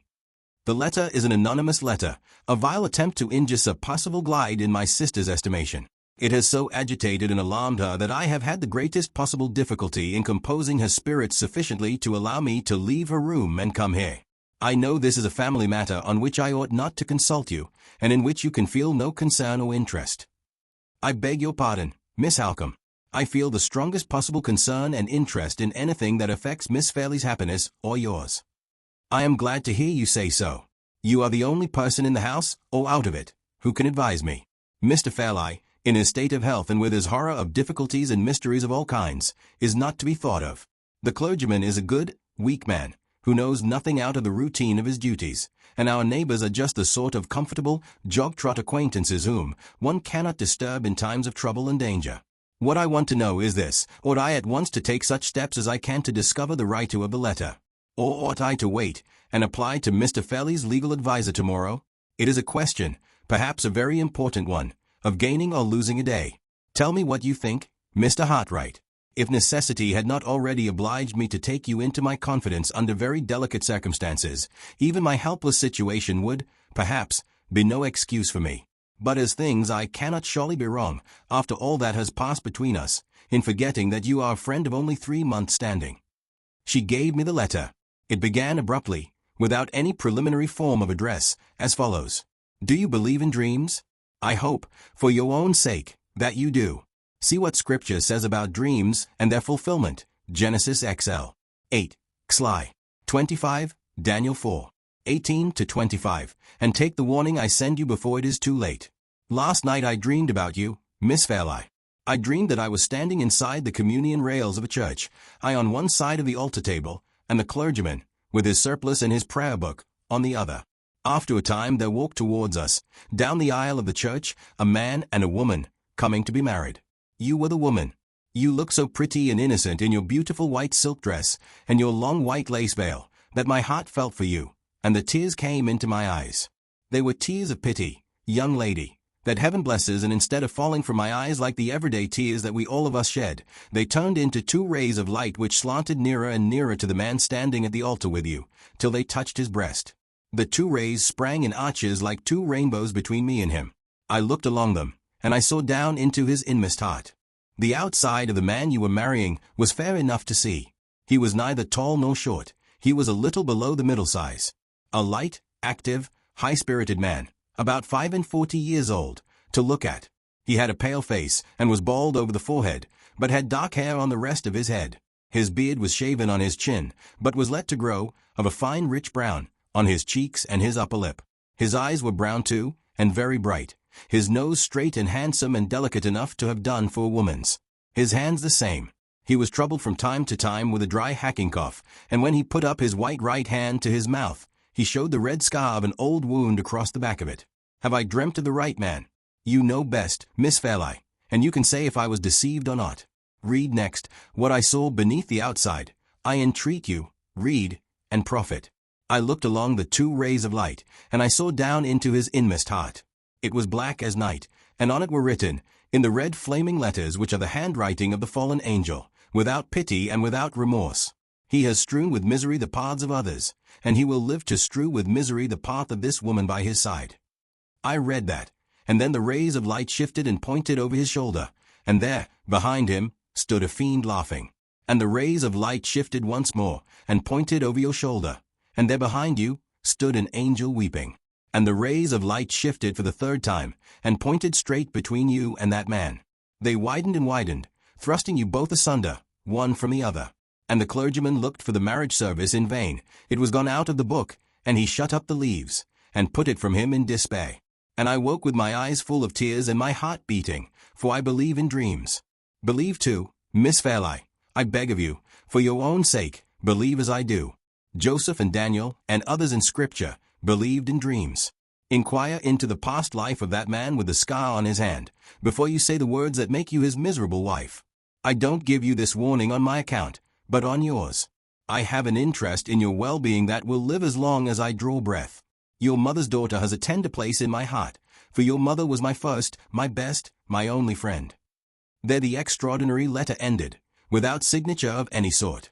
The handwriting afforded no prospect of a clue.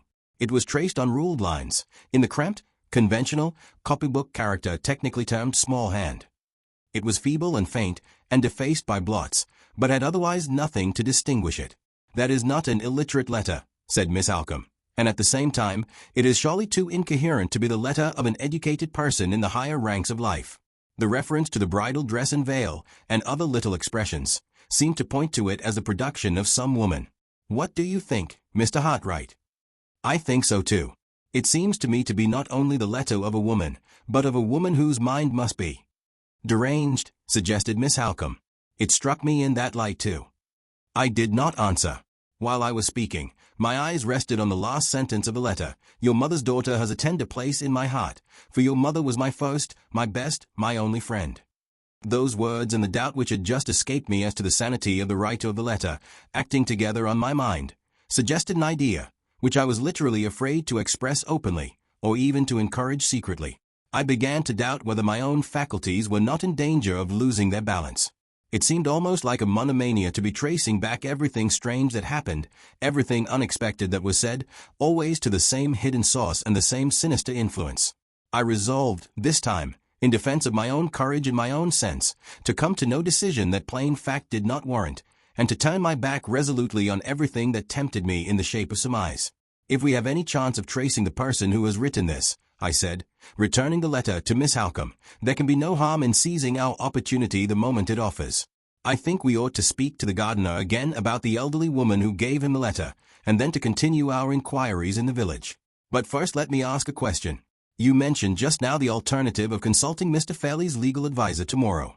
Is there no possibility of communicating with him earlier? Why not today? I can only explain, replied Miss Halcombe, by entering into certain particulars connected with my sister's marriage engagement, which I did not think it necessary or desirable to mention to you this morning. One of Sir Percival Glyde's objects in coming here on Monday is to fix the period of his marriage, which has hitherto been left quite unsettled. He is anxious that the event should take place before the end of the year. Does Miss Fairley know of that wish? I asked eagerly. She has no suspicion of it, and after what has happened, I shall not take the responsibility upon myself of enlightening her. Sir Percival has only mentioned his views to Mr. Fairley, who has told me himself that he is ready and anxious, as Laura's guardian, to forward them. He has written to London, to the family solicitor, Mr. Gilmore.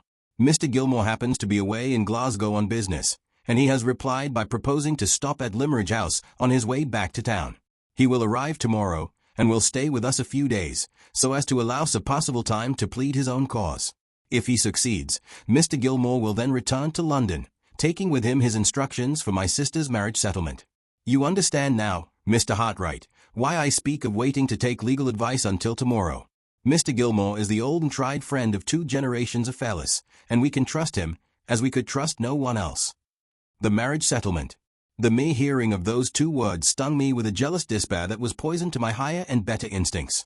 I began to think, it is hard to confess this, but I must suppress nothing from beginning to end of the terrible story that I now stand committed to reveal. I began to think, with a hateful eagerness of hope, of the vague charges against Sir Percival Glyde which the anonymous letter contained. What if those wild accusations rested on a foundation of truth? What if their truth could be proved before the fatal words of consent were spoken and the marriage settlement was drawn? I have tried to think since, that the feeling which then animated me began and ended in pure devotion to Miss Fairley's interests, but I have never succeeded in deceiving myself into believing it, and I must not now attempt to deceive others. The feeling began and ended in reckless, vindictive, hopeless hatred of the man who was to marry her. If we are to find out anything, I said, speaking under the new influence which was now directing me, we had better not let another minute slip by us unemployed. I can only suggest, once more, the propriety of questioning the gardener a second time, and of inquiring in the village immediately afterwards. I think I may be of help to you in both cases, said Miss Halcombe, rising. Let us go, Mr. Hartright, at once, and do the best we can together. I had the door in my hand to open it for her, but I stopped, on a sudden, to ask an important question before we set forth. One of the paragraphs of the anonymous letter, I said, contained some sentences of minute personal description. Sir Percival Glyde's name is not mentioned, I know, but does that description at all resemble him? Accurately, even in stating his age to be 45. 45, and she was not yet 21. Men of his age married wives of her age every day, and experience had shown those marriages to be often the happiest ones. I knew that, and yet even the mention of his age, when I contrasted it with hers, added to my blind hatred and distrust of him. Accurately, Miss Halcombe continued, even to the scar on his right hand, which is the scar of a wound that he received years since when he was traveling in Italy. There can be no doubt that every peculiarity of his personal appearance is thoroughly well known to the writer of the letter. Even a cough that he is troubled with is mentioned, if I remember right. Yes, and mentioned correctly. He treats it lightly himself, though it sometimes makes his friends anxious about him. I suppose no whispers have ever been heard against his character. Mr. Hartright, I hope you are not unjust enough to let that infamous letter influence you. I felt the blood rush into my cheeks, for I knew that it had influenced me. I hope not, I answered confusedly. Perhaps I had no right to ask the question. I am not sorry you asked it, she said, for it enables me to do justice to Sir Percival's reputation. Not a whisper, Mr. Hartright, has ever reached me, or my family, against him. He has fought successfully 2 contested elections, and has come out of the ordeal unscathed. A man who can do that, in England, is a man whose character is established. I opened the door for her in silence, and followed her out. She had not convinced me. If the recording angel had come down from heaven to confine her, and had opened his book to my mortal eyes, the recording angel would not have convinced me. We found the gardener at work as usual. No amount of questioning could extract a single answer of any importance from a lad's impenetrable stupidity. The woman who had given him the letter was an elderly woman. She had not spoken a word to him, and she had gone away towards the south in a great hurry. That was all the gardener could tell us. The village lay southward of the house. So to the village we went next. Our inquiries at Limmeridge were patiently pursued in all directions, and among all sorts and conditions of people. But nothing came of them. 3 of the villagers did certainly assure us that they had seen the woman, but as they were quite unable to describe her, and quite incapable of agreeing about the exact direction in which she was proceeding when they last saw her, these 3 bright exceptions to the general rule of total ignorance afforded no more real assistance to us than the mass of their unhelpful and unobservant neighbors. The costs of our useless investigations brought us, in time, to the end of the village at which the schools established by Mrs. Fairlie were situated. As we passed the side of the building appropriated to the use of the boys, I suggested the propriety of making a last inquiry of the schoolmaster, whom we might presume to be, in virtue of his office, the most intelligent man in the place. "I am afraid the schoolmaster must have been occupied with his scholars," said Miss Halcombe, just at the time when the woman passed through the village and returned again. "However, we can but try." We entered the playground enclosure, and walked by the schoolroom window to get round to the door, which was situated at the back of the building. I stopped for a moment at the window and looked in. The schoolmaster was sitting at his high desk, with his back to me, apparently haranguing the pupils, who were all gathered together in front of him, with one exception. The one exception was a sturdy white-headed boy, standing apart from all the rest on a stool in a corner, a forlorn little Crusoe, isolated in his own desert island of solitary penal disgrace.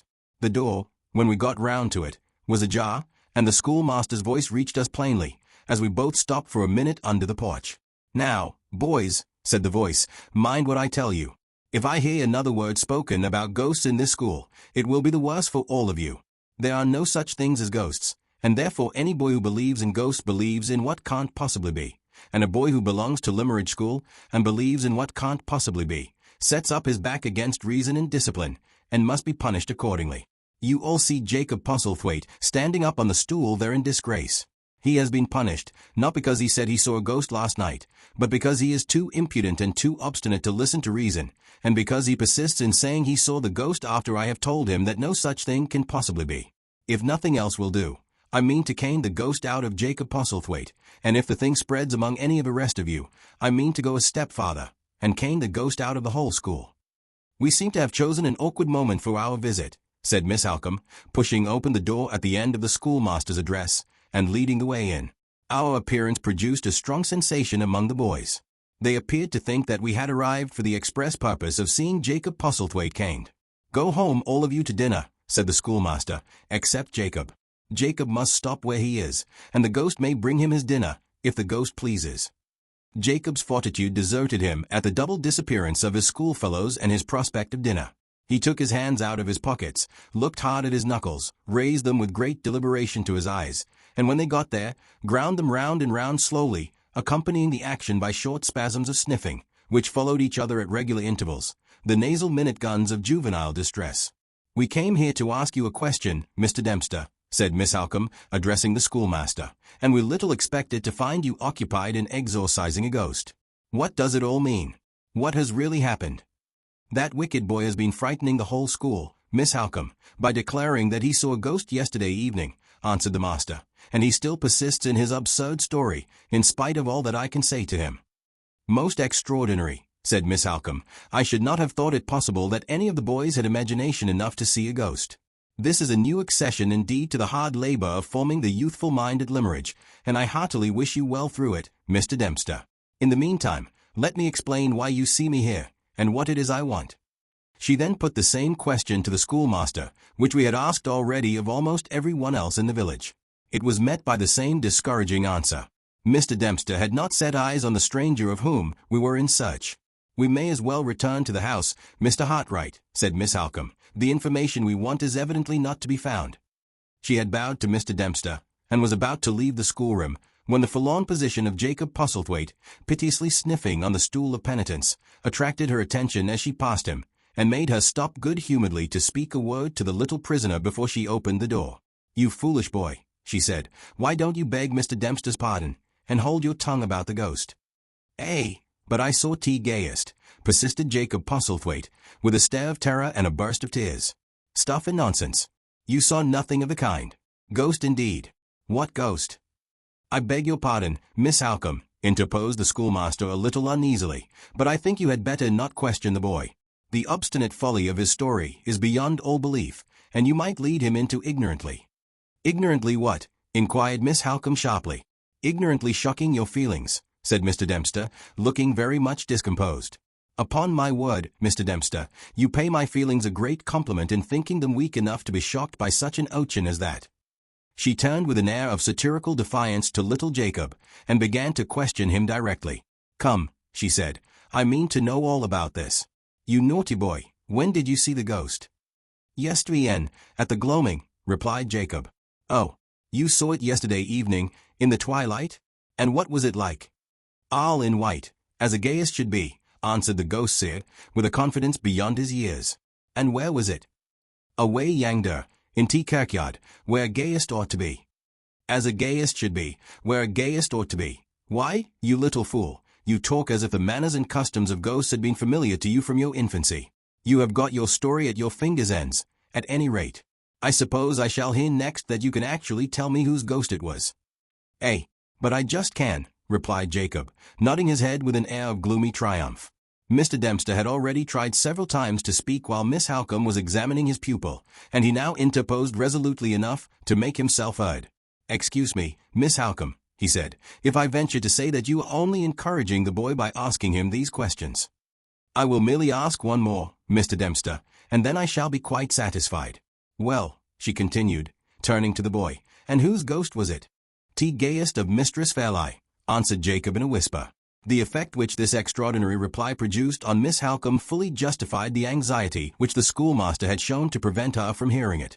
Her face crimsoned with indignation. She turned upon little Jacob with an angry suddenness which terrified him into a fresh burst of tears, opened her lips to speak to him, then controlled herself, and addressed the master instead of the boy.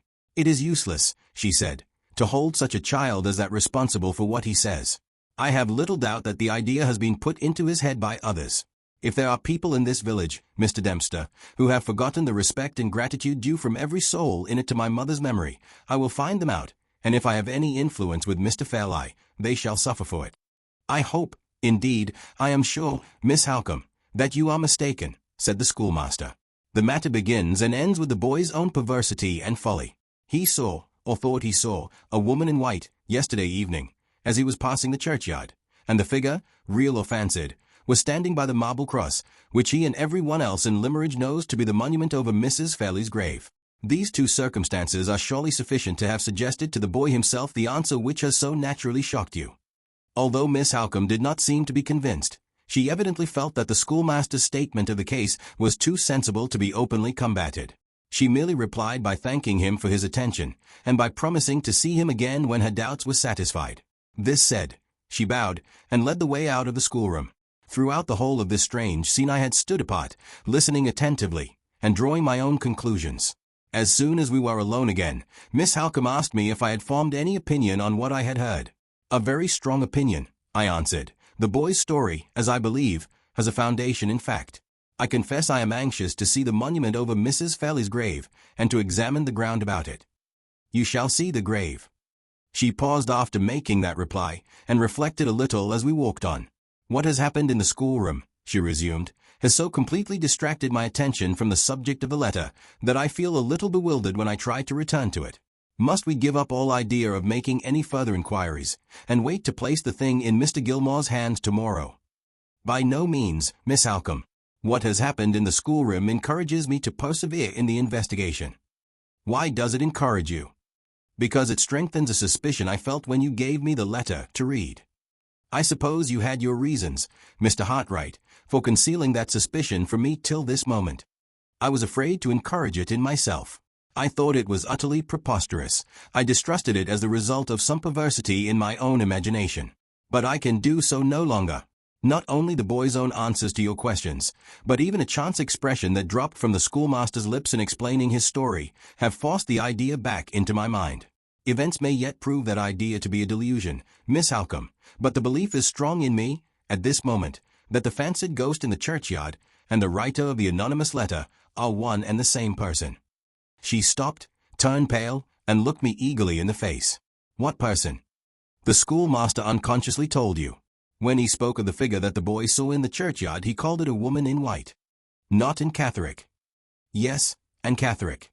She put her hand through my arm and leaned on it heavily. I don't know why, she said in low tones, but there is something in this suspicion of yours that seems to startle and unnerve me. I feel. She stopped and tried to laugh it off. Mr. Hartright, she went on, I will show you the grave, and then go back at once to the house. I had better not leave Laura too long alone. I had better go back and sit with her. We were close to the churchyard when she spoke. The church, a dreary building of grey stone, was situated in a little valley, so as to be sheltered from the bleak winds blowing over the moorland all round it. The burial ground advanced, from the side of the church, a little way up the slope of the hill. It was surrounded by a rough, low stone wall, and was bare and open to the sky, except at one extremity, where a brook trickled down the stony hillside, and a clump of dwarf trees threw their narrow shadows over the short, meagre grass. Just beyond the brook and the trees, and not far from one of the 3 stone stiles which afforded entrance, at various points, to the churchyard, rose the white marble cross that distinguished Mrs. Fairley's grave from the humbler monuments scattered about it. I need go no farther with you, said Miss Halcombe, pointing to the grave. You will let me know if you find anything to confirm the idea you have just mentioned to me. Let us meet again at the house. She left me. I descended at once to the churchyard, and crossed the stile which led directly to Mrs. Fairley's grave.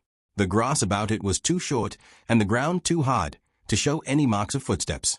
Disappointed thus far, I next looked attentively at the cross, and at the square block of marble below it, on which the inscription was cut. The natural whiteness of the cross was a little clouded, here and there, by weather stains, and rather more than one half of the square block beneath it, on the side which bore the inscription, was in the same condition. The other half, however, attracted my attention at once by its singular freedom from stain or impurity of any kind. I looked closer, and saw that it had been cleaned, recently cleaned, in a downward direction from top to bottom. The boundary line between the part that had been cleaned and the part that had not was traceable wherever the inscription left a blank space of marble, sharply traceable as a line that had been produced by artificial means. Who had begun the cleansing of the marble, and who had left it unfinished? I looked about me, wondering how the question was to be solved. No sign of a habitation could be discerned from the point at which I was standing. The burial ground was left in the lonely possession of the dead. I returned to the church, and walked round it till I came to the back of the building, then crossed the boundary wall beyond, by another of the stone stiles, and found myself at the head of a path leading down into a deserted stone quarry.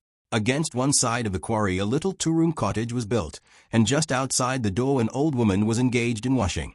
I walked up to her, and entered into conversation about the church and burial ground. She was ready enough to talk, and almost the first word she said informed me that her husband filled the 2 offices of clerk and sexton. I said a few words next in praise of Mrs. Fairley's monument. The old woman shook her head, and told me I had not seen it at its best.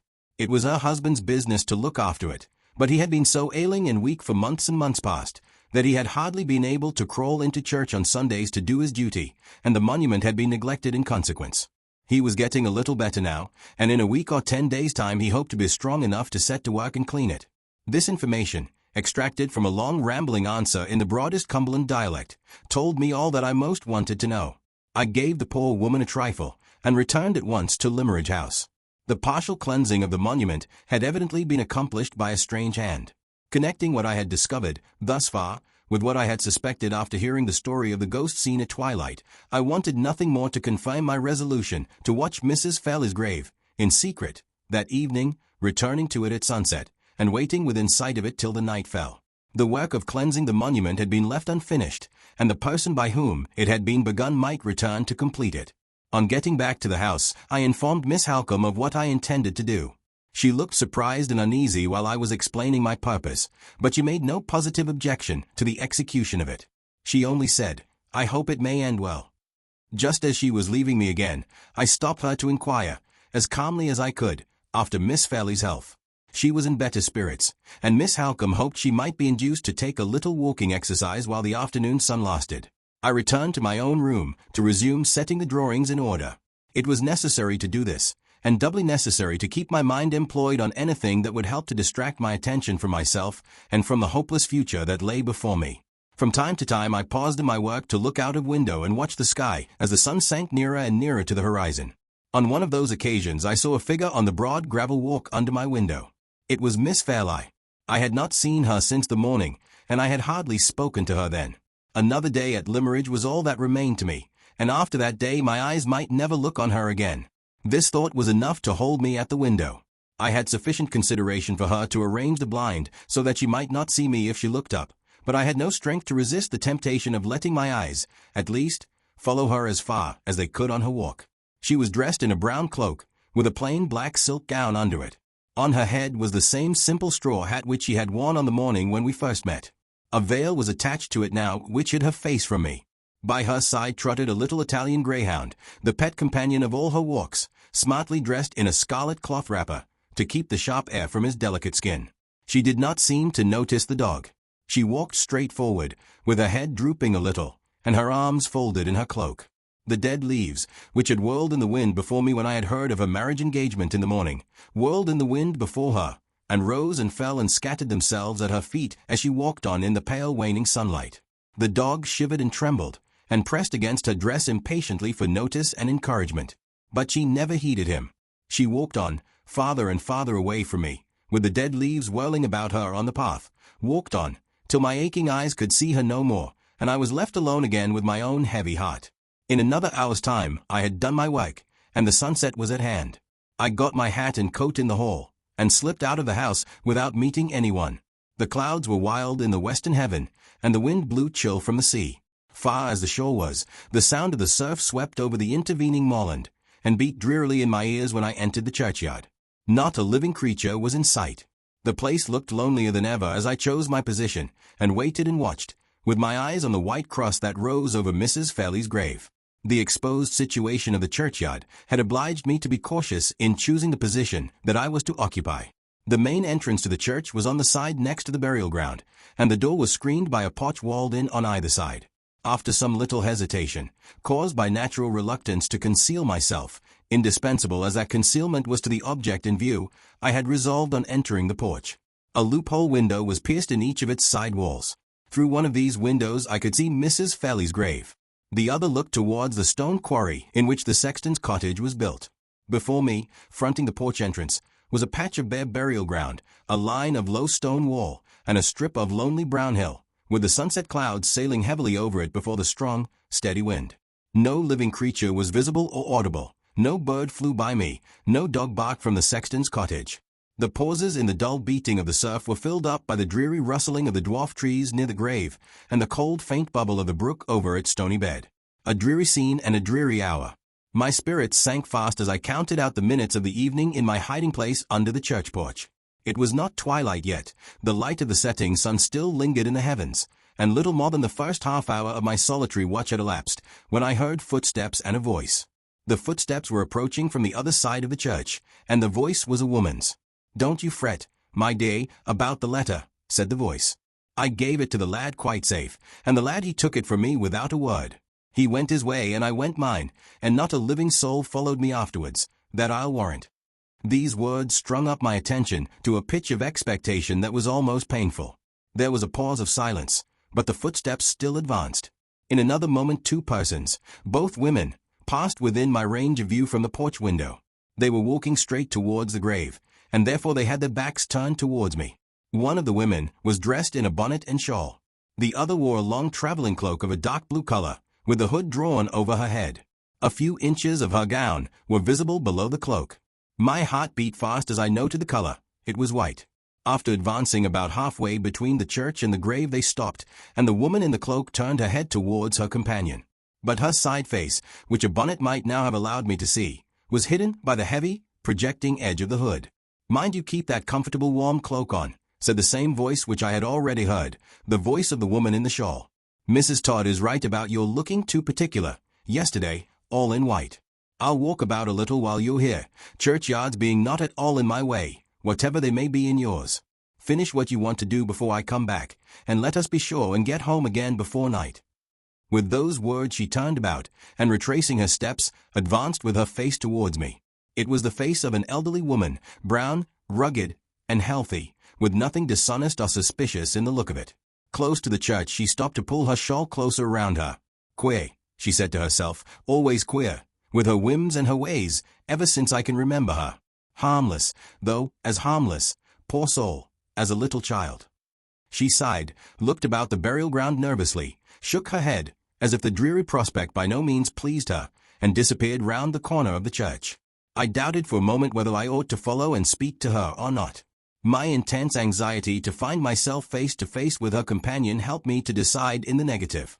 I could ensure seeing the woman in the shawl by waiting near the churchyard until she came back, although it seemed more than doubtful whether she could give me the information of which I was in search. The person who had delivered the letter was of little consequence. The person who had written it was the one center of interest and the one source of information, and that person I now felt convinced was before me in the churchyard. While these ideas were passing through my mind, I saw the woman in the cloak approach close to the grave and stand looking at it for a little while. She then glanced all round her, and taking a white linen cloth or handkerchief from under her cloak, turned aside towards the brook. The little stream ran into the churchyard under a tiny archway in the bottom of the wall, and ran out again, after a winding course of a few dozen yards, under a similar opening. She dipped the cloth in the water, and returned to the grave. I saw her kiss the white cross, then kneel down before the inscription, and apply her wet cloth to the cleansing of it. After considering how I could show myself with the least possible chance of frightening her, I resolved to cross the wall before me, to skirt round it outside, and to enter the churchyard again by the stile near the grave, in order that she might see me as I approached. She was so absorbed over her employment that she did not hear me coming until I had stepped over the stile.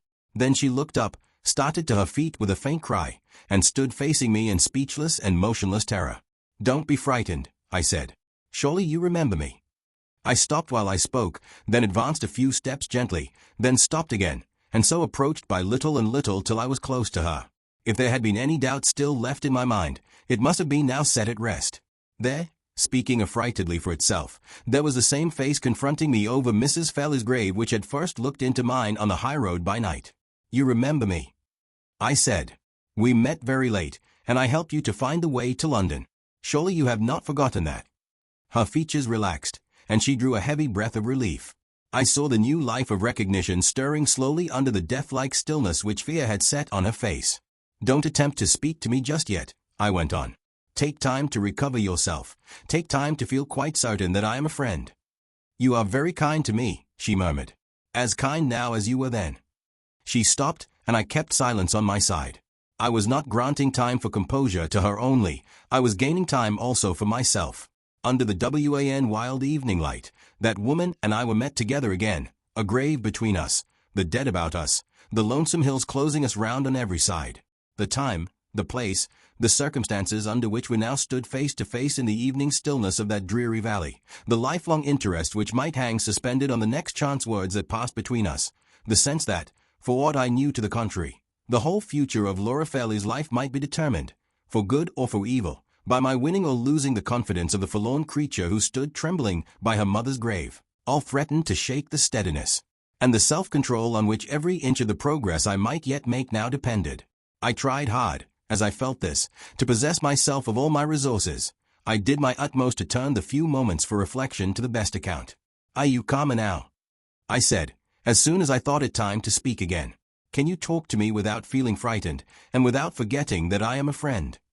"How did you come here?" she asked, without noticing what I had just said to her. "Don't you remember my telling you, when we last met, that I was going to Cumberland? I have been in Cumberland ever since. I have been staying all the time at Limmeridge House." "At Limmeridge House?" Her pale face brightened as she repeated the words, her wondering eyes fixed on me with a sudden interest. "Ah, how happy you must have been," she said, looking at me eagerly, without a shadow of its former distrust left in her expression. I took advantage of her newly aroused confidence in me to observe her face, with an attention and a curiosity which I had hitherto restrained myself from showing, for caution's sake. I looked at her, with my mind full of that other lovely face which had so ominously recalled her to my memory on the terrace by moonlight. I had seen in Catherick's likeness in Miss Fairlie. I now saw Miss Fairlie's likeness in Catherick. Saw it all the more clearly because the points of dissimilarity between the two were presented to me, as well as the points of resemblance. In the general outline of the countenance and general proportion of the features, in the color of the hair, and in the little nervous uncertainty about the lips, in the height and size of the figure, and the carriage of the head and body, the likeness appeared even more startling than I had ever felt it to be yet. But there the resemblance ended, and the dissimilarity, in details, began. The delicate beauty of Miss Fairlie's complexion, the transparent clearness of her eyes, the smooth purity of her skin, the tender bloom of color on her lips, were all missing from the worn, weary face that was now turned towards mine. Although I hated myself even for thinking such a thing, still, while I looked at the woman before me, the idea would force itself into my mind that one sad change, in the future, was all that was wanting to make the likeness complete, which I now saw to be so imperfect in detail. If ever sorrow and suffering set their profaning marks on the youth and beauty of Miss Fairlie's face, then, and then only, and Catherick and she would be the twin sisters of chance resemblance, the living reflections of one another. I shuddered at the thought. There was something horrible in the blind, unreasoning distrust of the future, which the mere passage of it through my mind seemed to imply. It was a welcome interruption to be roused by feeling in Catherick's hand laid on my shoulder. The touch was as stealthy and as sudden as that other touch which had petrified me from head to foot on the night when we first met. "You are looking at me, and you are thinking of something," she said, with her strange breathless rapidity of utterance. "What is it?" "Nothing extraordinary," I answered. "I was only wondering how you came here." "I came with a friend who is very good to me. I have only been here 2 days." "And you found your way to this place yesterday. How do you know that?" "I only guessed it." She turned from me and knelt down before the inscription once more.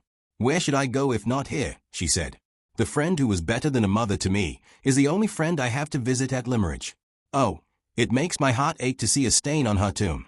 It ought to be kept white as snow, for her sake. I was tempted to begin cleaning it yesterday, and I can't help coming back to go on with it today. Is there anything wrong in that? I hope not. Surely nothing can be wrong that I do for Mrs. Fairlie's sake." The old grateful sense of her benefactress's kindness was evidently the ruling idea still in the poor creature's mind, the narrow mind which had but too plainly opened to no other lasting impression since that first impression of her younger and happier days. I saw that my best chance of winning her confidence lay in encouraging her to proceed with the artless employment which she had come into the burial ground to pursue. She resumed it at once, on my telling her she might do so, touching the hard marble as tenderly as if it had been a sentient thing, and whispering the words of the inscription to herself over and over again, as if the lost days of her girlhood had returned and she was patiently learning her lesson once more at Mrs. Fairlie's knees. "Should you wonder very much," I said, preparing the way as cautiously as I could for the questions that were to come, "if I own that it is a satisfaction to me, as well as a surprise, to see you here? I felt very uneasy about you after you left me in the cab." She looked up quickly and suspiciously. "Uneasy," she repeated. "Why?" "A strange thing happened after we parted that night. 2 men overtook me in a chaise. They did not see where I was standing, but they stopped near me and spoke to a policeman on the other side of the way." She instantly suspended her employment. The hand holding the damp cloth with which she had been cleaning the inscription dropped to her side. The other hand grasped the marble cross at the head of the grave. Her face turned towards me slowly, with the blank look of terror set rigidly on it once more. I went on at all hazards. It was too late now to draw back. "The 2 men spoke to the policeman," I said, "and asked him if he had seen you. He had not seen you, and then one of the men spoke again, and said you had escaped from his asylum." She sprang to her feet as if my last words had set the pursuers on her track. "Stop, and hear the end," I cried. "Stop, and you shall know how I befriended you. A word from me would have told the men which way you had gone, and I never spoke that word. I helped your escape. I made it safe and certain. Think, try to think. Try to understand what I tell you." My manner seemed to influence her more than my words. She made an effort to grasp the new idea. Her hands shifted the damp cloth hesitatingly from one to the other, exactly as they had shifted the little traveling bag on the night when I first saw her. Slowly the purpose of my words seemed to force its way through the confusion and agitation of her mind. Slowly her features relaxed, and her eyes looked at me with their expression gaining in curiosity what it was fast losing in fear. "You don't think I ought to be back in the asylum, do you?" she said. "Certainly not. I am glad you escaped from it. I am glad I helped you." Yes, you did help me indeed. You helped me at the hard part," she went on a little vacantly. "It was easy to escape, or I should not have got away. They never suspected me, as they suspected the others. I was so quiet, and so obedient, and so easily frightened. The finding London was the hard part, and there you helped me. Did I thank you at the time? I thank you now very kindly. Was the asylum far from where you met me? Come, show that you believe me to be your friend, and tell me where it was. She mentioned the place, a private asylum, as its situation informed me, a private asylum not very far from the spot where I had seen her, and then, with evident suspicion of the use to which I might put her answer, anxiously repeated her former inquiry. You don't think I ought to be taken back, do you? Once again, I am glad you escaped. I am glad you prospered well after you left me, I answered. You said you had a friend in London to go to. Did you find the friend? Yes. It was very late, but there was a girl up at needlework in the house, and she helped me to rouse Mrs. Clements. Mrs. Clements is my friend. A good, kind woman, but not like Mrs. Fairlie. Ah no, nobody is like Mrs. Fairlie. Is Mrs. Clements an old friend of yours? Have you known her a long time? Yes, she was a neighbor of ours once, at home, in Hampshire, and liked me, and took care of me when I was a little girl. Years ago, when she went away from us, she wrote down in my prayer book for me where she was going to live in London, and she said, if you are ever in trouble, and come to me. I have no husband alive to say me nay, and no children to look after, and I will take care of you. Kind words, were they not? I suppose I remember them, because they were kind. It's little enough I remember besides, little enough, little enough.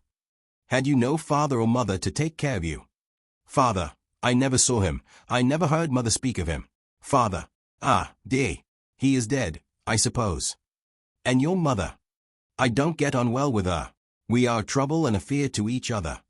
A trouble and a fear to each other. At those words the suspicion crossed my mind, for the first time, that her mother might be the person who had placed her under restraint. Don't ask me about mother, she went on. I'd rather talk of Mrs. Clements. Mrs. Clements is like you, she doesn't think that I ought to be back in the asylum, and she is as glad as you are that I escaped from it. She cried over my misfortune, and said it must be kept secret from everybody. Her misfortune? In what sense was she using that word? In a sense which might explain her motive in writing the anonymous letter? In a sense which might show it to be the too common and too customary motive that has led many a woman to interpose anonymous hindrances to the marriage of the man who has ruined her? I resolved to attempt the clearing up of this doubt before more words passed between us on either side. What misfortune? I asked. The misfortune of my being shut up, she answered, with every appearance of feeling surprised at my question. What other misfortune could there be? I determined to persist, as delicately and forbearingly as possible. It was of very great importance that I should be absolutely sure of every step in the investigation which I now gained in advance. There is another misfortune, I said, to which a woman may be liable, and by which she may suffer lifelong sorrow and shame. What is it? She asked eagerly. The misfortune of believing too innocently in her own virtue and in the faith and honor of the man she loves, I answered. She looked up at me with the artless bewilderment of a child. Not the slightest confusion or change of color, not the faintest trace of any secret consciousness of shame struggling to the surface appeared in her face, that face which betrayed every other emotion with such transparent clearness. No words that ever were spoken could have assured me, as her look and manner now assured me, that the motive which I had assigned for her writing the letter and sending it to Miss Fairlie was plainly and distinctly the wrong one. That doubt, at any rate, was now set at rest, but the very removal of it opened a new prospect of uncertainty. The letter, as I knew from positive testimony, pointed at some possible Glyde, though it did not name him.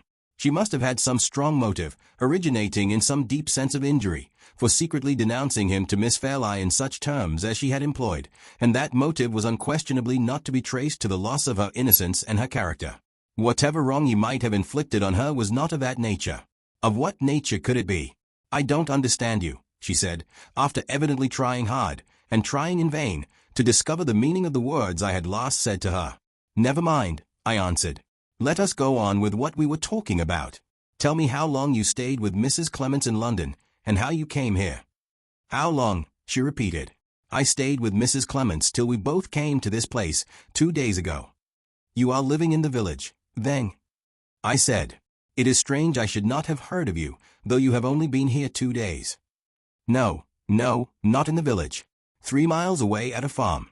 Do you know the farm? They call it Todd's Corner. I remember the place perfectly. We had often passed by it in our drives. It was one of the oldest farms in the neighborhood, situated in a solitary, sheltered spot, inland at the junction of two hills. They are relations of Mrs. Clements at Todd's Corner, she went on, and they had often asked her to go and see them. She said she would go, and take me with her, for the quiet and the fresh air. It was very kind, was it not? I would have gone anywhere to be quiet, and safe, and out of the way. But when I heard that Todd's Corner was near Limmeridge, oh, I was so happy I would have walked all the way barefoot to get there, and see the schools and the village and Limmeridge House again. They are very good people at Todd's Corner. I hope I shall stay there a long time. There is only one thing I don't like about them, and don't like about Mrs. Clements. What is it? They will tease me about dressing all in white. They say it looks so particular. How do they know? Mrs. Fairlie knew best. Mrs. Fairlie would never have made me wear this ugly blue cloak. Ah, she was fond of white in her lifetime, and here is white stone about her grave, and I am making it whiter for her sake. She often wore white herself, and she always dressed her little daughter in white. Is Miss Fairlie well and happy? Does she wear white now, as she used when she was a girl? Her voice sank when she put the questions about Miss Fairlie, and she turned her head farther and farther away from me. I thought I detected, in the alteration of her manner, an uneasy consciousness of the risk she had run in sending the anonymous letter, and I instantly determined so to frame my answer as to surprise her into owning it. Miss Fairlie was not very well or very happy this morning, I said.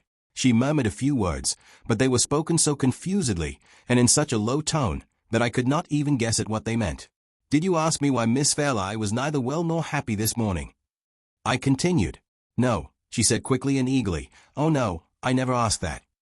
I will tell you without your asking, I went on. Miss Fairlie has received your letter. She had been down on her knees for some little time past, carefully removing the last weather stains left about the inscription while we were speaking together. The first sentence of the words I had just addressed to her made her pause in her occupation, and turn slowly without rising from her knees, so as to face me. The second sentence literally petrified her. The cloth she had been holding dropped from her hands. Her lips fell apart. All the little color that there was naturally in her face left it in an instant. How do you know? She said faintly. Who showed it to you? The blood rushed back into her face, rushed overwhelmingly, as the sense rushed upon her mind that her own words had betrayed her. She struck her hands together in despair. I never wrote it, she gasped affrightedly. I know nothing about it.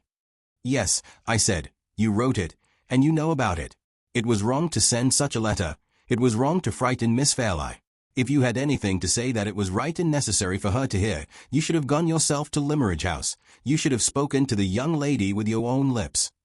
She crouched down over the flat stone of the grave, till her face was hidden on it, and made no reply. Miss Fairlie will be as good and kind to you as her mother was, if you mean well, I went on. Miss Fairlie will keep your secret, and not let you come to any harm. Will you see her tomorrow at the farm? Will you meet her in the garden at Limmeridge House? Oh, if I could die, and be hidden and at rest with you. Her lips murmured the words close on the gravestone, murmured them in tones of passionate endearment, to the dead remains beneath. You know how I love your child, for your sake. Oh, Mrs. Fairlie. Mrs. Fairlie, tell me how to save her. Be my darling and my mother once more, and tell me what to do for the best. I heard her lips kissing the stone. I saw her hands beating on it passionately. The sound and the sight deeply affected me. I stooped down, and took the poor helpless hands tenderly in mine, and tried to soothe her. It was useless. She snatched her hands from me, and never moved her face from the stone. Seeing the urgent necessity of quieting her at any hazard and by any means, I appealed to the only anxiety that she appeared to feel in connection with me and with my opinion of her, the anxiety to convince me of her fitness to be mistress of her own actions. Come, come, I said gently. Try to compose yourself, or you will make me alter my opinion of you. Don't let me think that the person who put you in the asylum might have had some excuse. The next words died away on my lips. The instant I risked that chance reference to the person who had put her in the asylum, she sprang up on her knees. A most extraordinary and startling change passed over her. Her face, at all ordinary times so touching to look at, in its nervous sensitivity, weakness, and uncertainty, became suddenly darkened by an expression of maniacally intense hatred and fear, which communicated a wild, unnatural force to every feature. Her eyes dilated in the dim evening light, like the eyes of a wild animal. She caught up the cloth that had fallen at her side, as if it had been a living creature that she could kill, and crushed it in both her hands with such convulsive strength, that the few drops of moisture left in it trickled down on the stone beneath her. Talk of something else, she said. whispering through her teeth. I shall lose myself if you talk of that. Every vestige of the gentler thoughts which had filled her mind hardly a minute since seemed to be swept from it now. It was evident that the impression left by Mrs. Fairley's kindness was not, as I had supposed, the only strong impression on her memory. With the grateful remembrance of her school days at Limmeridge, there existed the vindictive remembrance of the wrong inflicted on her by her confinement in the asylum. Who had done that wrong? Could it really be her mother? It was hard to give up pursuing the inquiry to that final point, but I forced myself to abandon all idea of continuing it. Seeing her as I saw her now, it would have been cruel to think of anything but the necessity and the humanity of restoring her composure. I will talk of nothing to distress you, I said soothingly. You want something, she answered sharply and suspiciously. Don't look at me like that. Speak to me, tell me what you want. I only want you to quiet yourself, and when you are calmer, to think over what I have said. Said. She paused, twisted the cloth in her hands, backwards and forwards, and whispered to herself, "What is it he said?" She turned again towards me, and shook her head impatiently. "Why don't you help me?" she asked, with angry suddenness. "Yes, yes," I said, "I will help you, and you will soon remember. I ask you to see Miss Fairlie tomorrow, and to tell her the truth about the letter." Ah, Miss Fairlie, Fairlie, Fairlie. The mere utterance of the loved familiar name seemed to quiet her. Her face softened and grew like itself again. "You need have no fear of Miss Fairlie," I continued, "and no fear of getting into trouble through the letter. She knows so much about it already, that you will have no difficulty in telling her all. There can be little necessity for concealment where there is hardly anything left to conceal. You mention no names in the letter, but Miss Fairlie knows that the person you write of is Sir Percival Glyde." The instant I pronounced that name she started to her feet, and a scream burst from her that rang through the churchyard, and made my heart leap in me with the terror of it. The dark deformity of the expression which had just left her face lowered on it once more, with doubled and trebled intensity. The shriek at the name, the reiterated look of hatred and fear that instantly followed, told all. Not even a last doubt now remained. Her mother was guiltless of imprisoning her in the asylum. A man had shut her up, and that man was Sir Percival Glyde. The scream had reached other ears than mine. On one side I heard the door of the sexton's cottage open, on the other I heard the voice of her companion, the woman in the shawl, the woman whom she had spoken of as Mrs. Clements. I'm coming, cried the voice from behind the clump of dwarf trees. In a moment more Mrs. Clements hurried into view. "Who are you?" she cried, facing me resolutely as she set her foot on the stile. "How dare you frighten a poor helpless woman like that?" She was at Aunt Catherick's side, and had put one arm around her, before I could answer. "What is it, my dear?" she said. "What has he done to you?" "Nothing," the poor creature answered. "Nothing. I'm only frightened." Mrs. Clements turned on me with a fearless indignation, for which I respected her. "I should be heartily ashamed of myself if I deserved that angry look," I said. "But I do not deserve it. I have unfortunately startled her, without intending it. This is not the first time she has seen me. Ask her yourself, and she will tell you that I am incapable of willingly harming her or any woman." I spoke distinctly, so that Aunt Catherick might hear and understand me, and I saw that the words and their meaning had reached her. Yes, she said, "he was good to me once. He helped me," she whispered the rest into her friend's ear. "Strange, indeed," said Mrs. Clements, with a look of perplexity. "It makes all the difference, though. I'm sorry I spoke so rough to you, sir, but you must own that appearances looked suspicious to a stranger. It's more my fault than yours, for humoring her whims, and letting her be alone in such a place as this. Come, my dear, come home now." I thought the good woman looked a little uneasy at the prospect of the walk back, and I offered to go with them until they were both within sight of home. Mrs. Clements thanked me civilly, and declined. She said they were sure to meet some of the farm laborers as soon as they got to the moor. "Try to forgive me," I said, when Aunt Catherick took her friend's arm to go away. Innocent as I had been of any intention to terrify and agitate her, my heart smote me as I looked at the poor, pale, frightened face. "I will try," she answered. "But you know too much. I'm afraid you'll always frighten me now." Mrs. Clements glanced at me, and shook her head pityingly. "Good night, sir," she said. "You couldn't help it, I know, but I wish it was me you had frightened, and not her." They moved away a few steps. I thought they had left me, but and suddenly stopped, and separated herself from her friend. "Wait a little," she said. "I must say good-bye." She returned to the grave, rested both hands tenderly on the marble cross, and kissed it. "I'm better now," she sighed, looking up at me quietly. "I forgive you." She joined her companion again, and they left the burial ground. I saw them stop near the church and speak to the sexton's wife, who had come from the cottage, and had waited, watching us from a distance. Then they went on again up the path that led to the moor. I looked after Aunt Catherine as she disappeared, till all trace of her had faded in the twilight, looked as anxiously and sorrowfully as if that was the last I was to see in this weary world of the woman in white.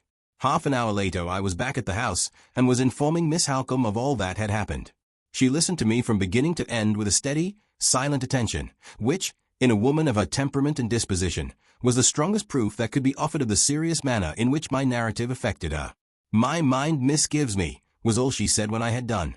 "My mind misgives me sadly about the future." "The future may depend," I suggested, "on the use we make of the present. It is not improbable that Aunt Catherine may speak more readily and unreservedly to a woman than she has spoken to me. If Miss Fairlie—" "Not to be thought of for a moment," interposed Miss Halcombe in her most decided manner. "Let me suggest, then," I continued, "that you should see Aunt Catherine yourself, and do all you can to win her confidence. For my own part, I shrink from the idea of alarming the poor creature a second time, as I have most unhappily alarmed her already. Do you see any objection to accompanying me to the farmhouse tomorrow?" "None whatever. I will go anywhere and do anything to serve Laura's interests. What did you say the place was called?" "You must know it well. It is called Todd's Corner." "Certainly. Todd's Corner is one of Mr. Fairlie's farms. Our dairymaid here is the farmer's second daughter. She goes backwards and forwards constantly between this house and her father's farm, and she may have heard or seen something which it may be useful to us to know. Shall I ascertain, at once, if the girl is downstairs?" She rang the bell, and sent the servant with his message. He returned, and announced that the dairymaid was then at the farm. She had not been there for the last 3 days, and the housekeeper had given her leave to go home for an hour or two that evening. "I can speak to her tomorrow," said Miss Halcombe, when the servant had left the room again. "In the meantime, let me thoroughly understand the object to be gained by my interview with Aunt Catherine. Is there no doubt in your mind that the person who confined her in the asylum was Sir Percival Glyde?" "There is not the shadow of a doubt. The only mystery that remains is the mystery of his motive. Looking to the great difference between his station in life and hers, which seems to preclude all idea of the most distant relationship between them, it is of the last importance, even assuming that she really required to be placed under restraint, to know why he should have been the person to assume the serious responsibility of shutting her up." "In a private asylum, I think you said?" "Yes, in a private asylum, where a sum of money, which no poor person could afford to give, must have been paid for her maintenance as a patient."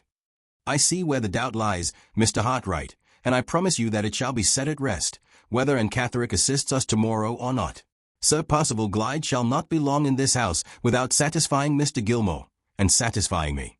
My sister's future is my dearest care in life, and I have influence enough over her to give me some power, where her marriage is concerned, in the disposal of it."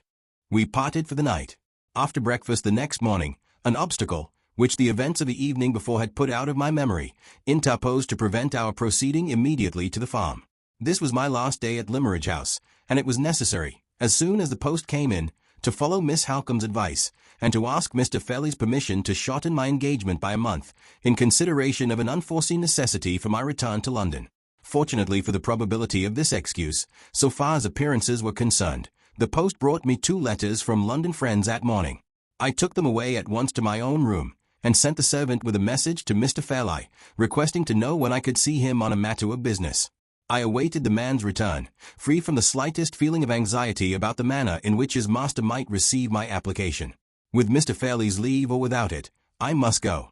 The consciousness of having now taken the first step on the dreary journey which was henceforth to separate my life from Miss Fairlie's seemed to have blunted my sensibility to every consideration connected with myself. I had done with my poor man's touchy pride. I had done with all my little artist vanities.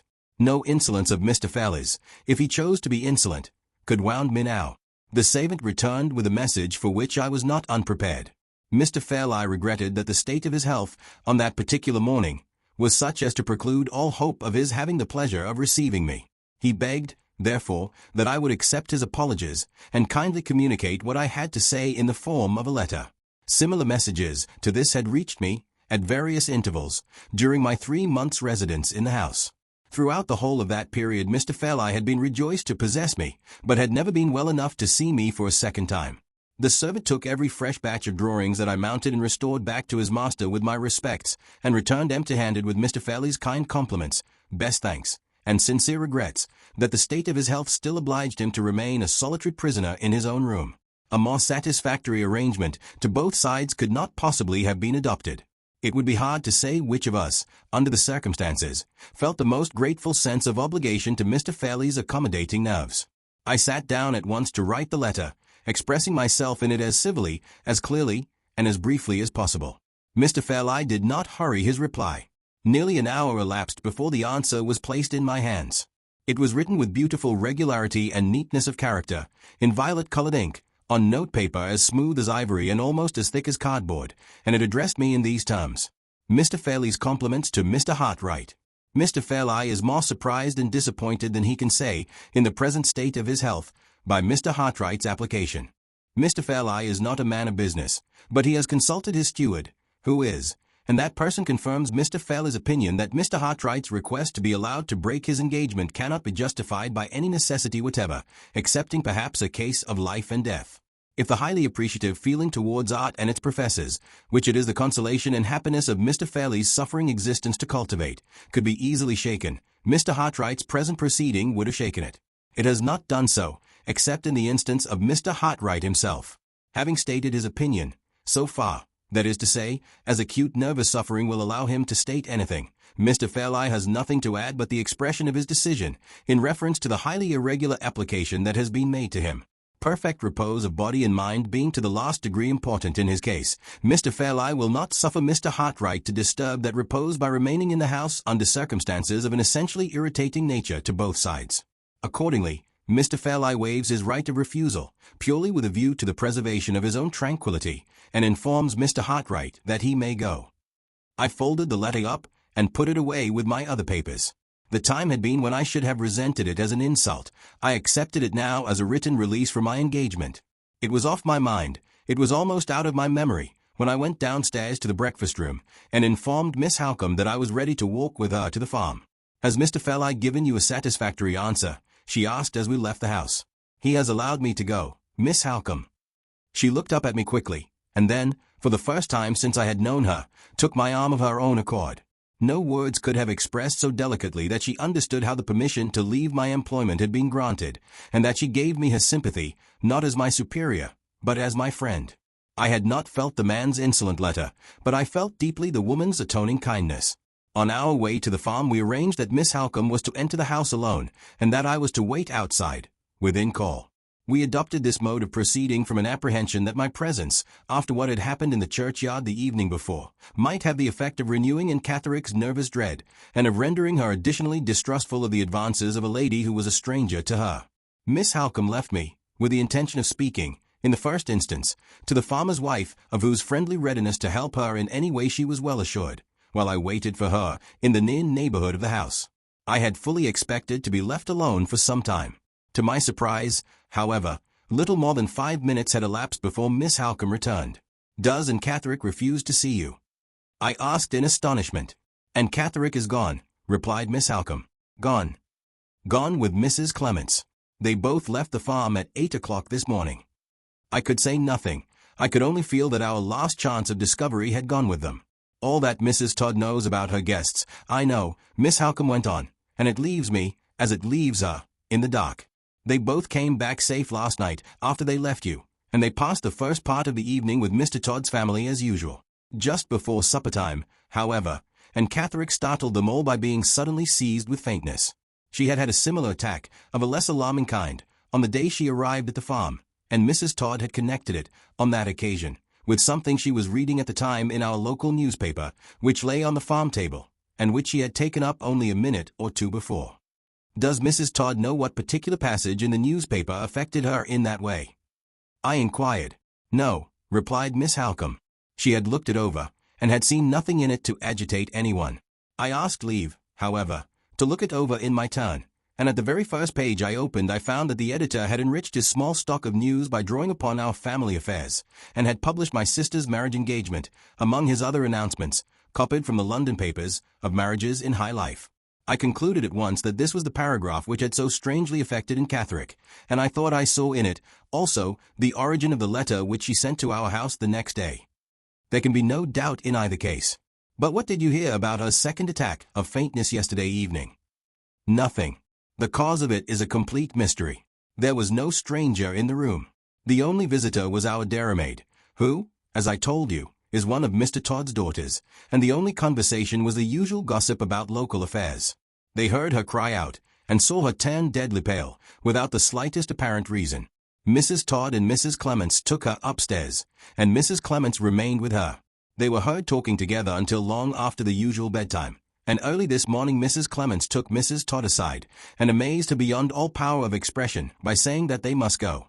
The only explanation Mrs. Todd could extract from her guest was that something had happened, which was not the fault of any one at the farmhouse, but which was serious enough to make Catterick resolve to leave Limmeridge immediately. It was quite useless to press Mrs. Clements to be more explicit. She only shook her head, and said that, for Anne's sake, she must beg and pray that no one would question her. All she could repeat, with every appearance of being seriously agitated herself, was that Anne must go, that she must go with her, and that the destination to which they might both betake themselves must be kept a secret from everybody. I spare you the recital of Mrs. Todd's hospitable remonstrances and refusals. It ended in her driving them both to the nearest station, more than 3 hours since. She tried hard on the way to get them to speak more plainly, but without success, and she set them down outside the station door, so hurt and offended by the unceremonious abruptness of their departure and their unfriendly reluctance to place the least confidence in her, that she drove away in anger, without so much as stopping to bid them goodbye. That is exactly what has taken place. Search your own memory, Mr. Hartright, and tell me if anything happened in the burial ground yesterday evening which can at all account for the extraordinary departure of those 2 women this morning. I should like to account first, Miss Halcombe, for the sudden change in Catterick which alarmed them at the farmhouse, hours after she and I had parted, and when time enough had elapsed to quiet any violent agitation that I might have been unfortunate enough to cause. Did you inquire particularly about the gossip which was going on in the room when she turned faint? Yes. But Mrs. Todd's household affairs seemed to have divided her attention that evening with the talk in the farmhouse parlor. She could only tell me that it was just the news, meaning, I suppose, that they all talked as usual about each other. The dairymaid's memory may be better than her mother's, I said. It may be as well for you to speak to the girl, Miss Halcombe, as soon as we get back. My suggestion was acted on the moment we returned to the house. Miss Halcombe led me round to the servants' offices, and we found the girl in the dairy, with her sleeves tucked up to her shoulders, cleaning a large milk pan and singing blithely over her work. "I have brought this gentleman to see your dairy, Hannah," said Miss Halcombe. "It is one of the sights of the house, and it always does you credit." The girl blushed and curtsied, and said shyly that she hoped she always did her best to keep things neat and clean. "We have just come from your father's," Miss Halcombe continued. "You were there yesterday evening, I hear, and you found visitors at the house." "Yes, miss. One of them was taken faint and ill, I am told. I suppose nothing was said or done to frighten her. You were not talking of anything very terrible, were you?" "Oh no, miss," said the girl, laughing. "We were only talking of the news." "Your sisters told you the news at Todd's Corner, I suppose?" "Yes, miss." "And you told them the news at Limmeridge House?" "Yes, miss. And I'm quite sure nothing was said to frighten the poor thing, for I was talking when she was taken ill. It gave me quite a turn, miss, to see it, never having been taken faint myself." Before any more questions could be put to her, she was called away to receive a basket of eggs at the dairy door. As she left us I whispered to Miss Halcombe, "Ask her if she happened to mention, last night, that visitors were expected at Limmeridge House." Miss Halcombe showed me, by a look, that she understood, and put the question as soon as the dairymaid returned to us. "Oh yes, miss, I mentioned that," said the girl simply. "The company coming, and the accident to the brindle cow, was all the news I had to take to the farm." "Did you mention names? Did you tell them that Sir Percival Glyde was expected on Monday?" "Yes, miss, I told them Sir Percival Glyde was coming. I hope there was no harm in it. I hope I didn't do wrong." "Oh no, no harm. Come, Mr. Hartright. Hannah will begin to think us in the way, if we interrupt her any longer over her work." We stopped and looked at one another the moment we were alone again. "Is there any doubt in your mind, now, Miss Halcombe?" "Sir Percival Glyde shall remove that doubt, Mr. Hartright, or Laura Fell I shall never be his wife." As we walked round to the front of the house, a fly from the railway approached us along the drive. Miss Halcombe waited on the doorsteps until the fly drew up, and then advanced to shake hands with an old gentleman, who got out briskly the moment the steps were let down. Mr. Gilmore had arrived. I looked at him, when we were introduced to each other, with an interest and a curiosity which I could hardly conceal. This old man was to remain at Limmeridge House after I had left it. He was to hear Sir Percival Glyde's explanation, and was to give Miss Halcombe the assistance of his experience in forming her judgment. He was to wait until the question of the marriage was set at rest, and his hand, if that question were decided in the affirmative, was to draw the settlement which bound Miss Felleye irrevocably to her engagement. Even then, when I knew nothing by comparison with what I know now, I looked the family lawyer with an interest which I had never felt before in the presence of any man breathing who was a total stranger to me. In external appearance, Mr. Gilmore was the exact opposite of the conventional idea of an old lawyer. His complexion was florid. His white hair was worn rather long and kept carefully brushed. His black coat, waistcoat, and trousers fitted him with perfect neatness. His white cravat was carefully tied, and his lavender-colored kid gloves might have adorned the hands of a fashionable clergyman, without fear and without reproach. His manners were pleasantly marked by the formal grace and refinement of the old school of politeness, quickened by the invigorating sharpness and readiness of a man whose business in life obliges him always to keep his faculties in good working order. A sanguine constitution and fair prospects to begin with, a long subsequent career of creditable and comfortable prosperity, a cheerful, diligent, widely respected old age. Such were the general impressions I derived from my introduction to Mr. Gilmore, and it is but fair to him to add that the knowledge I gained by later and better experience only tended to confirm them. I left the old gentleman and Miss Halcombe to enter the house together, and to talk of family matters undisturbed by the restraint of a stranger's presence. They crossed the hall on their way to the drawing-room, and I descended the steps again to wander about the garden alone. My hours were numbered at Limmeridge House. My departure the next morning was irrevocably settled. My share in the investigation, which the anonymous letter had rendered necessary, was at an end. No harm could be done to anyone but myself if I let my heart loose again, for the little time that was left me, from the cold cruelty of restraint which necessity had forced me to inflict upon it, and took my farewell of the scenes which were associated with a brief dream time of my happiness and my love.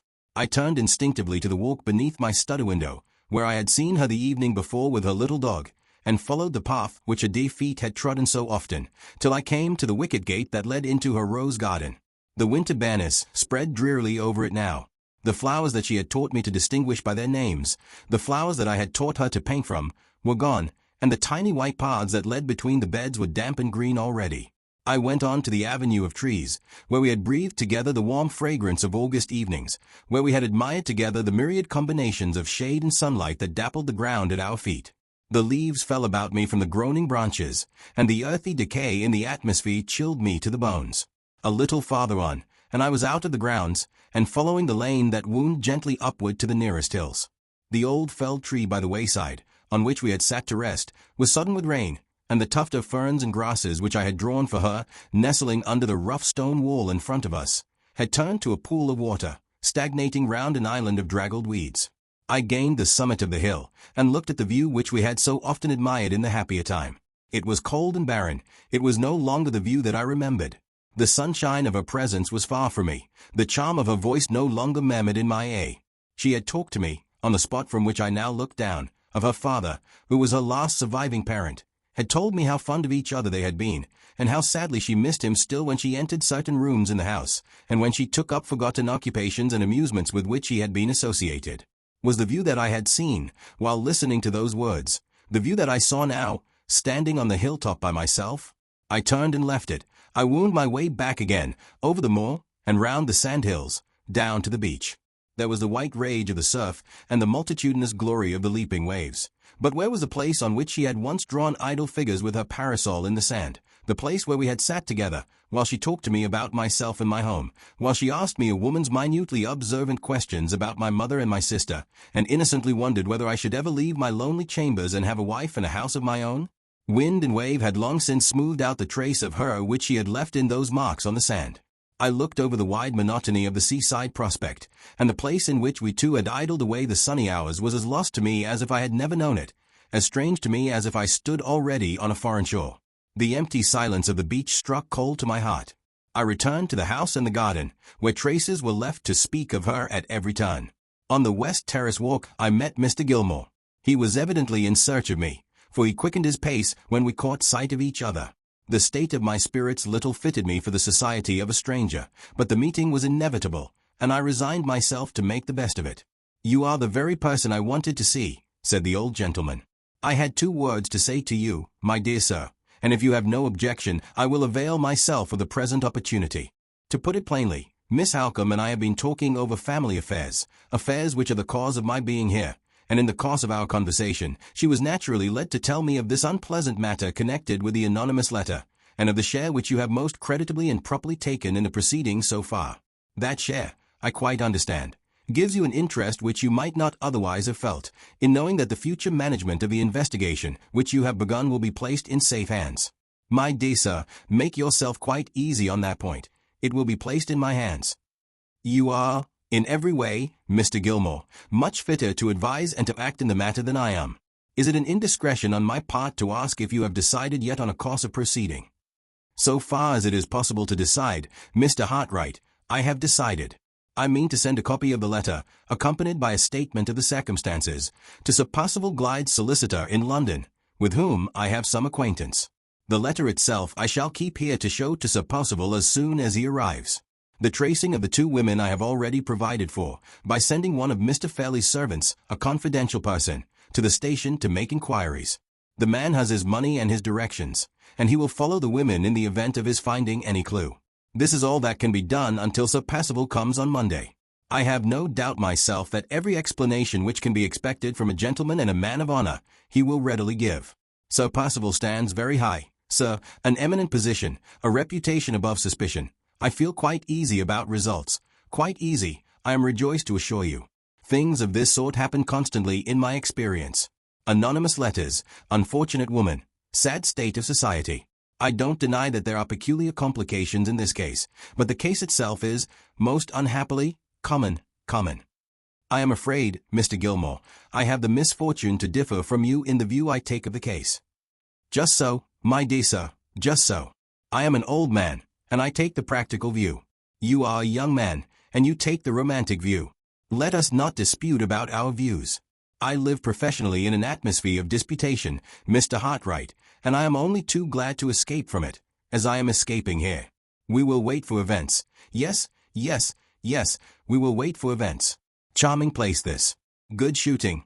Probably not. None of Mr. Fairley's land is preserved, I think. Charming place, though, and delightful people. You draw and paint, I hear, Mr. Hartright? Enviable accomplishment. What style? We dropped into general conversation, or rather, Mr. Gilmore talked and I listened. My attention was far from him, and from the topics on which he discoursed so fluently. The solitary walk of the last 2 hours had wrought its effect on me. It had set the idea in my mind of hastening my departure from Limmeridge House. Why should I prolong the hard trial of saying farewell by one unnecessary minute? What further service was required of me by anyone? There was no useful purpose to be served by my stay in Cumberland. There was no restriction of time in the permission to leave which my employer had granted to me. Why not end it there and then? I determined to end it. There were some hours of daylight still left. There was no reason why my journey back to London should not begin on that afternoon. I made the first civil excuse that occurred to me for leaving Mr. Gilmore, and returned at once to the house. On my way up to my own room, I met Miss Halcombe on the stairs. She saw, by the hurry of my movements and the change in my manner, that I had some new purpose in view, and asked what had happened. I told her the reasons which induced me to think of hastening my departure, exactly as I have told them here. No, she said, earnestly and kindly, leave us like a friend, break bread with us once more. Stay here and dine. Stay here and help us to spend our last evening with you as happily, as like our first evenings, as we can. It is my invitation, Mrs. Vyse's invitation. She hesitated a little, and then added, Laura's invitation as well. I promised to remain. God knows I had no wish to leave even the shadow of a sorrowful impression with any one of them. My own room was the best place for me till the dinner bell rang. I waited there till it was time to go downstairs. I had not spoken to Miss Fairley. I had not even seen her, all that day. The first meeting with her, when I entered the drawing-room, was a hard trial to her self-control and to mine. She, too, had done her best to make our last evening renew the golden bygone time, the time that could never come again. She had put on the dress which I used to admire more than any other that she possessed, a dark blue silk, trimmed quaintly and prettily with old-fashioned lace. She came forward to meet me with her former readiness, She gave me her hand with the frank, innocent goodwill of happier days. The cold fingers that trembled round mine, the pale cheeks with a bright red spot burning in the midst of them, the faint smile that struggled to live on her lips and died away from them while I looked at it, told me at what sacrifice of herself her outward composure was maintained. My heart could take her no closer to me, or I should have loved her then as I had never loved her yet. Mr. Gilmore was a great assistance to us. He was in high good humor, and he led the conversation with unflagging spirit. Miss Halcombe seconded him resolutely, and I did all I could to follow her example. The kind blue eyes, whose slightest changes of expression I had learnt to interpret so well, looked at me appealingly when we first sat down to table. "Help my sister." The sweet anxious face seemed to say, "Help my sister, and you will help me."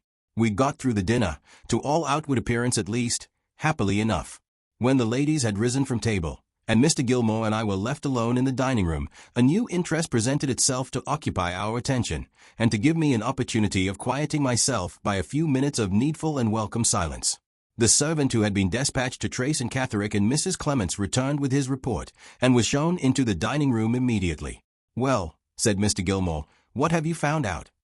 "I have found out, sir," answered the man, "that both the women took tickets at our station here for Carlisle." "You went to Carlisle, of course, when you heard that?" "I did, sir, but I am sorry to say I could find no further trace of them." "You inquired at the railway?" "Yes, sir." "And at the different inns?" "Yes, sir." "And you left the statement I wrote for you at the police station?" "I did, sir." "Well, my friend, you have done all you could, and I have done all I could, and then the matter must rest till further notice. We have played our trump cards, Mr. Hartright," continued the old gentleman when the servant had withdrawn. "For the present, at least, the women have outmaneuvered us, and our only resource now is to wait till Sir Possible Glide comes here on Monday next. Won't you fill your glass again? Good bottle of port, that, sound, substantial, old wine. I have got better in my own cellar, though." We returned to the drawing room, the room in which the happiest evenings of my life had been passed, the room which, after this last night, I was never to see again. Its aspect was altered since the days had shortened and the weather had grown cold. The glass doors on the terrace side were closed, and hidden by thick curtains. Instead of the soft twilight obscurity, in which we used to sit, the bright radiant glow of lamplight now dazzled my eyes.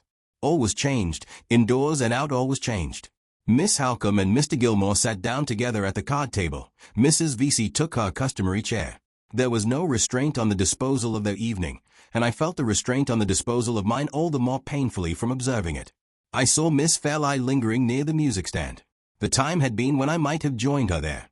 I waited irresolutely. I knew neither where to go nor what to do next. She cast one quick glance at me, took a piece of music suddenly from the stand, and came towards me of her own accord. "Shall I play some of those little melodies of Mozart's which you used to like so much?" she asked, opening the music nervously, and looking down at it while she spoke. Before I could thank her she hastened to the piano. The chair near it, which I had always been accustomed to occupy, stood empty. She struck a few chords, then glanced round at me, then looked back again at her music. "Won't you take your old place?" she said, speaking very abruptly and in very low tones. "I may take it on the last night," I answered. She did not reply. She kept her attention riveted on the music which she knew by memory, which she had played over and over again, in former times, without the book. I only knew that she had heard me. I only knew that she was aware of my being close to her, by seeing the red spot on the cheek that was nearest to me fade out, and the face grow pale all over. "I am very sorry you are going," she said, her voice almost sinking to a whisper, her eyes looking more and more intently at the music, her fingers flying over the keys of the piano with a strange feverish energy which I had never noticed in her before. "I shall remember those kind words, Miss Fairlie, long after tomorrow has come and gone." The paleness grew whiter on her face, and she turned it farther away from me. "Don't speak of tomorrow," she said. "Let the music speak to us of tonight, in a happier language than ours." Her lips trembled. A faint sigh fluttered from them, which she tried vainly to suppress. Her fingers wavered on the piano. She struck a false note, confused herself in trying to set it right, and dropped her hands angrily on her lap. Miss Halcombe and Mr. Gilmore looked up in astonishment from the card table at which they were playing. Even Mrs. Vesey, dozing in her chair, woke at the sudden cessation of the music, and inquired what had happened. "You play at whist, Mr. Hartright?" asked Miss Halcombe, with her eyes directed significantly at the place I occupied. I knew what she meant. I knew she was right, and I rose at once to go to the card table. As I left the piano, Miss Fairlight turned a page of the music, and touched the keys again with a surer hand. "I will play it," she said, striking the notes almost passionately. "I will play it on the last night." "Come, Mrs. Vesey," said Miss Halcombe, "Mr. Gilmore and I are tired of ecarte. Come and be Mr. Hartright's partner at whist." The old lawyer smiled satirically. His had been the winning hand, and he had just turned up a king. He evidently attributed Miss Halcombe's abrupt change in the card table arrangements to a lady's inability to play the losing game. The rest of the evening passed without a word or a look from her. She kept her place at the piano, and I kept mine at the card table. She played unintermittingly, played as if the music was her only refuge from herself. Sometimes her fingers touched the notes with a lingering fondness, a soft, plaintive, dying tenderness, unutterably beautiful and mournful to hear. Sometimes they faltered and failed her, or hurried over the instrument mechanically, as if their task was a burden to them. But still, change and waver as they might in the expression they imparted to the music, their resolution to play never faltered. She only rose from the piano when we all rose to say good night. Mrs. Vesey was the nearest to the door, and the first to shake hands with me. "I shall not see you again, Mr. Hartright," said the old lady. "I am truly sorry you are going away. You have been very kind and attentive, and an old woman like me feels kindness and attention. I wish you happy, sir. I wish you a kind goodbye." Mr. Gilmore came next. "I hope we shall have a future opportunity of bettering our acquaintance, Mr. Hartright. You quite understand about that little matter of business being safe in my hands?"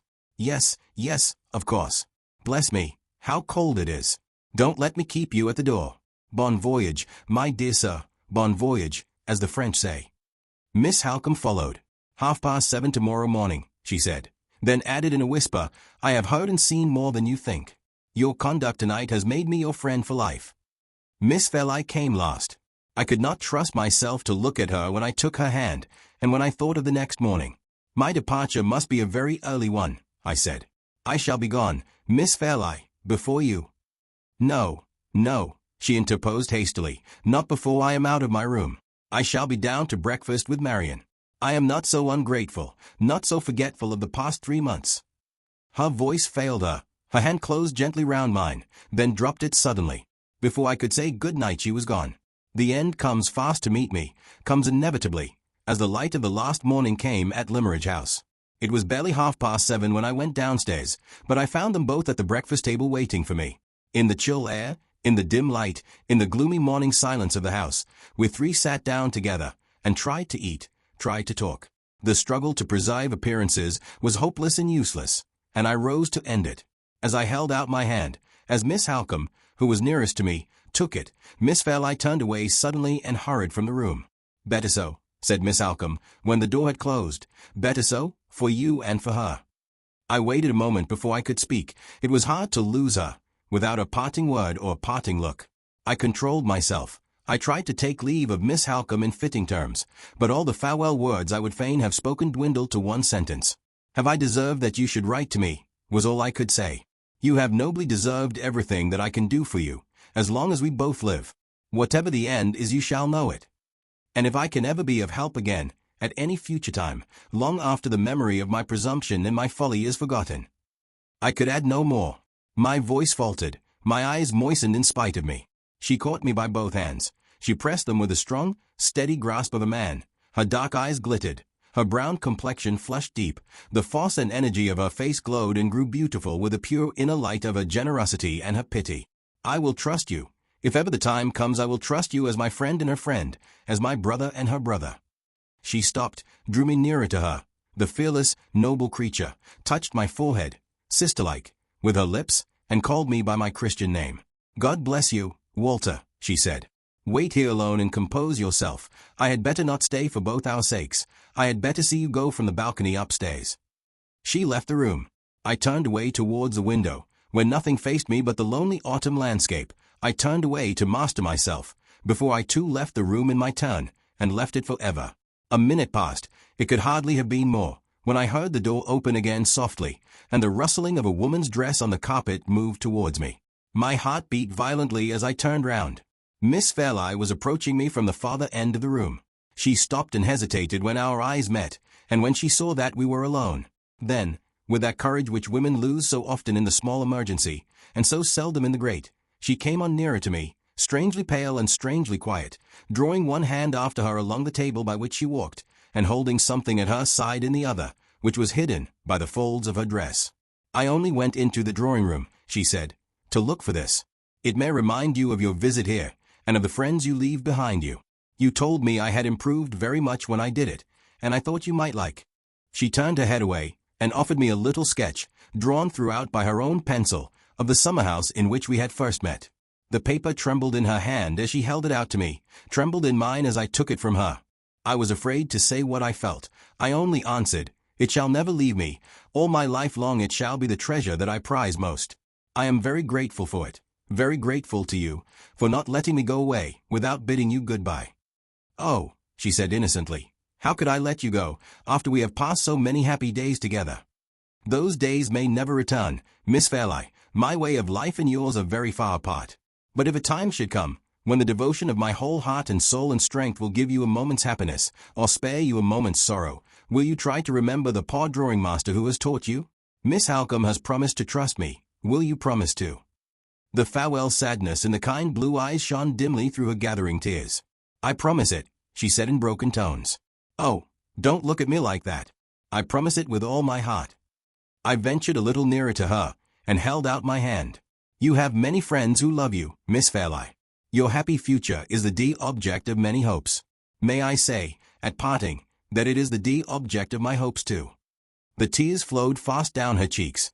She rested one trembling hand on the table to steady herself while she gave me the other. I took it in mine. I held it fast.